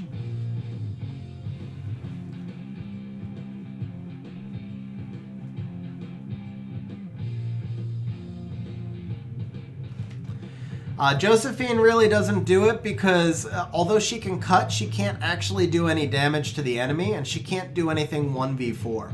Hathor has attribute advantage over her, so Josephine can beat a Hathor once in a while, but not very often. The Wild, by the way, Sierra, Fran, Barbara, Masha. Yeah, the Wild, I don't know if I see myself doing RTA. Look at this whole Hathor conversation. You see how I feel about it. So I just don't know if I can deal with another season of Hathor. I really don't. Rahul, I actually tried to use Cichlid in Guild War today, and she got resisted 9 out of 9 times, or 12 out of 12 times. Like, literally, I used her skill 3 4 times, was resisted all 4 times. It happened on stream, so I have witnesses. That is not a Hathor counter. That is just another Okeanos. And Oki is not a Hathor counter either. So...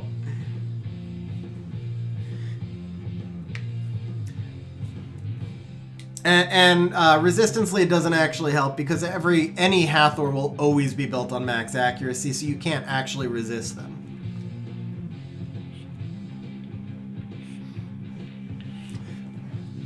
I'll tell you guys, at the end of last season, I was high G1 for most of the RTA season, and then I hit the Gani Hathor train and I got smashed down to almost C2. It was just like endless Gani Hathors, because what happens is most people get bored using Gani Hathor, and so they they don't use Hathor for most of the RTA season. They just try and have fun, and then the last 2 weeks they start running their Gani Hathor so that they can make their push up the ranks. So I stayed high G1 most of last season, like just under G2, until I hit the Gani Hathor train. It knocked me down to the edge of C2. And then over the last 3 days, I got back up to C3. And then over the last 3 days of RTA, I don't remember the exact record now anymore, but it was something like, and I promise you I'm not exaggerating, I swear this is true. There was a 2-day stretch where I was 28 and 2, I don't know. There was a 2-day stretch where I won 95% of all non-Hathor fights, and I won less than 5% of all Hathor fights. If the enemy drafted Hathor, I lost every time, and if they didn't draft Hathor, I won every time. It was legitimately that straightforward. It was just that straight up. And so that's not any fun. When one monster can beat you no matter what you rune or bring against it. Yeah. Anyway, okay, I think we've spent enough time on this stream talking about Hathor. It should be more of a positive thing. Hathor is never a positive thing. So let's move on to a newer topic. Let's see. So, Savage, your Lucian needs to do, I believe it's 5,500 damage cards. Of course, GB12 is coming, but the GB12 may or may not be significantly higher, so I think probably somewhere around 6,000 damage cards would be enough. The main thing is just make sure that you can have, make sure that you've got a 85 crit rate on him, or if you're using a crit rate lead, one or the other. Martin, what are my thoughts on farming Karzan as I'm trying to get more runes? So Martin, if you're farming for BJR5, it is 100% worth Karzan. 100% worth doing it. Once you have the BJ5, I would move to Alunia. Until then, totally worth it. Also, I'm sitting here farming Dimensional Hole out of old habits, and I should be saving this energy until the update. Hey, Shasai! Congratulations for being the drawing winner, bro. I'm not sure if you caught that or not, but you did win one of the drawings. Eloy, so obviously I do ban Hathor most of the time, but that puts you at a pretty significant disadvantage. If the enemy knows what you're going to ban from the start, they can draft in any 4 monsters in order to counter you. Guys, I am going to take a quick restroom break. Hopefully before this team finishes, I will be right back. And then we'll catch up a little bit more on chat.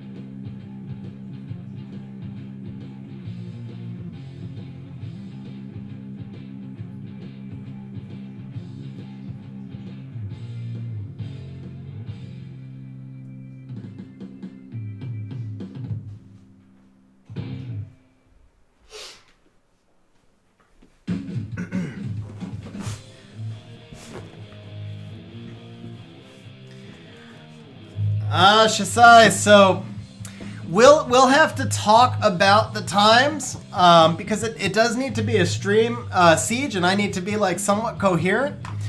So we'll have to figure out if we can make that work.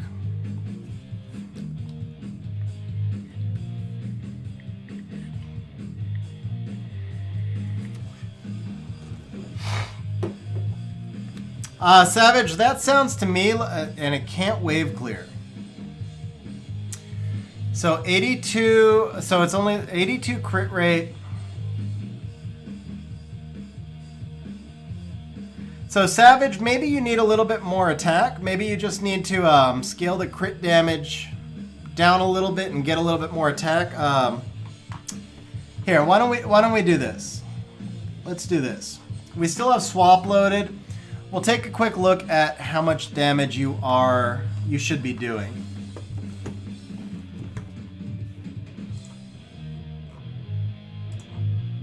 Because my Lucians are pretty much garbage. I don't really use Lucian for anything except PvE. So, I mean, you can, here you go. You can see my Lucians on the screen, and all of these will clearly,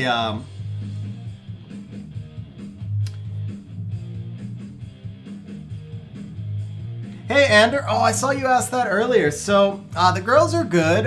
Shaki's having a bad week. She's got a bad hip. I had company for the last couple of weeks, so the excitement of it, she's having a little bit of a bad week walking around, but they're good. They enjoyed having somebody here for a couple of weeks, and she'll be good again in a couple of days, and then we'll get her active and moving again. And then Brownie's good. She's just a grumpy old dog that always needs love, but she's good. I am actually planning on, now that I've got the new green room set up, I'm actually planning on setting up a second camera. I'm going to call it a doggy cam. I was going to surprise you guys on stream one day, but yeah. Savage, so do I still have it linked? Yeah, I do. Here you go, Savage. This is a link to watch how to install the optimizer. And let's see here. So you can see, I mean, like I said, look at my Lucian's, 136 crit damage. So a lot of it is likely going to be your towers, but let me go ahead and just set these towers down to just 0.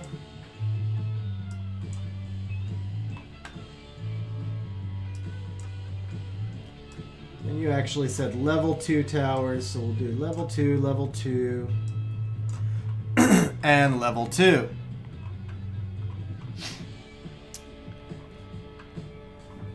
Martin, the reason I use Tiankin is because he has ignore defense on his skill 1, which makes him slightly faster. He and Vigor are both great. If you have a Vigor built, there's no reason to go ahead and build the Tiankin. But Tiankin just does a little bit more damage because of the ignore defense on skill 1.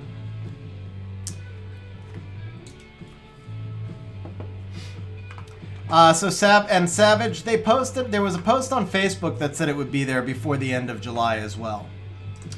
Alright, let's see here. So we're going to take a look at Lucian. So we click here on damage. So Savage, you said you've got 1700 attack and 200 crit damage. And we're going to check this on Giants B10, Kairos Dungeon, with ignore defense, on amputation magic. I'm going to guess your skill ups are not maxed either. You can confirm that, but we're going to put 0. That might be your problem, actually. I didn't even think about that. And then we'll go ahead and do 33 attack percent. And we're going to call it on a crit and just calculate. Yeah, there you go. So I bet you the biggest issue right here is going to be skill ups. So let's see. You're at 3862, no skill ups. No, actually the big issue is genuinely going to be your towers.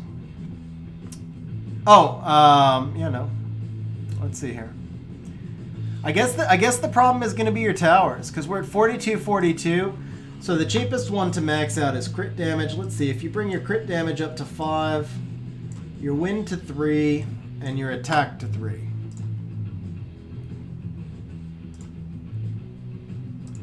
Yeah, look at that right there. So it's your crit damage tower that's holding you back. More than anything else, it's your crit damage tower. And then you can also fuse the skill ups for Lucian, but even without those skill ups fused, look at that, you'd be at 4656. So just work on, no, these are your Lucian stats, bro. I added, oh, whoops, 1700, 200, there you go, 4000. Okay, 4000 right there. With the, all right, never mind. I guess it's just the attack I guess it's the low attack then, because Lucian does have a really high attack. So if you were to put him in Fatal and max your runes, I think that's gonna be the main thing for you then. Like, I mean, look at my Lucian right here. Oops.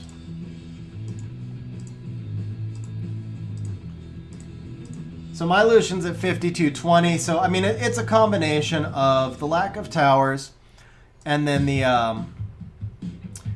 lower attack. And the other thing you can do is if you have Galleon for attack buff, you can try and get your Lucian attack buffed until you can get the cards up. But yeah, for right now, that would be my big suggestion for you is the minimum attack, I believe, is about 5,500 cards.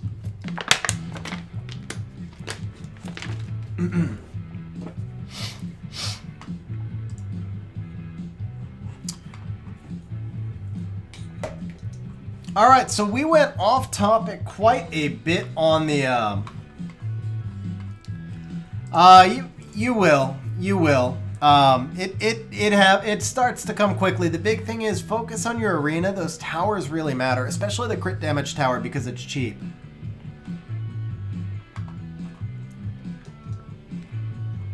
Let me just throw this out there because I haven't in a while, and we've got some new people on stream. So, guys, if you didn't get a chance yet to hit the like button, please keep in mind it helps out the creators a lot when you like and subscribe.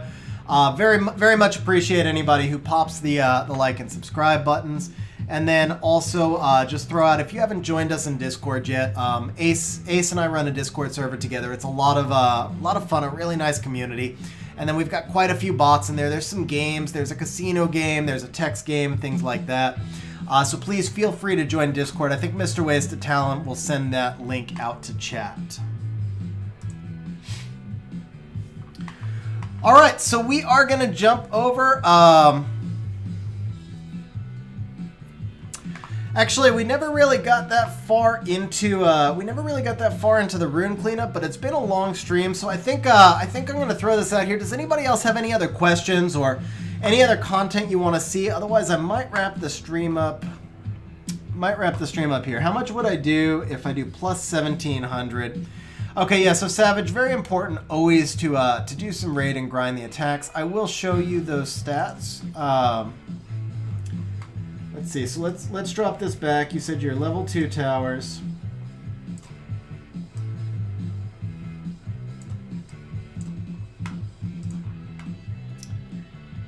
Rick with the Nephthys. Nice.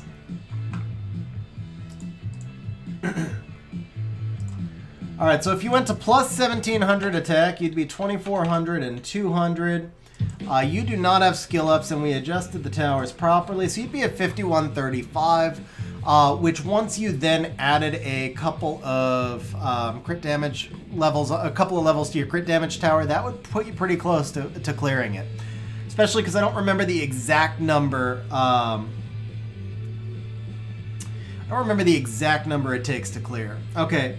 Mid-game speed teams for Necro. You're currently running Lucian, Fran, Lauren, Rauk, and Crow.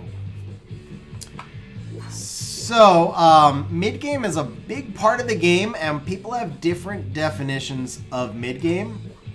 There you go. So, as we transition, good time to throw a shout-out. Thank you guys to the channel members, to Rick, to Shisai, who won the monthly member drawing. Hey, Sec91, how you doing, man? Well timed. So thank you, Sec91, as well, for being a channel member. Seriously appreciate the support, guys, and just want to say thank you. And let me find my air server. Here we go.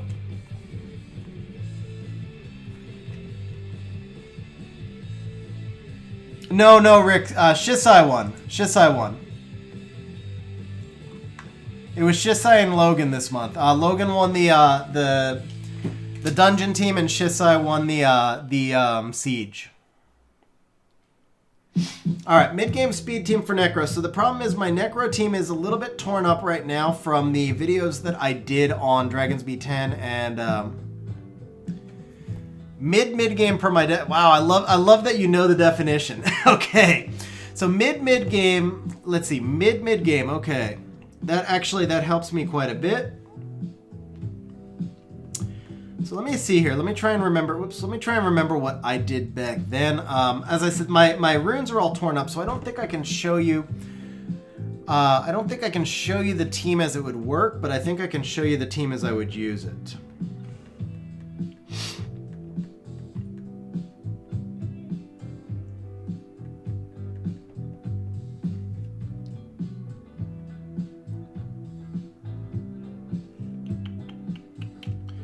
All right, so we're going to be looking for Shiwa here to start.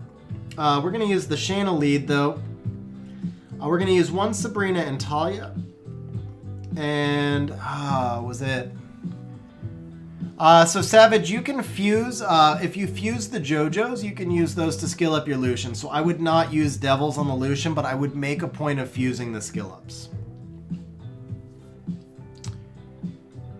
Alright, Shayna, Sabrina. Is the Sabrina right? Yes. Is the Lucian? I think it was Lucian. I'm pretty sure it was Lucian, but if not, then it would be Rauk. So actually, for consistency, Rauk is going to be better here. For speed, Lucian is going to be better, so you could try them both. And is she runed? She is not runed. So as you're transitioning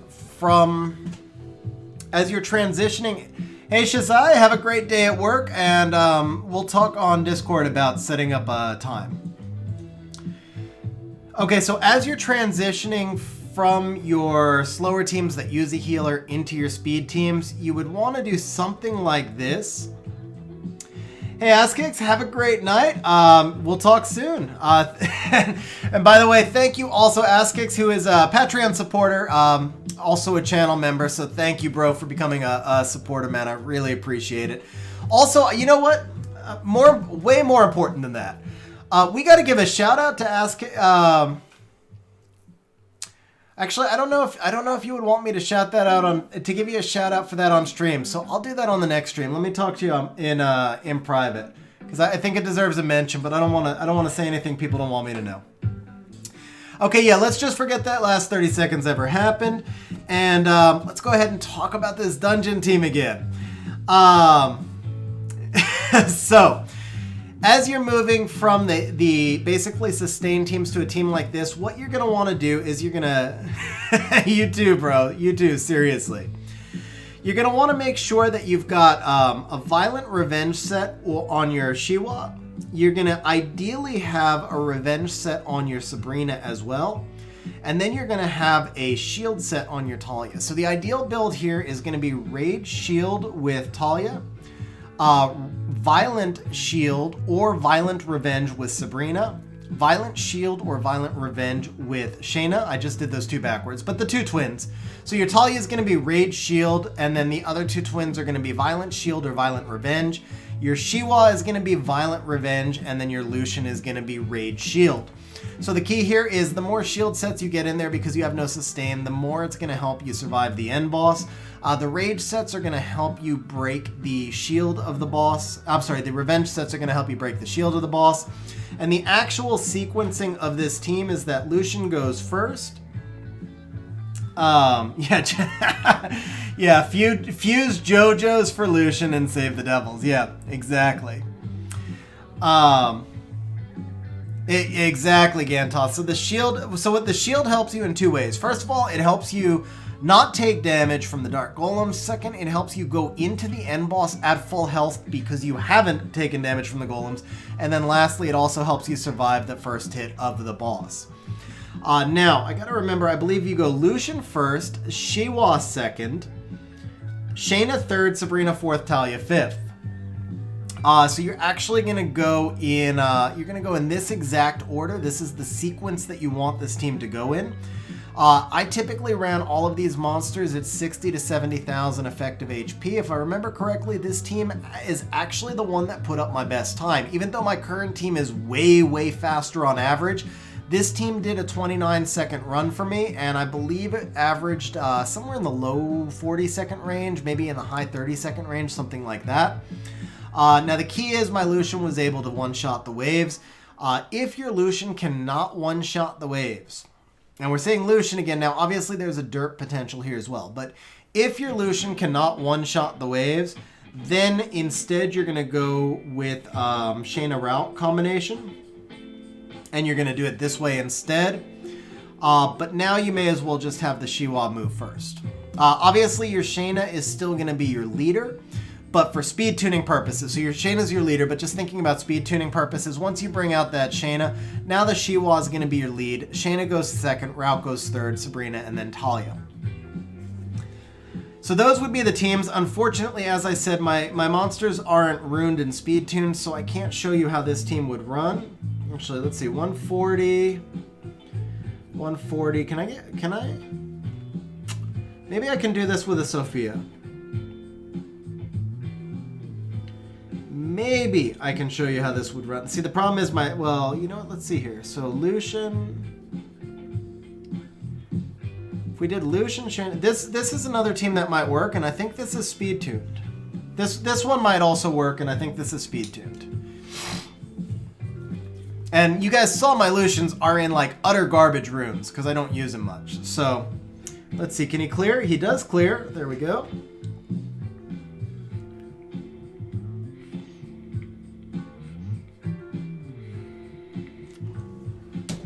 Now the big thing is not having the Shiwa. And not having the revenge runes. I don't have the shield break here.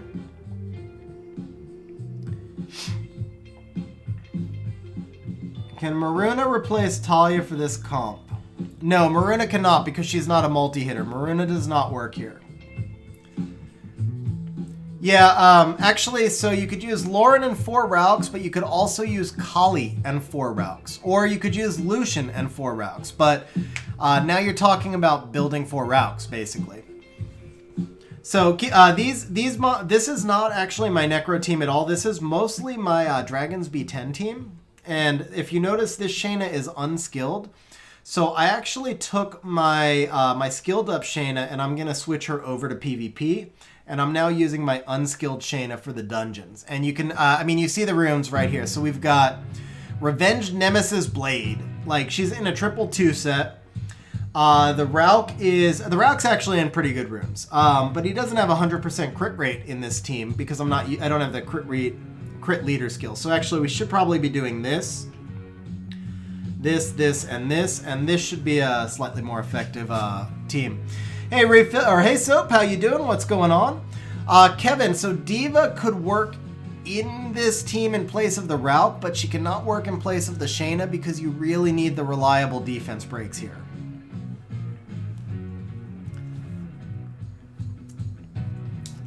Did I speed tune this correctly? Yeah, I did speed tune this correctly.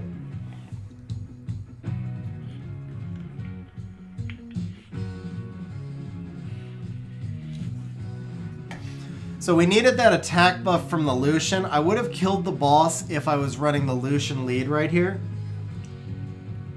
But it was still about the same thing. So now, oh, there you go. So 30, wow. So yeah, this would have actually, this team would have worked really fast right here.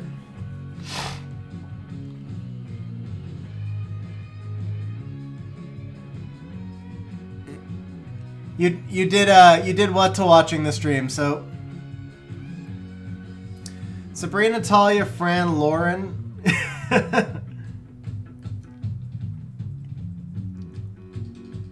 Shayna, Lucian, Rauk. Yeah, I can show you some dungeon teams, Cameron.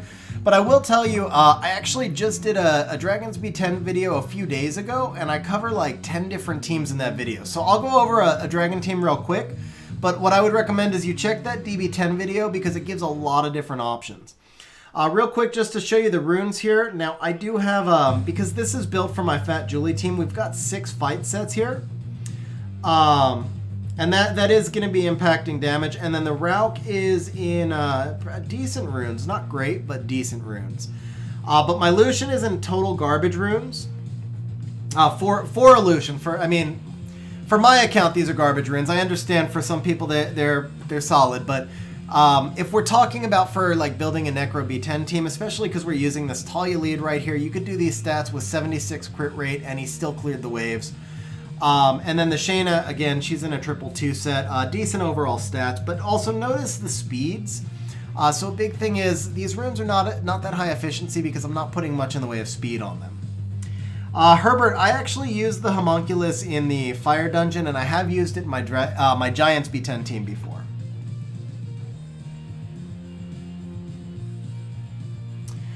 Kevin, in the videos I do cover some builds that if you don't have, I know I did in the Giants B10. I'm pretty sure I did in both. In both videos, the Giants and the Dragons, I cover some teams that will work without twins. I'm almost positive I did in both. Martin, Rauk is going to be better attack. Oh, man. New green room, guys. Tripod is in a really awkward location. Keep kicking the camera. We're going to have to find a better way to do that. But yes, so Rauk is... Hey, Cameron, I really appreciate that. And Martin, so the Rauk is going to be better in attack slot 2. Basically, for the necro, your slowest monster needs to be 140 combat speed, I think. I don't remember necro exactly, but I know Giants is 140 and Dragons is 135 combat speed. So that's speed after towers. So all your monsters are going to be better in attack, crit damage attack. If you can get that like 30 speed through subs, it's not much. Ken, you should work on oh man, that's a tough one. I would work on the homunculus first if you have stable farming teams. If you don't, then you might work on the Talia. My crow, yeah, you would Rune. Yeah, you're very welcome, Martin. Herbert, my crow right now, I think I can't remember if he's runed or not, but yeah, you would rune Rauk and Crow the exact same way. Dark Wolf, I think, I'm not sure if you mean Inagami, so if you mean Inagami, he is not as good in Necro because he's only a single target hitter. The Rauks are going to give you multi-hits, so they are going to work better, but he is really good in Giants B10, and he can be used in Dragons B10 as well. He can also be used in the Rifts and quite a few other areas.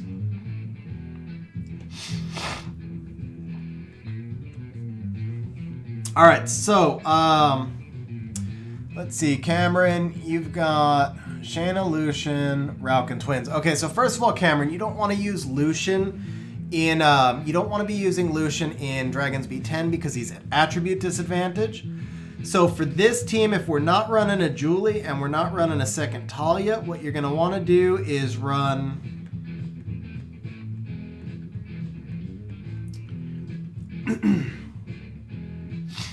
You could do actually this.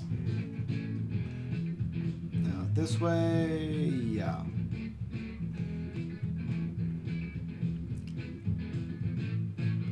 So if your rune quality is low, where is she? I lost my Shayna. Here we go.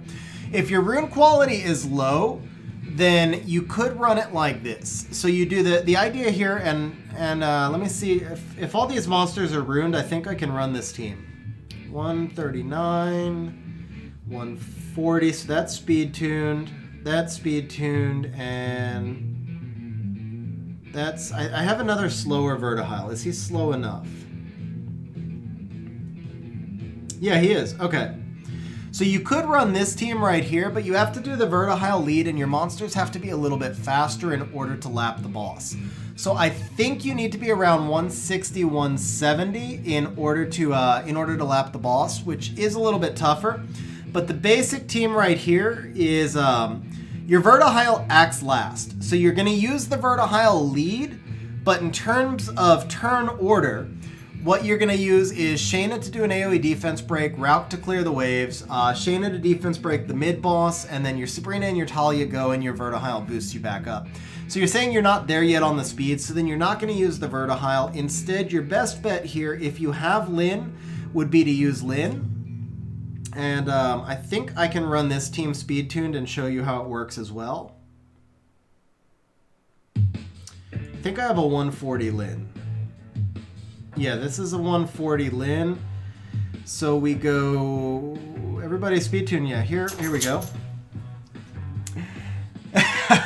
Yeah, Rick, I tend to do long streams. It seems to be working out that way. I was actually going to wrap the stream up about half an hour ago, but I did offer to answer a few final questions.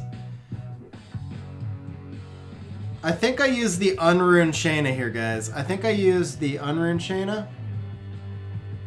I'm not sure. Maybe I did, maybe I didn't.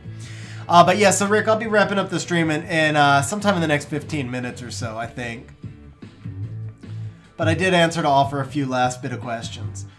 Let's see, what kind of preparations for 12th floor dungeons? So soap, for me, I don't really have a lot to do to prepare.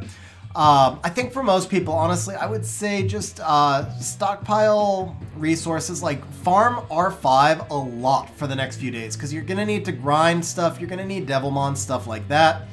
And then make sure you farm some Essence dungeons so you can awaken monsters in 6-star. You know, in the Essence dungeons, you get a lot of Rainbowmon. In R5, you get a lot of Rainbowmon, Gems, and Grimes.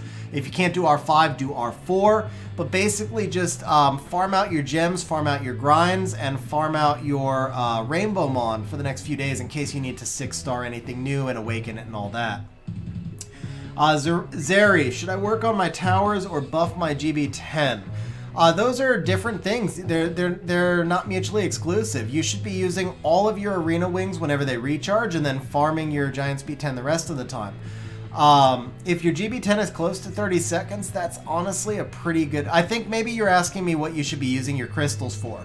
So if your GB10 is getting close to 30 seconds, I would use your crystals on your arena flags. Those are going to benefit you much more, especially with the new GB12 coming out, because we don't know exactly if you're going to need to be stronger in order to do GB12. So if you're talking about crystal and resource allocation, 100% you should be working on arena towers.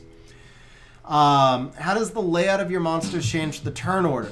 So that only matters if the monsters happen to be the same speed. In this case, my Rauk is 139, but that actually makes him 140. And then everybody else here is exactly 140 except for the Talia. So in this case, because they're all the exact same speed, the order that they're in is what's determining the turn order that they're going. But like you could see, I could put my Talia up here and she would still go last because she is slower than everybody else. My Rauk has a higher base speed and my speed tower is maxed. So my Rauk is actually a 155 combat speed, just like everybody else's actually 156. They're all 156 combat speed when you multiply the base speed by 15%. So that's why I have the monsters in this order. Shayna still she's derped every single time, and that might just be because she's unskilled. No, eventually she's not going to derp, and you'll see how this team should run.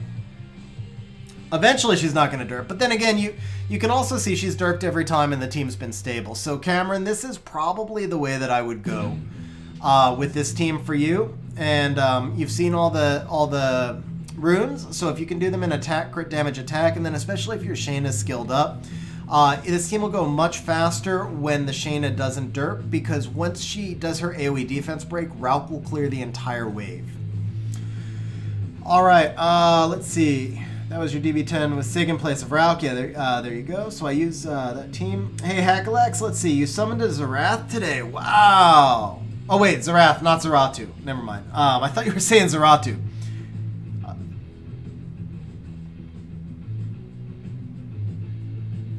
Wait, are you saying Zerath or are you saying Zeratu? I think you're...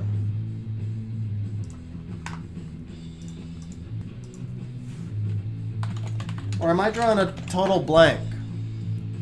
The Light Dragon Zerath. Okay, yeah, I was drawing a total blank. I actually had to look him up. Okay. So I obviously not very familiar with the Light Dragon whatsoever, or I wouldn't have had to look him up. But let me take a quick look here. So... kind of scared. Now, if I remember correctly, it's the Armageddon. Yeah, sacrifices. So here's the deal, Hackalax.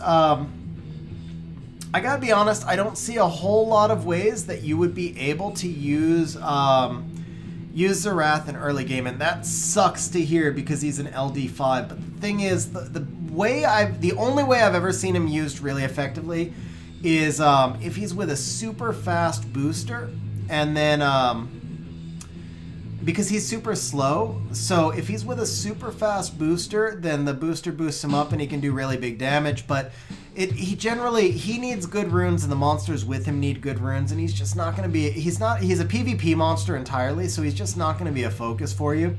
And it's an LD5, so again, I mean, I hate giving that kind of advice, but my advice to you is wait. Focus your resources on monsters that are going to benefit you more right now, and you'll be able to use him again when you get further along in the game. The nice thing is that because of Because of the B12s coming in, you'll be able to progress much faster, and hopefully you'll be able to use him in a few months, and maybe the artifacts are going to make him more useful as well. Let's see, so... Hunglin, the twins just come with time. You're going to earn Mystic Scrolls throughout the game, and you just need to get a little bit lucky, honestly. Kung Mai, back to Necro, trying to get 30 seconds or lower for the record. So I will show you my new Necro team, Kung Mai, and it's not, again, the runes are kind of broken right now, but I'll show you the team I've been using that averages 33 seconds.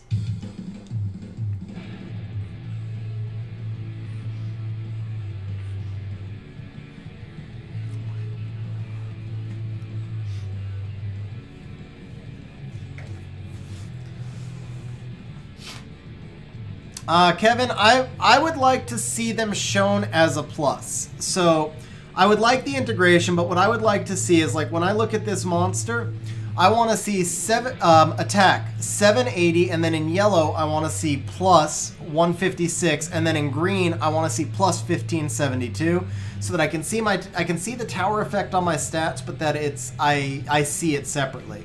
I would also probably like to see a total number, or maybe have it configurable so that I can ask the game to show it to me in all three ways or something like that. Herbert, so I like the water homunculus most, but they all have really good use, and then it kind of depends on if you have like Beth or Alicia, then the water homunculus is slightly less valuable, but still he's really, really good in TOA. Hey Curtis, how you doing?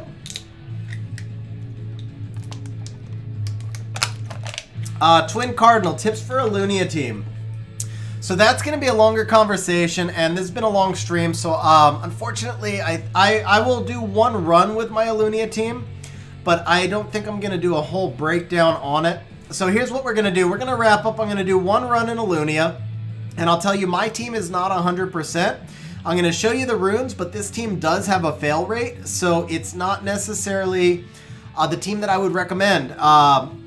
I believe this is Foxy's team. No, this is an amalgamation between, this is a blend between Foxy's team and Ace's team, I believe. So we're using a crit damage Bernard in Violent. He's at 189. We are using a Violent Shield Orochi at 202. We're using a Violent Revenge Yen at 203, and then we've got a Violent Revenge Chassoon at 231. Now the Chassoon's only on Revenge because that's how the runes happen to work out, but the Yen I specifically wanted in Revenge because of her damage. So this is the team. I just realized earlier I was accidentally using attack power. It should have been the Orochi lead. Yeah, Ace, so I was going to wrap up at 11. I told people I'd answer a few more questions, and you know me, Shiny Object Syndrome, but we're going to be wrapping up. So I'm going to do the Lunia run right here, and then I'm going to go show Kung Mai the Necro team, and then we're going to wrap up after that. Kevin, the update should be out sometime in the next couple of days, we think. There is no guarantee whatsoever that will be the case, but Com2Us did say July, so we think it may be out in the next couple of days. Joseph, these monsters don't specifically need violence, so when I first... yeah, you got it, Ace. Absolutely, of course. Joseph, these monsters, when I first built this team, I did not have any of these monsters in Violent, and it was failing about 1 run in 10. So then I thought maybe if I put them in Violent, I'd get rid of the fails, but it still fails 1 run in 10. So I don't think the Violents are actually necessary. And then Cameron, so when do I go live and how often? So here's the deal. Because of my work schedule, it's hard for me to commit to a specific streaming schedule. I can tell you what I try to do, but I don't promise this. So I try to do Siege on Mondays, and then I try to do a midweek stream, usually on Wednesdays, where I'll do like account reviews or some kind of fun content. And then I try to do an EU-friendly, as EU-friendly as I can get because of the time difference. So I do an early stream for me on Saturdays, usually about 1 o'clock Pacific. So the Monday night one is usually around 6:30 Pacific. The Wednesday is usually 6:30 Pacific, and Saturdays around 1 Pacific. I can't commit to those because of my work schedule, but that's what I try to do each week. This week we wound up doing Tuesday because we were pushing for G3 Siege, and I had used most of my Siege attacks, and also because I was just unavailable last night. Let's see. Hey, Vongsky, I'm glad you were able to catch me live, but you're catching me at the back end. I've been streaming for 4.5 hours, and this is actually just the wrap-up. But I'm still glad you were able to catch a little bit of it. Okay, so here is Ace's replay that he just said is must-watch TV. So we're going to watch this. Now, we see Ace flexing the Juno and the Samanth, neither of which I have, so right off the bat, screw you. And then Karsten here flexing the, that's not a chroma, that's, I've been streaming too long, I can't even remember the name of the damn Dark Valkyrja. But flexing another monster I don't have, along with a Nephthys that I don't have, so lots of monsters I don't have. Here we go. Let's watch, gotta exit. Trinity, thank you very much. Thank you, and I guarantee you I would have known that if, like, I wasn't streaming. I promise I'm not that bad. Zerath, though, I'm going to be honest, I think I was going to have to look up Zerath either way. I'm pretty bad with some of the LD5s, not having many myself. But Trinity, I did know. Okay, so here we go.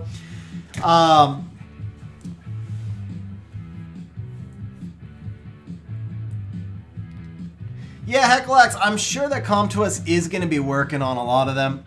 And then, yeah, Joseph, I was saying before, Angel, by the way, have a good night.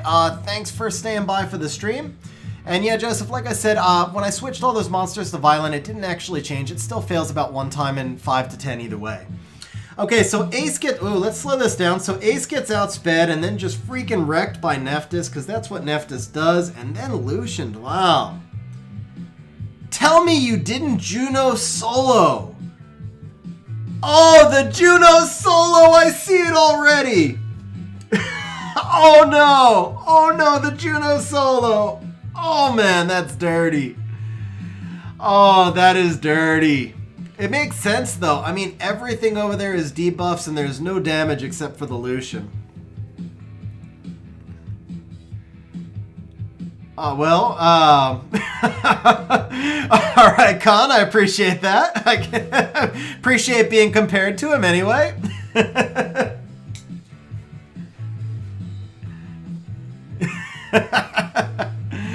Now I'm pretty good with non-LD5 names, but I do have some trouble with the LD5s from time to time. Okay, I think we can speed up a Juno solo because, you know, this is never going to end otherwise. But that is still pretty dirty. Let's see, are the, does it show the emoji? Oh, okay, Con, I appreciate it. I don't know what to say to that. I understand.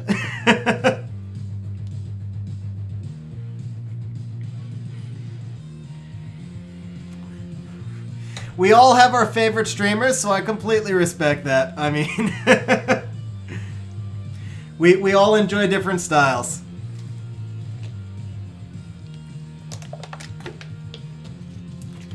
Okay, so it does show the emojis in the replay. I was wondering about that. Yeah, no. Not my first, but maybe my first on stream, I think. All right, so all right, so Ace, nice replay. The Juno there. I can't believe who did he ban? Now I got to go back and see who he banned. Hey Rick, I appreciate that. Oh, he banned the Samanth. That's kind of weird, actually. That was a little bit of an overplay on his part to allow the Juno Juno through. All right, what was the last thing I said? We would show the Necro team, and we're gonna wrap up from right there. So what was my Necro team? Now I rebuilt this team. Herbert, congratulations on the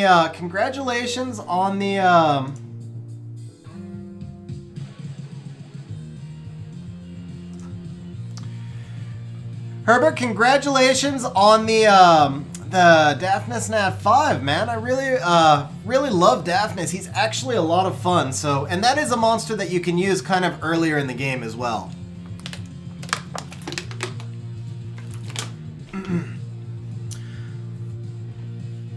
I would not use Daphnis in TOA. No, he's mostly a PvP monster, and what you're gonna do with him is you usually just want to outspeed the enemy when you think the enemy has will runes so that you can strip in defense break and then just one-shot the enemy. So he's going to be a nice mod. I appreciate it, Ace. No, he's going to go in. I'll show you my Daphnis here, actually.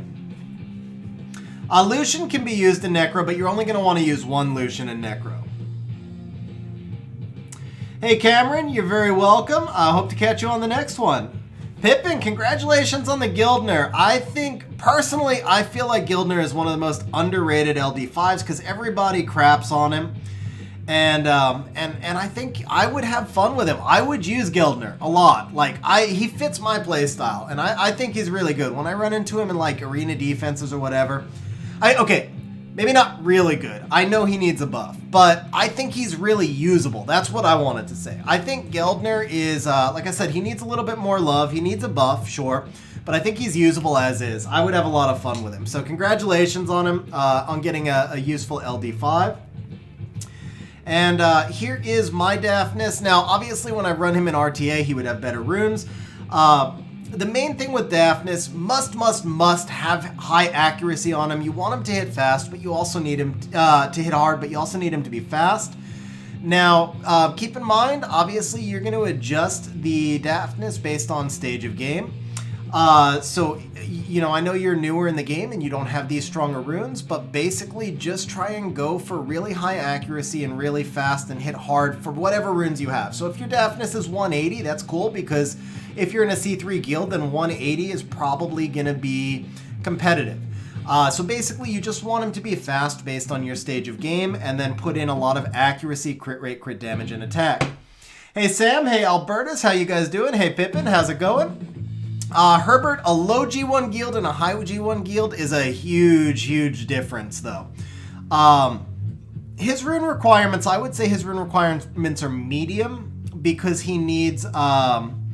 keep in mind that G1 is like rank 100 to rank 1000, which is like a massive difference. Like, it's no comparison. So yeah, if you're like in a low rank G1 guild... Yeah, I mean, you're talking about like the 101st ranked guild, which means there's only, 3,000 players ahead of you, basically, at 30 people per guild. Oh, it's actually to rank 2K. Okay, there you go, even worse. Well, I mean, not worse, I don't mean it that way, but like even further, like an even bigger difference. You can go to, okay, we're getting backed up on too many questions here. Let me show this Necro team. Well, actually, let me do the quick stuff. We'll do the quick stuff first. So to check, you go into here. Whoops. You go into Siege, Battle, and then you go to Info, and it shows right here your rank down in the bottom.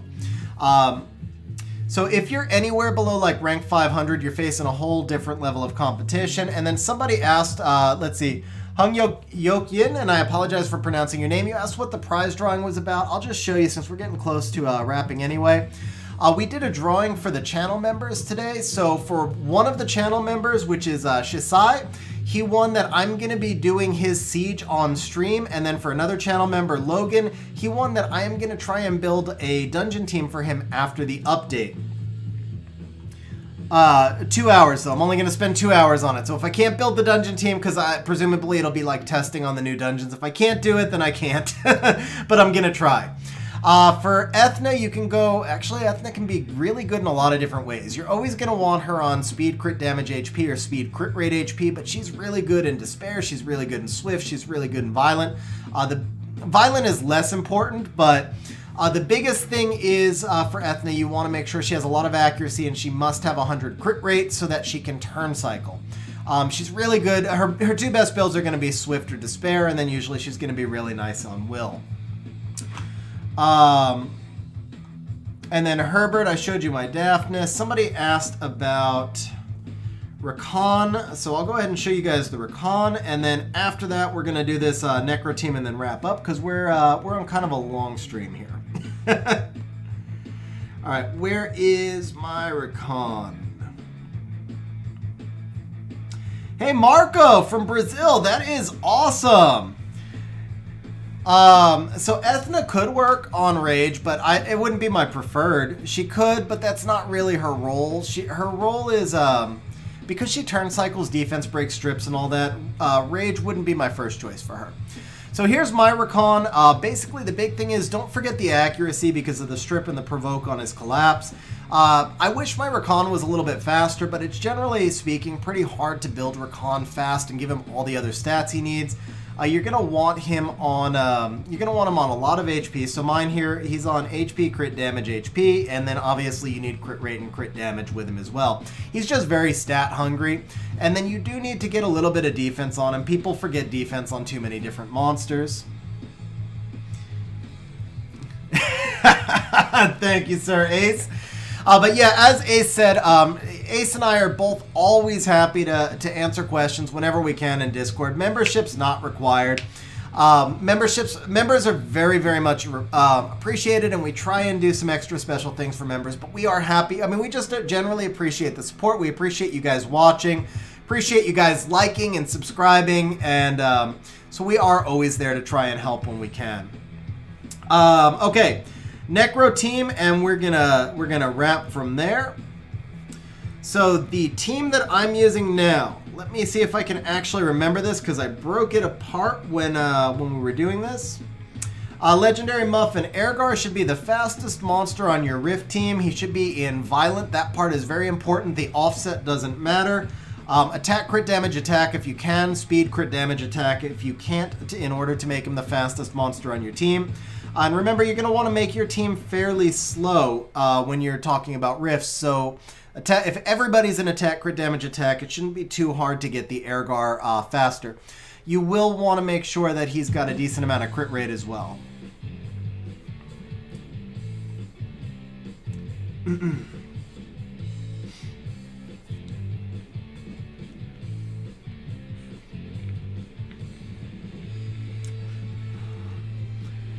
Hey, congratulations on the Shayna.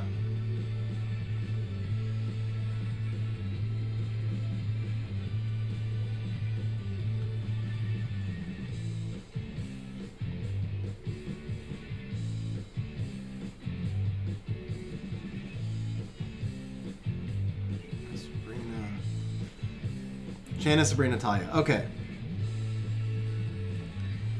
Here we go. Okay, so this is the team that I've been using, except this would be the actual turn order. Now, my Julie right now would actually, I don't think I have enough fight runes, so my Julie won't one-shot this this wave. So this team actually might be speed tuned. Let me double check it. I think this team might be speed tuned, so I can show you how it works. Herbert, if you don't have Lucian, then you should definitely get Lucian, without a doubt. Yeah, Vertius Fusion, there you go.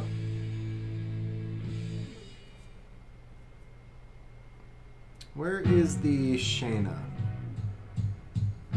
We're going to have to rename you to Rock and Trolla. Alright, we do this. So let me check my speed tuning here. So here's the Julie runes. We're at 142. That's the wrong Sophia.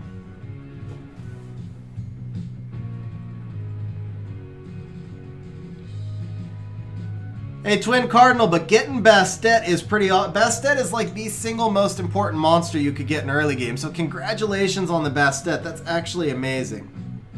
Early or mid game. Like, actually, Bastet's still the monster I use more than just about any other monster. Honestly. Like, seriously. I think Bastet is my #1 most used monster. Someone on stream earlier today asked me what my favorite Nat 5 is, and I said Bastet.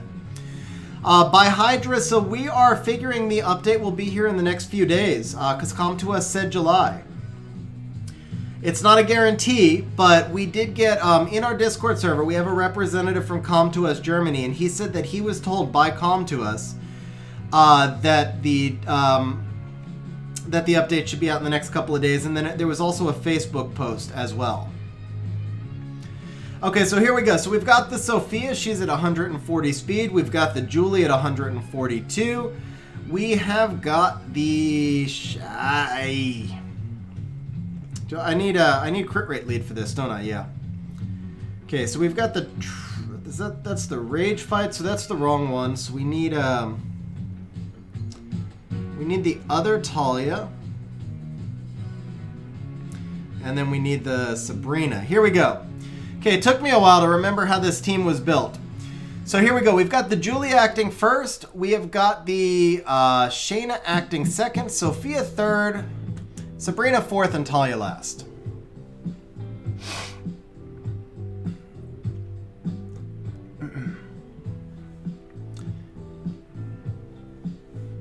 Hey, Unleash, I appreciate it, man. Thank you very much. Shayna does not need speed for dungeons, no. So basically what you need is 140 combat speed. So guys, you can see I actually could, my Julie right now can actually one-shot these waves with 13 fight sets or possibly 12 fight sets. So in this particular team, I think I only have 10 fight sets, so she's not one-shotting. So the way this works is that the Julie brings the wave below 30%, the Shayna then clears the wave, and then on the mid-boss, we're using the Sophia to defense break, and then we're also using the Sophia to shield break on the final boss. That was actually kind of a slow run, but I haven't rebuilt this team yet. So this team was running very consistent 33 seconds for me before I did the Fat Julie. And so we'll see. This team was very consistent 33-37 before I built the Fat Julie, but I think this Shayna right now is under-runed. I think the Shayna may not be doing... Actually, no, it's the Talia, because the Talia is on triple fight. She's not doing enough damage to the boss to clear. I think that's why it's a little bit slower. So the Talia would need to be a little bit stronger than this and does not need to be in triple fight in order to clear. There you go. That revenge helped right there as well.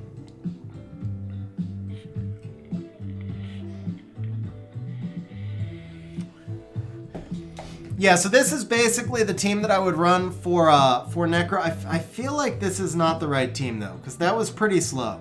Yeah, triple rage. There you go. Okay, that's the sign, guys. Almost a 5-hour stream. I think when I start telling you to ruin your monsters in triple rage, that is the sign to wrap up the stream. So, guys, thank you very much for hanging out with me. It was fun. Thank you for the super chats. Thank you to the new members. Seriously, thank you, Ace, as well, for the super chat. Seriously, appreciate all of the support. Appreciate you guys hanging out with me on stream. And I think we're going to wrap it up right there. 3 p.m. for you, but it's midnight for me. Kind of a late, long stream. So, guys, have a great night. And we'll catch you on the next stream. Hey, you got it, Sif. Thank you. I appreciate it. Have a good night, Herbert. Good night, Acklix. Good night, Cardinal. Thanks, Ace.